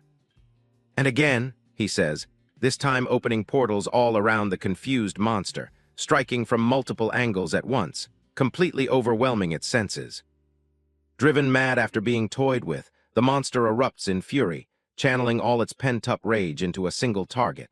It unleashes a devastating vertical slash toward Derek, a strike so infused with void power that it cleaves through the very fabric of space itself. A blinding flash of red and white fills the screen, signaling the end of the overwhelming assault. However, it doesn't even leave a scratch on our protagonist. Derek stands calmly amidst the ruins, his greatsword resting on his shoulder. He decides it's time to bring this little experiment to an end. With a single, game-breaking move, Derek leaps into the air and delivers a decisive strike that decapitates the boss, sending a trail of blood spraying through the air. As the boss's body hits the floor, a brilliant blue light envelops Derek. 2 system messages appear, "Level UP" and "Dungeon Complete." He stands tall, a look of satisfaction on his face. "There, now I've gotten used to it." With the battle won and the dungeon cleared, a final message appears on screen. ASSIGNING REWARDS. With the dungeon cleared, the system announces his rewards. "Level up, Dungeon Complete," assigning rewards. A glowing scroll materializes out of thin air, descending towards Derek's outstretched hand. It's a scroll of restoration, a one-time use item that can fully restore a being to a perfect state, though it doesn't work on anyone already in a dying state. Derek frowns, looking at the glowing item in his hand. He thinks to himself, "That's it. Guess I shouldn't be surprised. It was a low-level dungeon after all. Oh well, maybe the next one will be." But a sound catches his attention. Huh. He turns to see Mallory, her eyes filled with tears. "What's wrong, Mallory?" he asks. She holds up a glowing green scroll, her voice trembling. I got a scroll of resurrection. This one is different. It can pull someone out of a dying state and fully heal them." Mallory sniffles, clutching the scroll as a memory of a younger girl surfaces. "If only I'd had it before. Travis," she whispers, the name hanging heavy in the air. Derek watches her, a grim expression on his face. Damn, he thinks, this system really likes to mess with people. Meanwhile, the others are checking out their rewards. The system reveals a skill scroll, Chain Strike, a one-time use item that teaches the skill without needing to spend points. Raina holds her scroll up happily. "I got a skill scroll for a skill called Chain Strike." But Thomas is less than thrilled with his reward, complaining, "I got a stupid scroll of restoration. I wanted something cool." Brandy looks at her own reward, a glowing pink scroll. "I don't know what mine is, something about a contract with an animal." The system calls it a contract scroll, Beast, which binds a consenting beast to the user's soul. Derek's eyes widen, an idea sparking in his mind. Bind a beast, he thinks, a frantic energy behind his gaze. "I'm not seriously considering that, am I?" His mind flashes back to a certain creature. "That bunny tried to kill me. It was psychotic, uncontrollable, fluffy, and..." The memory of him struggling with the small but ferocious beast is still fresh. The memory of that menacing, demonic bunny looms large in his mind. "Oh my God," he thinks, a look of horrified realization on his face. "I am considering it." He immediately turns to Brandy, scratching his head nervously. Brandy, could I, have that scroll, please?" he asks, pointing at the item in her hands. "Really?" Derek asks, surprised. Brandy smiles brightly and holds it out to him. "Of course, here," she says with a cheerful yeah. Mallory speaks up from behind them as Derek takes Brandy's scroll and gives her his own. "There's no need to be embarrassed about asking something of us, Derek. All you've done is help us. Of course we want to give back." Derek rubs the back of his neck, a bit flustered. "Haha, right, I guess I'm just not used to that." Mallory puts a hand on his shoulder. "Well, get used to it. That's how friends work, isn't it? Now let's get moving. You said we have more dungeons to clear." Derek agrees, turning to the group. "Right, you all ready to start running again?" As the group makes their way across a rickety rope bridge, Thomas whines, "Can't we walk to the next one? My legs were jelly after last time." Derek's voice cuts through, firm and unyielding. "Not a chance." Thomas lets out a long ugh. With no time to rest, the system begins its countdown. Entering dungeon in 3, 2, 1. They're transported to a hellish landscape of fire and brimstone. The system announces their new challenge, a level 50 fire dungeon. Immediately, they're swarmed by monsters. Giant crabs made of magma and obsidian crawl towards them, their glowing yellow eyes fixed on the intruders. In the distance, a large, ornate door marks the end of the fiery cavern. Derek remains calm amidst the chaos, standing beside Raina. "Same as before," he says, his eyes focused on the enemy. "Lead the way." Raina nods, her expression serious. A bright light gathers in her hand, ready to unleash an attack. As his team engages the enemy, Derek focuses on his own growth. His void shift skill levels up as he slams his fist into a magma crab, surrounded by purple energy. The system immediately follows with another notification. Level up. The battle rages on. Raina cuts through the air with her blade, unleashing a wave of energy. She lands gracefully, her sword slicing through 2 more magma crabs. With each victory, she grows stronger as system notifications announce level up and wind blade level up. Mallory isn't far behind, bringing her massive blade down on another monster, instantly earning a level up of her own. Thomas joins the fray, repeatedly stabbing at an enemy with his spear, leveling up twice in quick succession. Their training montage continues as they enter the next dungeon, a level 45 feathered dungeon. Raina is already in the thick of it, battling avian creatures on a high bridge. Derek, meanwhile, seems to be having the time of his life, casually riding one of the giant bird monsters through the sky. After the battle, the group takes a moment to recover, and a notification appears. Meditation level up. The rest of the group finishes off the remaining birds. Thomas takes down one last enemy, leveling up his soul spear skill in the process. Brandy, meanwhile, is happily gathering the spoils, plucking valuable feathers from the fallen beasts. "Yes, more," she exclaims. Without a moment's rest, they're on to the next challenge, a level 55 underwater dungeon. Deep beneath the surface, Reina finds herself fleeing from a massive, terrifying shark monster. She watches in horror as Derek, protected by a small bubble of air, is caught directly in the path of the beast's gaping maw. The massive jaws snap shut. Reina can only scream his name in a panic. Derek, no. But something's wrong. The shark's jaws are stuck, unable to close completely. The giant beast begins to sweat, a confused irk, escaping its throat as it struggles against an unseen force from within. Suddenly, Derek bursts out from between the shark's teeth, surrounded by crackling purple energy. Ha ha! He laughs, delivering a devastating blow. The system lights up. Channel void level up, followed by another level up. Their journey takes them to the next area, a serene-looking, level 50 flower dungeon, where Derek and Mallory are seen resting peacefully in a field of beautiful purple blossoms. But the peace is short-lived. As they stand up, Reina looks around the empty field and asks, "Where are all the enemies?" The ground begins to rumble, and monstrous, thorny flowers erupt from the earth, their glowing cores pulsing with dangerous energy. The scene shifts, showing that the non-stop dungeon crawling has been going on for a while. A caption reads, 3 days since the Beast Dungeon. The team is seen climbing a steep cliffside. Brandy is struggling, carrying a heavy load. Derek asks, "Sure you don't want me to put that in my storage bracelet, Brandy?" She grunts with effort, replying, "No, I can at least carry some of it myself." Leaning on her staff, Mallory smiles. "We've been clearing dungeons for days, but I don't even feel sore. In fact, I feel great." Derek turns back with a confident grin. "Welcome to the world of higher stats and meditation. Enjoy your stay."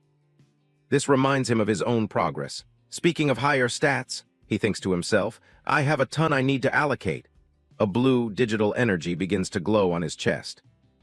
He brings up his status window, which shows he's now level 41. He looks at his accumulated points and can't help but think, 618 unspent points? This almost feels like I'm cheating. He grins, forming a plan in his mind. I bet I can get another free skill if I get my strength and dexterity to 500, like I did for endurance and vitality. He imagines a ridiculously muscular version of himself, both strong and flexible. Heh, this is going to be fun, he thinks, rubbing his hands together with glee while Thomas watches on, completely bewildered. Without hesitation, he allocates his points. 140 to strength, bringing the total to 500, 240 to dexterity, also reaching 500. The remaining 235 go to wisdom. A series of notifications pop up. Achievement unlocked, offensive powerhouse, for gaining at least 500 stat points in both strength and dexterity. He's prompted to choose 2 new offensive skills. He flexes his bicep, feeling the surge of new power. Oh yeah, he thinks with satisfaction, that's what I'm talking about. Now for the fun part, the system displays his available offensive skills. He immediately dismisses the first one. Let's see, glass cannon. Glass cannon is definitely out, not my style. Next up is sweeping slash, an ability that projects a crescent of energy from his weapon. He then considers rapid movement, but quickly discards it. And void shift I think makes rapid movement a bit obsolete. Another option appears, whirlwind, a 360-degree attack that leaves a cutting circle for 5 seconds. Finally, the system presents multi-strike, which allows a strike to hit twice. He mulls over the last 3 options, thinking, that leaves sweeping slash, whirlwind, and multi-strike. He strokes his chin thoughtfully. I've got to pick sweeping slash, right? He muses. A memory flashes through his mind, a vision of his past self using a similar ability. I had a similar skill way back in my other system, which means this one will likely merge with it. And if I'm picking sweeping slash, then there's no need for whirlwind. They're both AoEs. His decision is made.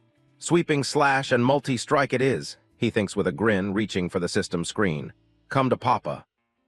He selects his choices. The system confirms, sweeping slash learned successfully, skill points remaining 10, followed by multi-strike learned successfully, skill points remaining 9.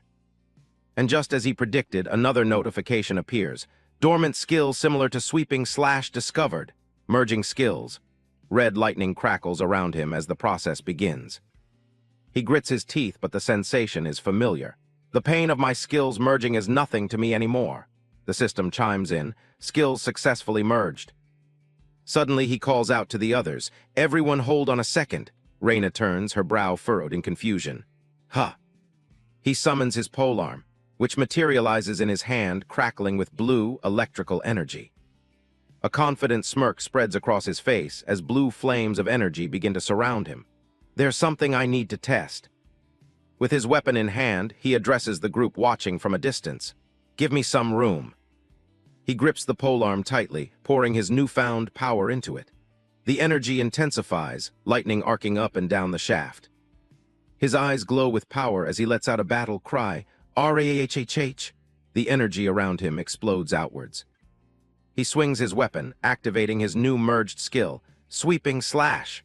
A colossal wave of blue energy tears through the landscape with a deafening boom. The ground itself trembles from the force of the attack, rocks and earth exploding into the air. His companions can only watch, completely stunned into silence by the incredible display of raw power. The attack carves a massive, glowing canyon into the earth, the sheer destructive force leaving a permanent scar on the terrain. Standing in the glowing aftermath of his attack, Derek looks back with a faint smile. "Oh yeah, I think we're ready for the undying dungeon." The scene shifts to a grand, dark hall, where a formidable-looking lord with a thick beard dines, alone at a long, candle-lit table. He chews his food slowly, his expression unreadable, the only sound in the vast room being the clinking of his fork. After a moment of silence, he speaks, his voice low and steady. "Still no word from my son." A timid servant peeks into the room, bowing his head. "No, sir. The last message we received was when he told us he was an hour out from the village." The lord's calm demeanor shatters. "I see," he mutters, before violently stabbing the piece of meat on his plate. His eyes narrow with a dangerous glint as he calls out a name. Bronson. A knight in full armor who had been sitting quietly in the corner rises to his feet. "Yes, my lord," Bronson replies, his voice full of deference. The lord's face contorts with barely suppressed rage, his voice a low growl as he gives his command. "Find my son." A sinister energy hums in the air as a swirling red portal opens before a twisted, ancient tree, unleashing streaks of ominous power into the world. Derek Hunt and his team step out of the portal's light. As they arrive, he immediately senses the danger, nodding, "This one feels different than the others." His companion agrees, confirming, "It is different, it's far more dangerous." Putting his hand over the glowing core of energy, Derek makes a firm decision, telling his team, "I'll be doing this one on my own. You all will just stay in the safe house for the dungeon rewards." With the plan set, Derek asks his team, "Everyone ready?" United, they all respond with a simple "ready." The portal flares with intense light as the system announces their entry with a countdown. Entering dungeon in 3, 2, 1. The group is transported into a vast, eerie, blue-lit hall covered in cobwebs. Derek leads the way up a grand staircase, leaving his team at the entrance. Before proceeding alone, Derek turns to his team with a stern warning. "No one is to open this door, understood? The monsters out there can likely kill you without a second glance." With a heavy grating sound, the massive stone door slides shut, sealing Derek off from the rest of his party. He steps out into the dungeon proper, finding himself alone in a vast, desolate graveyard under the pale light of a full moon. Taking in the grim scenery, a slight smirk appears on his face as he mutters to himself, "A graveyard? Fitting." Just as Derek begins to wonder, where are all the... A skeletal hand violently bursts from the earth, cutting him off mid-sentence. He casually stretches his arms, completely unfazed by the emerging threat. "Skeletons," he says with a groan. "I always hated fighting them back in my old system." From the ground, an entire army of the undead rises, their eyes glowing with a menacing green light. A system window pops up, identifying them as level 100 skeleton warriors. And the threat wasn't just on the ground. A screech fills the air as a swarm of level 98 vampire bats descends from the moonlit sky. Sighing, Derek gets into a combat stance, already anticipating the outcome. "Dang it! This dungeon is going to level me up a bunch, isn't it?" Without wasting a moment, the first skeleton warrior charges forward, raising its massive sword to strike him down. Relying on his monstrous defense stats, Derek swiftly raises his arm to tank the hit while simultaneously gearing up for a seamless counterpunch. But this skeleton is unexpectedly fast and powerful, Its blade manages to graze Derek's arm, leaving a crimson gash. He stares down at the bleeding wound, a flash of genuine surprise crossing his face. Angered, Derek retaliates with a powerful, glowing slam, smashing the skeleton warrior into a pile of bones. His eyes begin to glow with a brilliant blue light. "Damn, I guess they're level 100 for a reason, huh?" he remarks. "I might need to take this a tiny bit more seriously." He begins to summon his greatsword, and a brilliant blue energy crackles to life in the palm of his hand. With a mighty roar, he unleashes a sweeping strike, sending a massive arc of energy tearing through the skeleton horde. The skeletons are ripped to shreds by the force of the attack, their bones scattering across the battlefield. He crashes forward, driving his fist directly into the chest of another skeleton warrior, shattering its ribcage with raw power. The fist, now glowing with an intense purple aura, cracks and completely obliterates the monster. In the wake of its destruction, a new notification appears. Level up. Derek continues his assault, effortlessly tossing aside another destroyed monster, its parts dissipating into purple smoke. He spins his weapon with blinding speed, creating a vortex of blue energy that pulls in all the nearby enemies. The vortex acts as a shield, deflecting the swooping attacks of the vampire bats as they try to swarm him. With a mere flick of his wrist, he unleashes blades of energy that slice through the bats like butter, even pinning a falling skull directly onto a bat soaring through midair. Another level up notification appears, but this time Derek's expression is one of alarm. The dungeon is reacting to his power. He realizes with a start, they're coming from below, as skeletal arms and swords burst through the ground around him, trying to trap him. Surrounded with blades just inches from his neck, Derek freezes time itself, stopping the skeletons in their tracks. As time resumes, the skeletons lose their target, and Derek lands safely on a nearby structure. Surveying the battlefield, he thinks to himself, this isn't half bad. He stands confidently amidst the cracking ruins, continuing his thought. Because the dungeon's in a severe overflow state, there's a lot of enemies, but nothing I can't handle. Suddenly he stops, a look of disbelief on his face. "Oh, you've got to be kidding me," he groans. "Seriously." He stares in annoyance at the skeletons he destroyed. They're reassembling themselves, bone by bone. They can just put themselves back together, he asks in frustration. How the hell is that fair? All around him, the shattered skeletons begin to clatter and rise again, ready to continue the fight as if nothing happened. Just as frustration sets in, a realization dawns on him. His eyes widen as a thought cuts through the chaos. Hold on. He remembers the first skeleton he destroyed, the one killed with his purple energy. He thinks, the skeleton I used channel void to kill, it's staying dead. A wicked grin spreads across his face as he's shrouded in a powerful purple aura. He's found their weakness. Perfect, he says, as the void energy crackles around him. Wasting no time, he leaps high into the air, his weapon glowing with void energy, ready to strike down on the undead horde below. He brings his weapon down in a devastating overhead slam, channeling all his void power into the attack. The attack hits the ground with a massive boom, sending out a shockwave of pure purple energy that engulfs the entire area. The result is a cascade of notifications. Level up, level up, level up. The sheer number of enemies destroyed sends his level soaring. Derek stands amidst the aftermath, the remains of the skeletons hissing and sizzling away into nothingness. He declares to the empty battlefield, and stay dead. He cracks his neck with a confident smile, looking completely refreshed. All right, he announces to the silence. I'm ready for round 2. As if on cue, the entire graveyard begins to rumble violently, shaking under his feet. The ground cracks and splits open, signaling the arrival of a new, more powerful wave of enemies. From the newly formed chasms, strange green beams of light erupt, as even more bizarre creatures begin to crawl their way out, summoned by the dungeon's shift. A grotesque, hulking monster is the first to emerge, its body radiating a sickly green energy. The system identifies this new, stronger threat. Acidic ghoul, level 112. These new ghouls let out a guttural growl, their bodies wreathed in the same sickly green flame as they prepare to attack. Derek, however, looks on with a smirk, completely unintimidated. He remarks coolly, I was wondering when you were going to show up. He tightens his grip on his weapon, purple void energy crackling around his hand as he prepares for the next wave.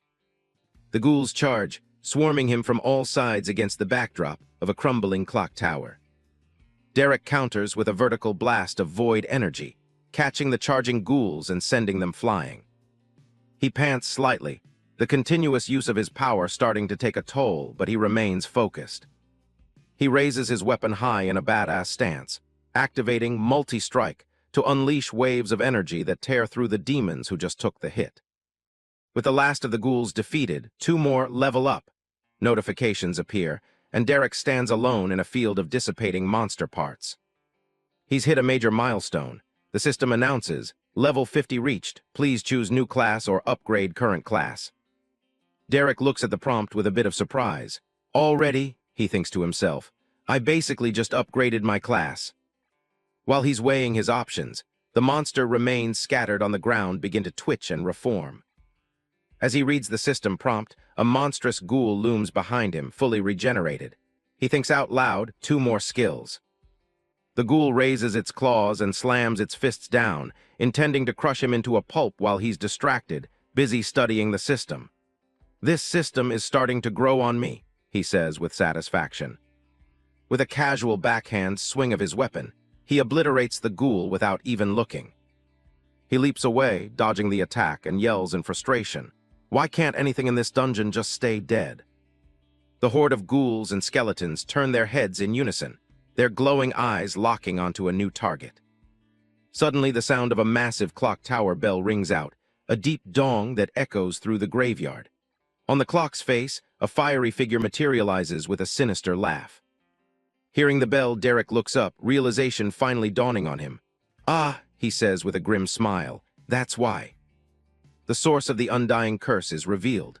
A terrifying lick, its entire being engulfed in raging orange flames, its eyes burning with malevolent power. Standing atop the clock tower, the lick roars, and its power flows through the battlefield, reanimating all the fallen monsters which let out a collective roar of their own.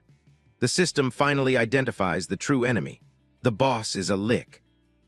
In a desolate graveyard, shattered skeletons glowing with a menacing red aura begin to pull themselves back together. With a chorus of creaks and groans, the undead horde rises once more, their empty eye sockets burning with green light.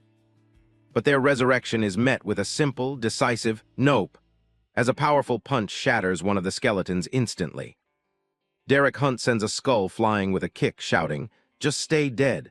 It's already enough that I have to kill you once. I don't even get experience after the first time." His patience worn thin, Derek points his weapon towards the source of the unending horde and says, can we finish this?" Atop a clock tower, silhouetted by the full moon, the lick boss floats menacingly. It seems to taunt him, "I'm sure everyone's getting tired of waiting on me." The lick boss unleashes its power, its flaming skull head roaring a single command, "Die." On its command, the resurrected skeletal minions let out a collective roar and charge forward. In response, Derek dashes straight into the fray, his eyes glowing with purple energy. He leaps into the air, unleashing a whirlwind of slashes that cuts through the entire horde in an instant. With a final, devastating downward slash, he activates his skill, multi-strike, reducing the remaining skeletons to nothing but bone fragments. His eyes narrow, focusing his power as he prepares his next move, Channel Void. The lick boss watches, its fiery skull crackling with rage at the sight of its minions being destroyed. With a resounding clap of its skeletal hands, it begins to cast another spell. Red tendrils of energy shoot out, gathering the shattered pieces of bone and reassembling them with eerie green magic. Once again, the skeleton warriors are revived, standing ready as the lick boss hovers above, preparing to continue the endless fight. Seeing the horde rise yet again, Derek's face contorts with utter annoyance. "Oh, hell no," he mutters. Ignoring the minions completely, he charges directly at the lick boss, shouting, "We are not doing this again." With a single, powerful slice, Derek's void-infused weapon cuts straight through the lick boss. The attack is so immense it doesn't just vaporize the boss. It tears through the entire clock tower behind it in a massive explosion. As the purple energy from his strike fades away, a brilliant blue light begins to crackle in Derek's hand while he coolly retracts his weapon. He stands atop the crumbling remains of the tower, the battle finally over. With a final toll, the ruins of the ancient clock tower collapse, scattering debris across the silent battlefield. Derek looks down at the lifeless body of the Lick boss, his gaze fixing on the glowing phylactery hanging around its neck. The source of the Lick's power shines with a brilliant, golden light, completely exposed. With a decisive stomp, Derek crushes the phylactery under his boot. "Dumbass," he scoffs, "don't wear your phylactery around your neck." He stands over the now permanently defeated Lick boss, shaking his head. "You're supposed to hide it. That's Licking 101. Walking away from the scene, Derek casually notes, "Hey, I hit level 50. I can upgrade my class again." He dismisses the thought just as quickly. I'll do it later. Is this gonna become like a daily occurrence?" Turning towards a large crypt, Derek calls out, "You guys can come out now." With a heavy creak, the stone doors begin to open, bathing the entrance in a bright blue light. His companions step out, taking in the sight of the now cleared battlefield. A young blonde boy named Thomas looks around in amazement, uttering a single, "Whoa." Mallory, a woman with reddish-brown hair, is already inspecting a dead monster bat with glee. "Oh my gosh, these will make great materials," she exclaims. Derek gives a small smile and a peace sign, saying, "Part 1 of the plan is done. Let's see what the dungeon reward is before Part 2. As if on cue, a wave of blue energy washes over the area as a system message appears. "Dungeon complete. Assigning rewards. Congratulations, as you are the first to complete this dungeon, rewards are doubled." 2 golden rings materialize out of thin air, shining brightly. The system announces the reward. "You have received Storage Ring X2. A woman with her hair in a ponytail gasps, her eyes wide with disbelief as one of the rings floats into her hand. "Storage rings!" she cries out. The entire group is stunned into silence, staring at the magical items. Derek, however, is clueless about their reaction. "Huh?" he asks. Holding the rings in his palm, he looks at his companions with a confused expression. "What? Is that good?" The woman with the ponytail, Raina, stares at the item in awe. "Incredibly," she answers. "I've never even heard of a dungeon giving them as a reward." Raina continues to explain the gravity of their find, saying, "When people find out, everyone is going to want to come here." Her expression turns serious as she considers the consequences. "I don't know if this will be a boon or a calamity for the villages." Derek simply replies, "I see." Internally, though, he's unimpressed, thinking, "And it's not even half as big as the space in my bracelet."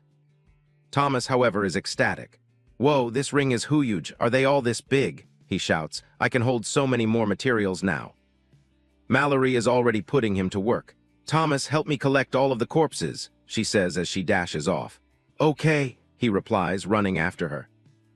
Raina clicks her tongue, still worried. "Damn, they're large storage rings too. This will cause an even greater commotion." But the other woman beside her offers a different perspective. "Or an even greater boon. The village isn't so weak anymore, Raina. We don't have to always be afraid." After a moment of thought, a small smile appears on Raina's face. "You're right," she concedes. Raina looks over at Derek and adds, "Thanks to him." Derek overhears and gives a confident wink, chuckling to himself as he thinks, "They consider this big." He smugly imagines the tiny storage ring compared to the vast space inside his own storage bracelet, which is filled with all sorts of items. "I wonder what they'd think if they saw the inside of my bracelet," he muses. Panting, Thomas and Mallory return. "And that's the last one," Thomas says. "Can you make me something cool because I helped, please?" Mallory playfully replies, "Mabe." With the battlefield cleared, Derek gathers everyone and gets right to business. "All right, for step 2 of the plan, I'm going to need someone to give me one of their storage rings." He holds his hand out, beginning to explain. "Now, I know that's a big ask of all of you, but I promise I will more than." Before Derek can even finish his sentence, his entire team offers him their rings without hesitation. "Just take one, you oaf," Raina says, catching him completely off guard. With a sparkling grin, Derek takes the ring from a very reluctant Thomas. "This one will do," he says as Thomas sighs, "Aw, man." The group places their hands together over a glowing spot on the ground, channeling a powerful red energy to exit the dungeon. A system message confirms their departure. "Exiting dungeon. Dungeon status lowered from extreme overflow to stable." The red energy dissipates, leaving them standing outside the dungeon, where the land is still dark and blighted by its corrupting influence. Thomas looks around at the twisted trees, confused.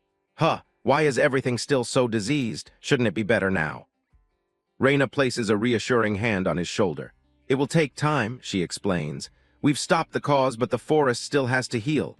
Thomas understands, replying, "Oh, okay." Derek ruffles the boy's hair with a smile. "Patience, Tommy." His expression then shifts, becoming serious and focused. Time to do what we came here for. As he gets to work, one of his hands begins to shine with an intense, holy-looking light. The rest of the group reacts with disgust at the sight before them. Thomas grimaces, "Ew, gross," while one of the women covers a younger girl's eyes, saying, "Close your eyes, sweetie." With a chilling grin, Derek lifts the body of a fallen, silver-haired hunter named Wallace, revealing the true nature of his plan. "Let's make Wallace here look like a hero." With the scene set, he props up the corpse, muttering, "Come on, sit up straight." He carefully applies the ghoul's acid to the body, explaining his methods out loud. "Some wounds from the ghoul's acid for authenticity. Make it look like this is what killed him." The potent acid sizzles as it melts through the armor, creating the perfect illusion of a desperate battle. He places 2 potions beside the body, adding another layer to the fabricated story. Got to make it look like he tried using some of his supplies. Finally, he places the last piece of the puzzle. "And of course, your reward, oh valiant hero, one from me and one from Thomas." With his work complete, he stands back, hands on his hips, and asks his companions, "On. Done. How's it look, everyone?" His companions are impressed by the morbidly realistic scene. One stammers that it looks great, while another adds, "Very convincing. Remind me not to piss you off in the future." The scene is perfectly staged. The fallen hero, slumped against a dead tree, evidence of a brutal fight all around him. With a final, sickening flop, the head of the corpse falls forward, completing the gruesome display. One of his companions cringes at the sight, and he casually pats her on the back, saying, There." Several days later, the sun sets over a quiet village. With a loud groan, the village gates swing open. The group returns, and young Mallory Fields yells out, "We're back. I'm going to tell my grandparents. I'll see you all for dinner," before running off into the village. Watching him go, one of the women asks, "Does that boy ever get tired?" To which he simply replies, "Never." The female warrior looks around, letting out a sigh of relief. "I'm just glad to see the village is still standing," she says before adding, "Leon's done a solid job holding down the fort while we were gone. Speaking of which, I need to go check in with him." With that, she strides ahead, taking a step forward and leaving Derek's group behind. Suddenly, the child grabs Woman B's arm. "Can I finally choose it now?" "Choose what?" her mother asks. The girl insists, "Don't play around. I hit level 10 on the walk back, and you said I could select my class once we got home." She eagerly pulls them along, buzzing with excitement. "Come on, let's see what I get." He watches her with a knowing smile, thinking to himself, "This is the whole reason I brought her with us to the dungeons." His thoughts continue as she runs ahead, with everything she's experienced. Materials she's used, items she's crafted. All before hitting level 10, he muses, thinking of all the monster parts she's handled. A glimmer of anticipation shines in her eyes as he concludes his thought. There's no telling what the system might offer her. Later, as he sits outside, he thinks to himself, she's certainly taking her time to choose her class. He smiles seeing Brandy so absorbed in her system interface, thinking to himself, good. That shows she's way more serious about this than Thomas was. While he waits, he decides to check his own progress. I should go through everything from the dungeon, my class upgraded again. A series of notifications flash before him. His class, Champion of the Void, has been upgraded to Legend of the Void, a legendary class. He's also received 25 skill points, 30 stat points, and 2 new available skills. He can't hide his excitement, a grin spreading across his face. Holy shit, a legendary class. The first new skill available is Absolute Nullify, a wall of void magic that absorbs any and all magic that touches it. It costs 11 skill points. He's stunned by the sheer power of the ability, muttering any and all magic, as he immediately learns the skill. The second skill is Void Storage, a simple but useful ability to store items within the void. He learns that one too. He reflects on the new storage ability. Not the most exciting, especially considering my bracelet and ring. But it never hurts to have more storage, he concedes. Clenching his fist, he turns his attention to his stats. Now for my stats. As he allocates his points, 2 more dings ring out. He successfully increased both his intelligence and wisdom to 500 points, unlocking the magical glass cannon achievement. The achievement rewards him for gaining at least 500 stat points in both stats, granting him a choice of 1 new active magic skill and 1 new passive magic skill. He instantly selects Chain Lightning as his active skill, picturing the arcs of electricity decimating hordes of enemies. For his passive, he learns Physical Resistance, a skill that will surely come in handy for a magic-focused build. He lets out a satisfied sigh, feeling the surge of new power course through him. Leaning back on the bench, he feels a sense of ease. Everything will turn out all right. Richard was worried for nothing. Just then, the child's voice cuts through his thoughts. "Derek, can you help me?" He looks over and replies, "Sure." "What do you need help with?" he asks. The young girl explains, "Well, after looking at all the classes, I have 2 that I want. One sounds amazing, but the other is, well." With a troubled look, she says the other option is odd. One is called Talon's protege. A spectral, bird-like figure manifests behind her as she explains. It's an epic rarity leatherworking class. Inside the house, a plate of food shatters on the floor as it slips from someone's grasp. It's Woman B, the child's mother, who overheard. She stands in the doorway, completely stunned. An epic class. She rushes out to her daughter, beaming with pride. "That's incredible, honey. An epic class is more than most people ever dream of. I'm so proud of you." But the girl's expression remains troubled. "But it says, as a protege, you will never surpass your master while under her wing." He nods in understanding. "I see. You'll always be standing in the shadow of the class's original owner." Her mother waves a dismissive hand. "Oh, who cares? It doesn't matter if it won't become legendary. It's an epic class." He watches them, a realization dawning on him. So I was right. The system has seen everything Brandy's done and experienced and is rewarding her accordingly. An epic class is great, but... He asks, "What's the other class?" She replies, "It's called All Smith, a rare growth-type class." A vision of a smith at an anvil, surrounded by various crafting tools, flashes before her eyes. But the only thing the class says is, "Become an all-smith." She looks down, conflicted. "That's it, nothing else. I don't know what to choose." He offers some advice. "Well, I don't think you can go wrong with either option. They are both great choices." Her mother adds, "Just follow your heart, sweetie." The girl sighs in frustration. "You're both no help." She closes her eyes, taking a moment to think and make her decision. The 2 of them wait in silence, letting her make up her own mind. With a click, she makes her selection on the system screen. A brilliant pink light erupts from the screen, engulfing her as her eyes widen in shock. The light fades and she faints, collapsing to the ground. Her mother cries out her name, "Brandy." A short time later, Brandy begins to stir, groaning as she wakes up. "MRMM, what happened?" Her mother holds her, asking with concern, "Are you okay, sweetie? How do you feel?" Brandy pushes herself up, replying, I'm fine." A smile slowly spreads across her face as she says, "I got them. I got the skills." He leans in, intrigued.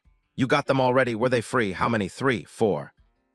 She sits up, a wide, triumphant grin on her face, and declares, 42.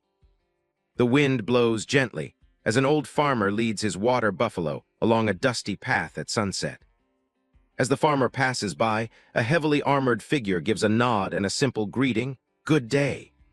The farmer returns the pleasantry, unaware of the imposing presence that has just arrived. The armored man, Wallace, stands confidently, a slight smirk on his face. "All right, Wallace," he says to himself. He turns and walks towards the village gates as the sun sets behind them. "Let's see what kind of trouble you got yourself in this time." 1 hour later, Derek sits in the tavern, lost in thought. 42 skills? My hunch was right. He reflects on the girl's incredible growth, thinking, all the experience she got from going into high-level dungeons before level 10 gave her a huge boost. His mind conjures an image of her crafting with powerful magic. She could become an unkillable monster with everything she crafts. He continues to list her potential: enchanted armor and weapons, runes. as an image of her smithing flashes in his mind. Accessories, he concludes, picturing her surrounded by an arsenal of powerful items. He shudders at the thought of her other skills, buffs from cooking and drinking potions. A bead of sweat rolls down his temple. Terrifying, he thinks, but even more importantly. He stares at the mug of beer on the table, a glint of hope in his eyes. She can learn to make beer that doesn't taste awful. With that thought, he grabs the mug and chugs the entire thing in one go. He slams the empty mug down with a loud smack, yelling to the bartender, "Disgusting as ever, Bart, like drinking piss from a boot." The bartender, Bart, simply replies, "Glad you like it." Suddenly, the tavern door swings open and a voice shouts, "Derek!" His eyes dart towards the entrance. Derek turns back to the counter and asks, "Thomas?" Bart, the bartender, looks past him at the young boy and says, "I already told you, kid, I ain't selling you a beer." The boy, Thomas, pants in the doorway, catching his breath as he stammers out, "A man, Torith, big sword, Raina." Bart leans forward, urging him, "Come on, boy, spit it out." Thomas rushes over to Derek, his face pale with worry. "Derek, there's someone here. I think he's an adventurer from Torith. He has a gold badge and a giant sword." As a large, armored man comes into view in the background, Thomas adds, "He's talking with Raina and my grandpa right now." Thomas finishes his report. "They sent me to tell you." Derek's expression hardens. "I see." Outside, Derek stands in the doorway, arms crossed, as the villagers chatter amongst themselves. The armored adventurer, Wallace, strides confidently through the town square, his presence commanding the attention of everyone around. Derek watches him approach, his eyes narrowed in focus. He thinks, "My identify isn't working on him, figures he's probably high level." Derek turns to the young boy beside him. "Go back inside, Tommy." As the door swings shut behind Thomas, Derek steps out to confront the armored stranger. A confident smirk spreads across Derek's face. "We're going to have ourselves a good old-fashioned standoff." Derek greets the knight with a sarcastic remark. "That's quite a big sword. Can you actually use it, or are you just compensating for something?" The knight's eyes glint with challenge as he retorts, "Want to find out?" Derek's joke falls completely flat and he grimaces internally. "Damn it, I don't think he got my joke. Do they not have dick jokes in this world? A shame." The armored man crosses his arms. "I'm guessing you're Derek." After Derek confirms, the man introduces himself. "The name's Bronson. I'm with the Gracefall family." Derek groans, running a hand through his hair. "Ugh, God, those assholes." He then gestures toward Bronson. "Are you that kid's daddy or something? You'd better teach him some manners before he gets himself killed." Bronson's expression is grim. "The chief told me you didn't like him, but I'm afraid it might be a bit late for that." Derek is taken aback. "Huh, what? The kid's dead."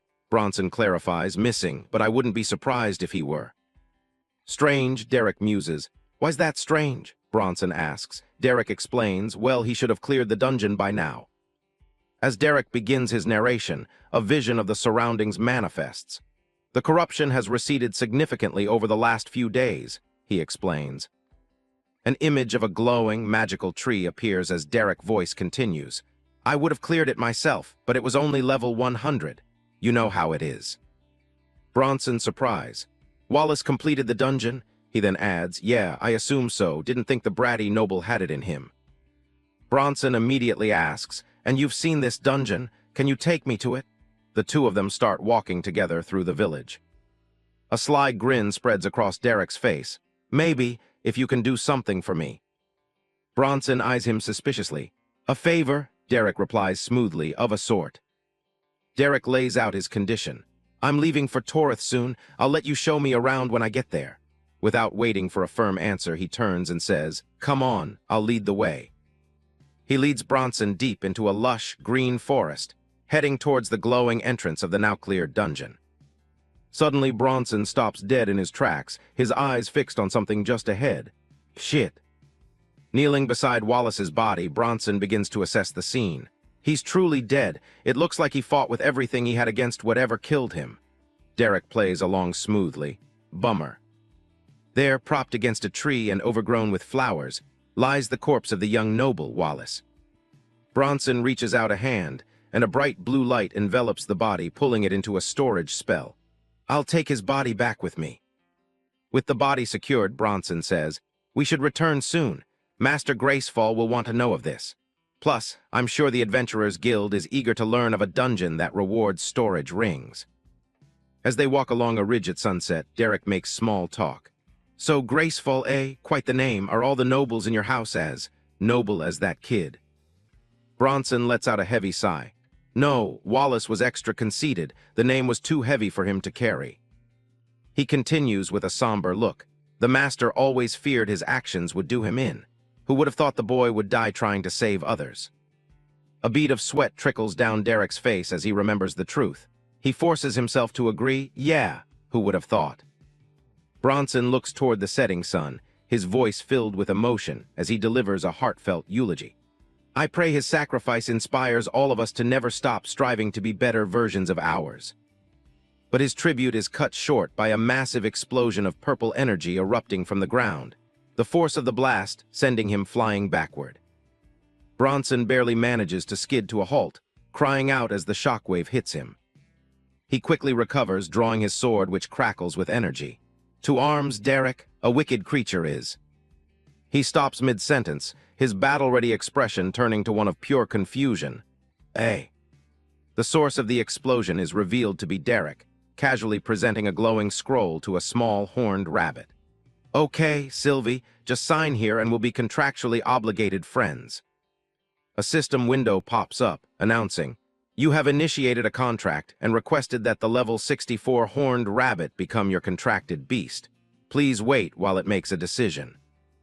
Bronson is flabbergasted. "A contract beast scroll? Those things are incredibly rare and you're using it on a rabbit. Why not a wyvern or a direwolf or a lightning hawk?" As the bunny, Sylvie, presses its paw to the scroll, Derek gives a simple, deadpan response. "I like the bunny." The system announces the successful contract. "Congratulations, you have successfully made a contract with level 64 horned rabbit. As part of the contract, you are required to name the beast." In a cute, stylized interface, Derek gives his new companion her name, Sylvie. The system confirms the change.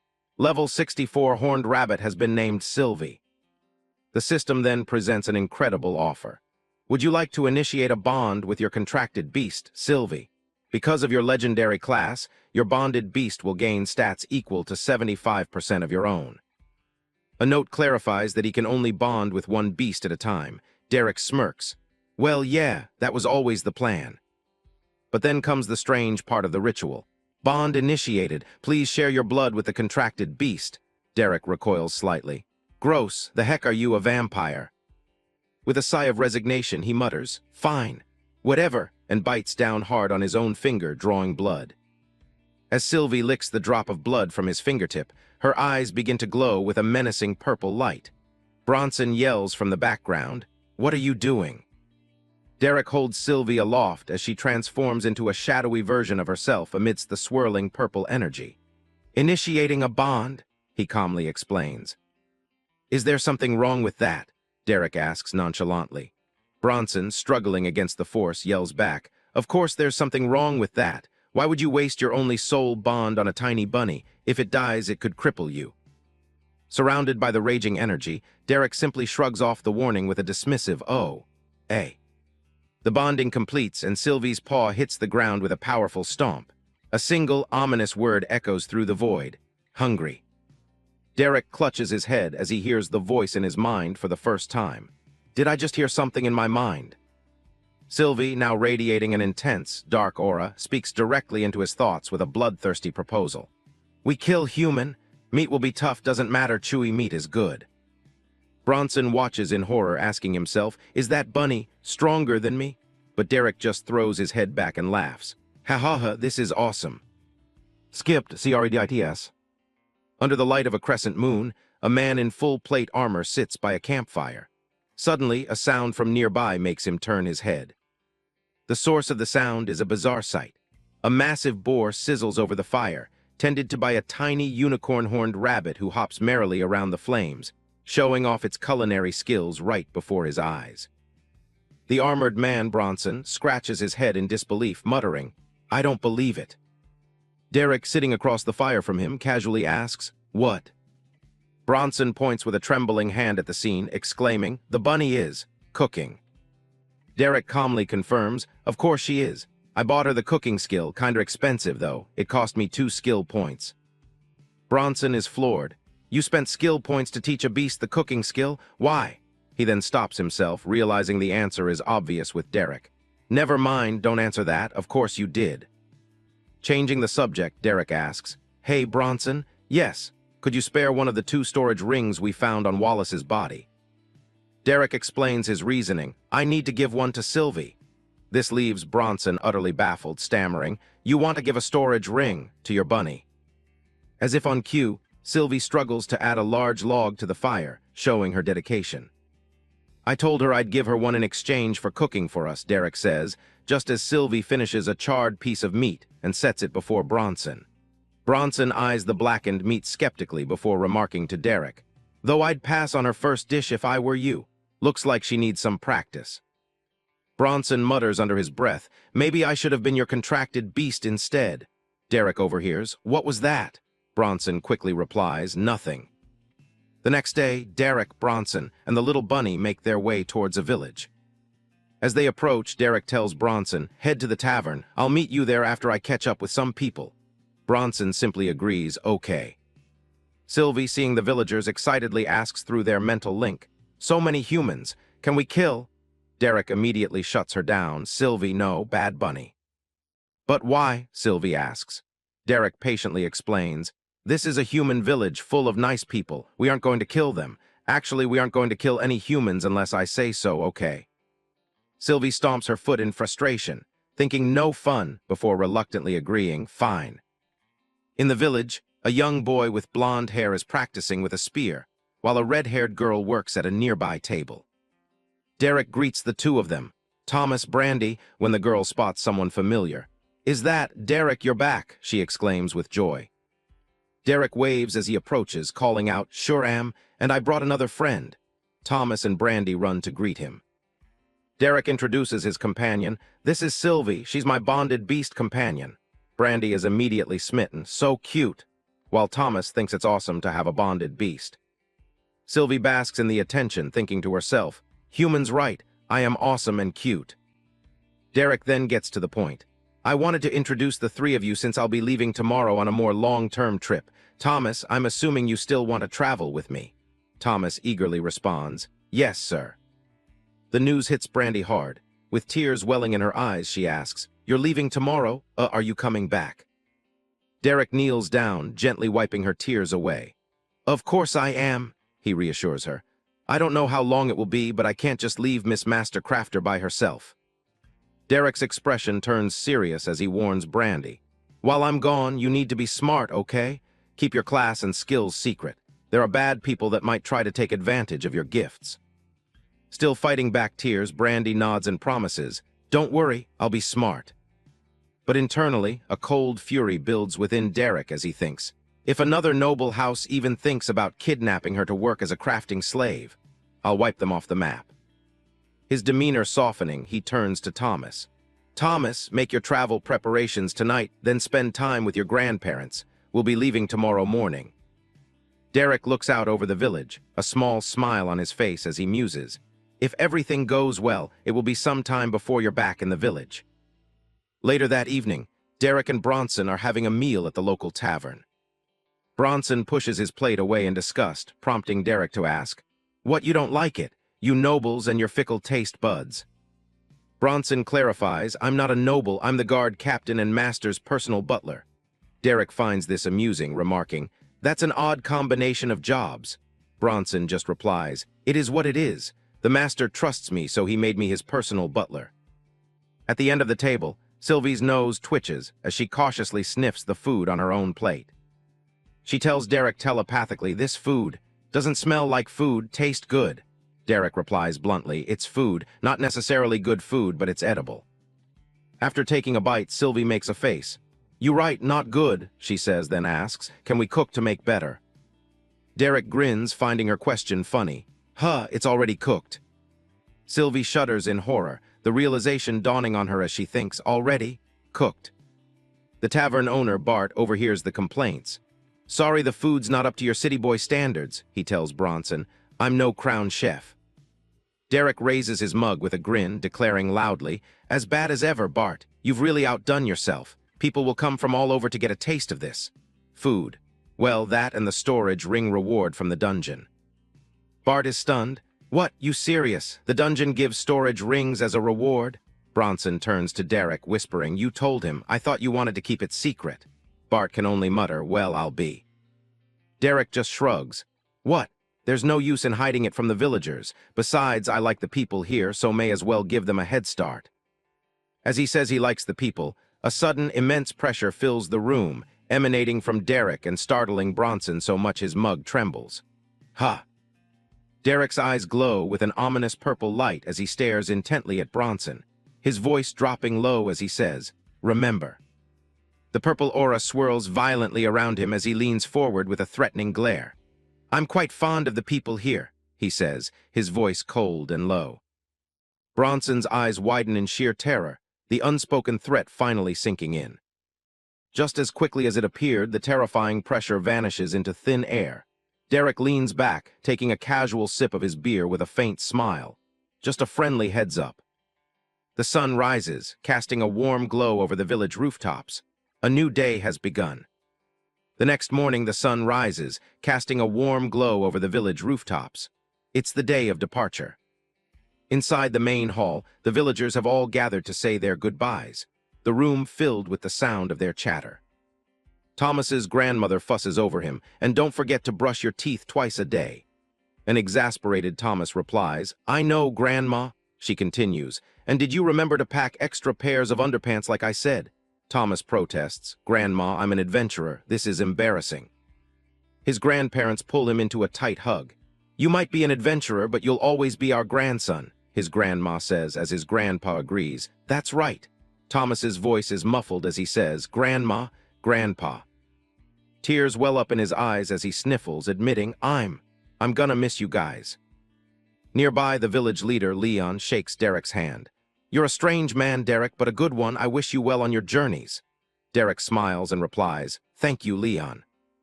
Brandy calls out, Derek. He turns, Yes, Brandy. She holds up some items. I made you some things, and Sylvie, too. She proudly holds up a beautiful, shimmering purple cloak. I made her a cloak, so she stays warm and protected. Sylvie dons the new garment, sparkling with delight. I like, so comfy, so elegant. Derek observes, I think she likes it, and a happy Brandy exclaims, Yay. Brandy then presents Derek with another gift, gasping as she says, And I made you more of these weird shirts you like so much. Derek's face lights up with genuine joy. He rubs one of the shirts against his cheek, declaring, Wow, they're perfect. He thanks her, Thank you, Brandy, just as another woman steps forward with a basket. I also took the liberties of making you something. She presents a basket full of freshly baked bread, cheese, and other provisions. Since I know it'll be a while until you get to eat my cooking again. Sylvie's eyes lock onto the food basket, a dangerous glint flashing within them.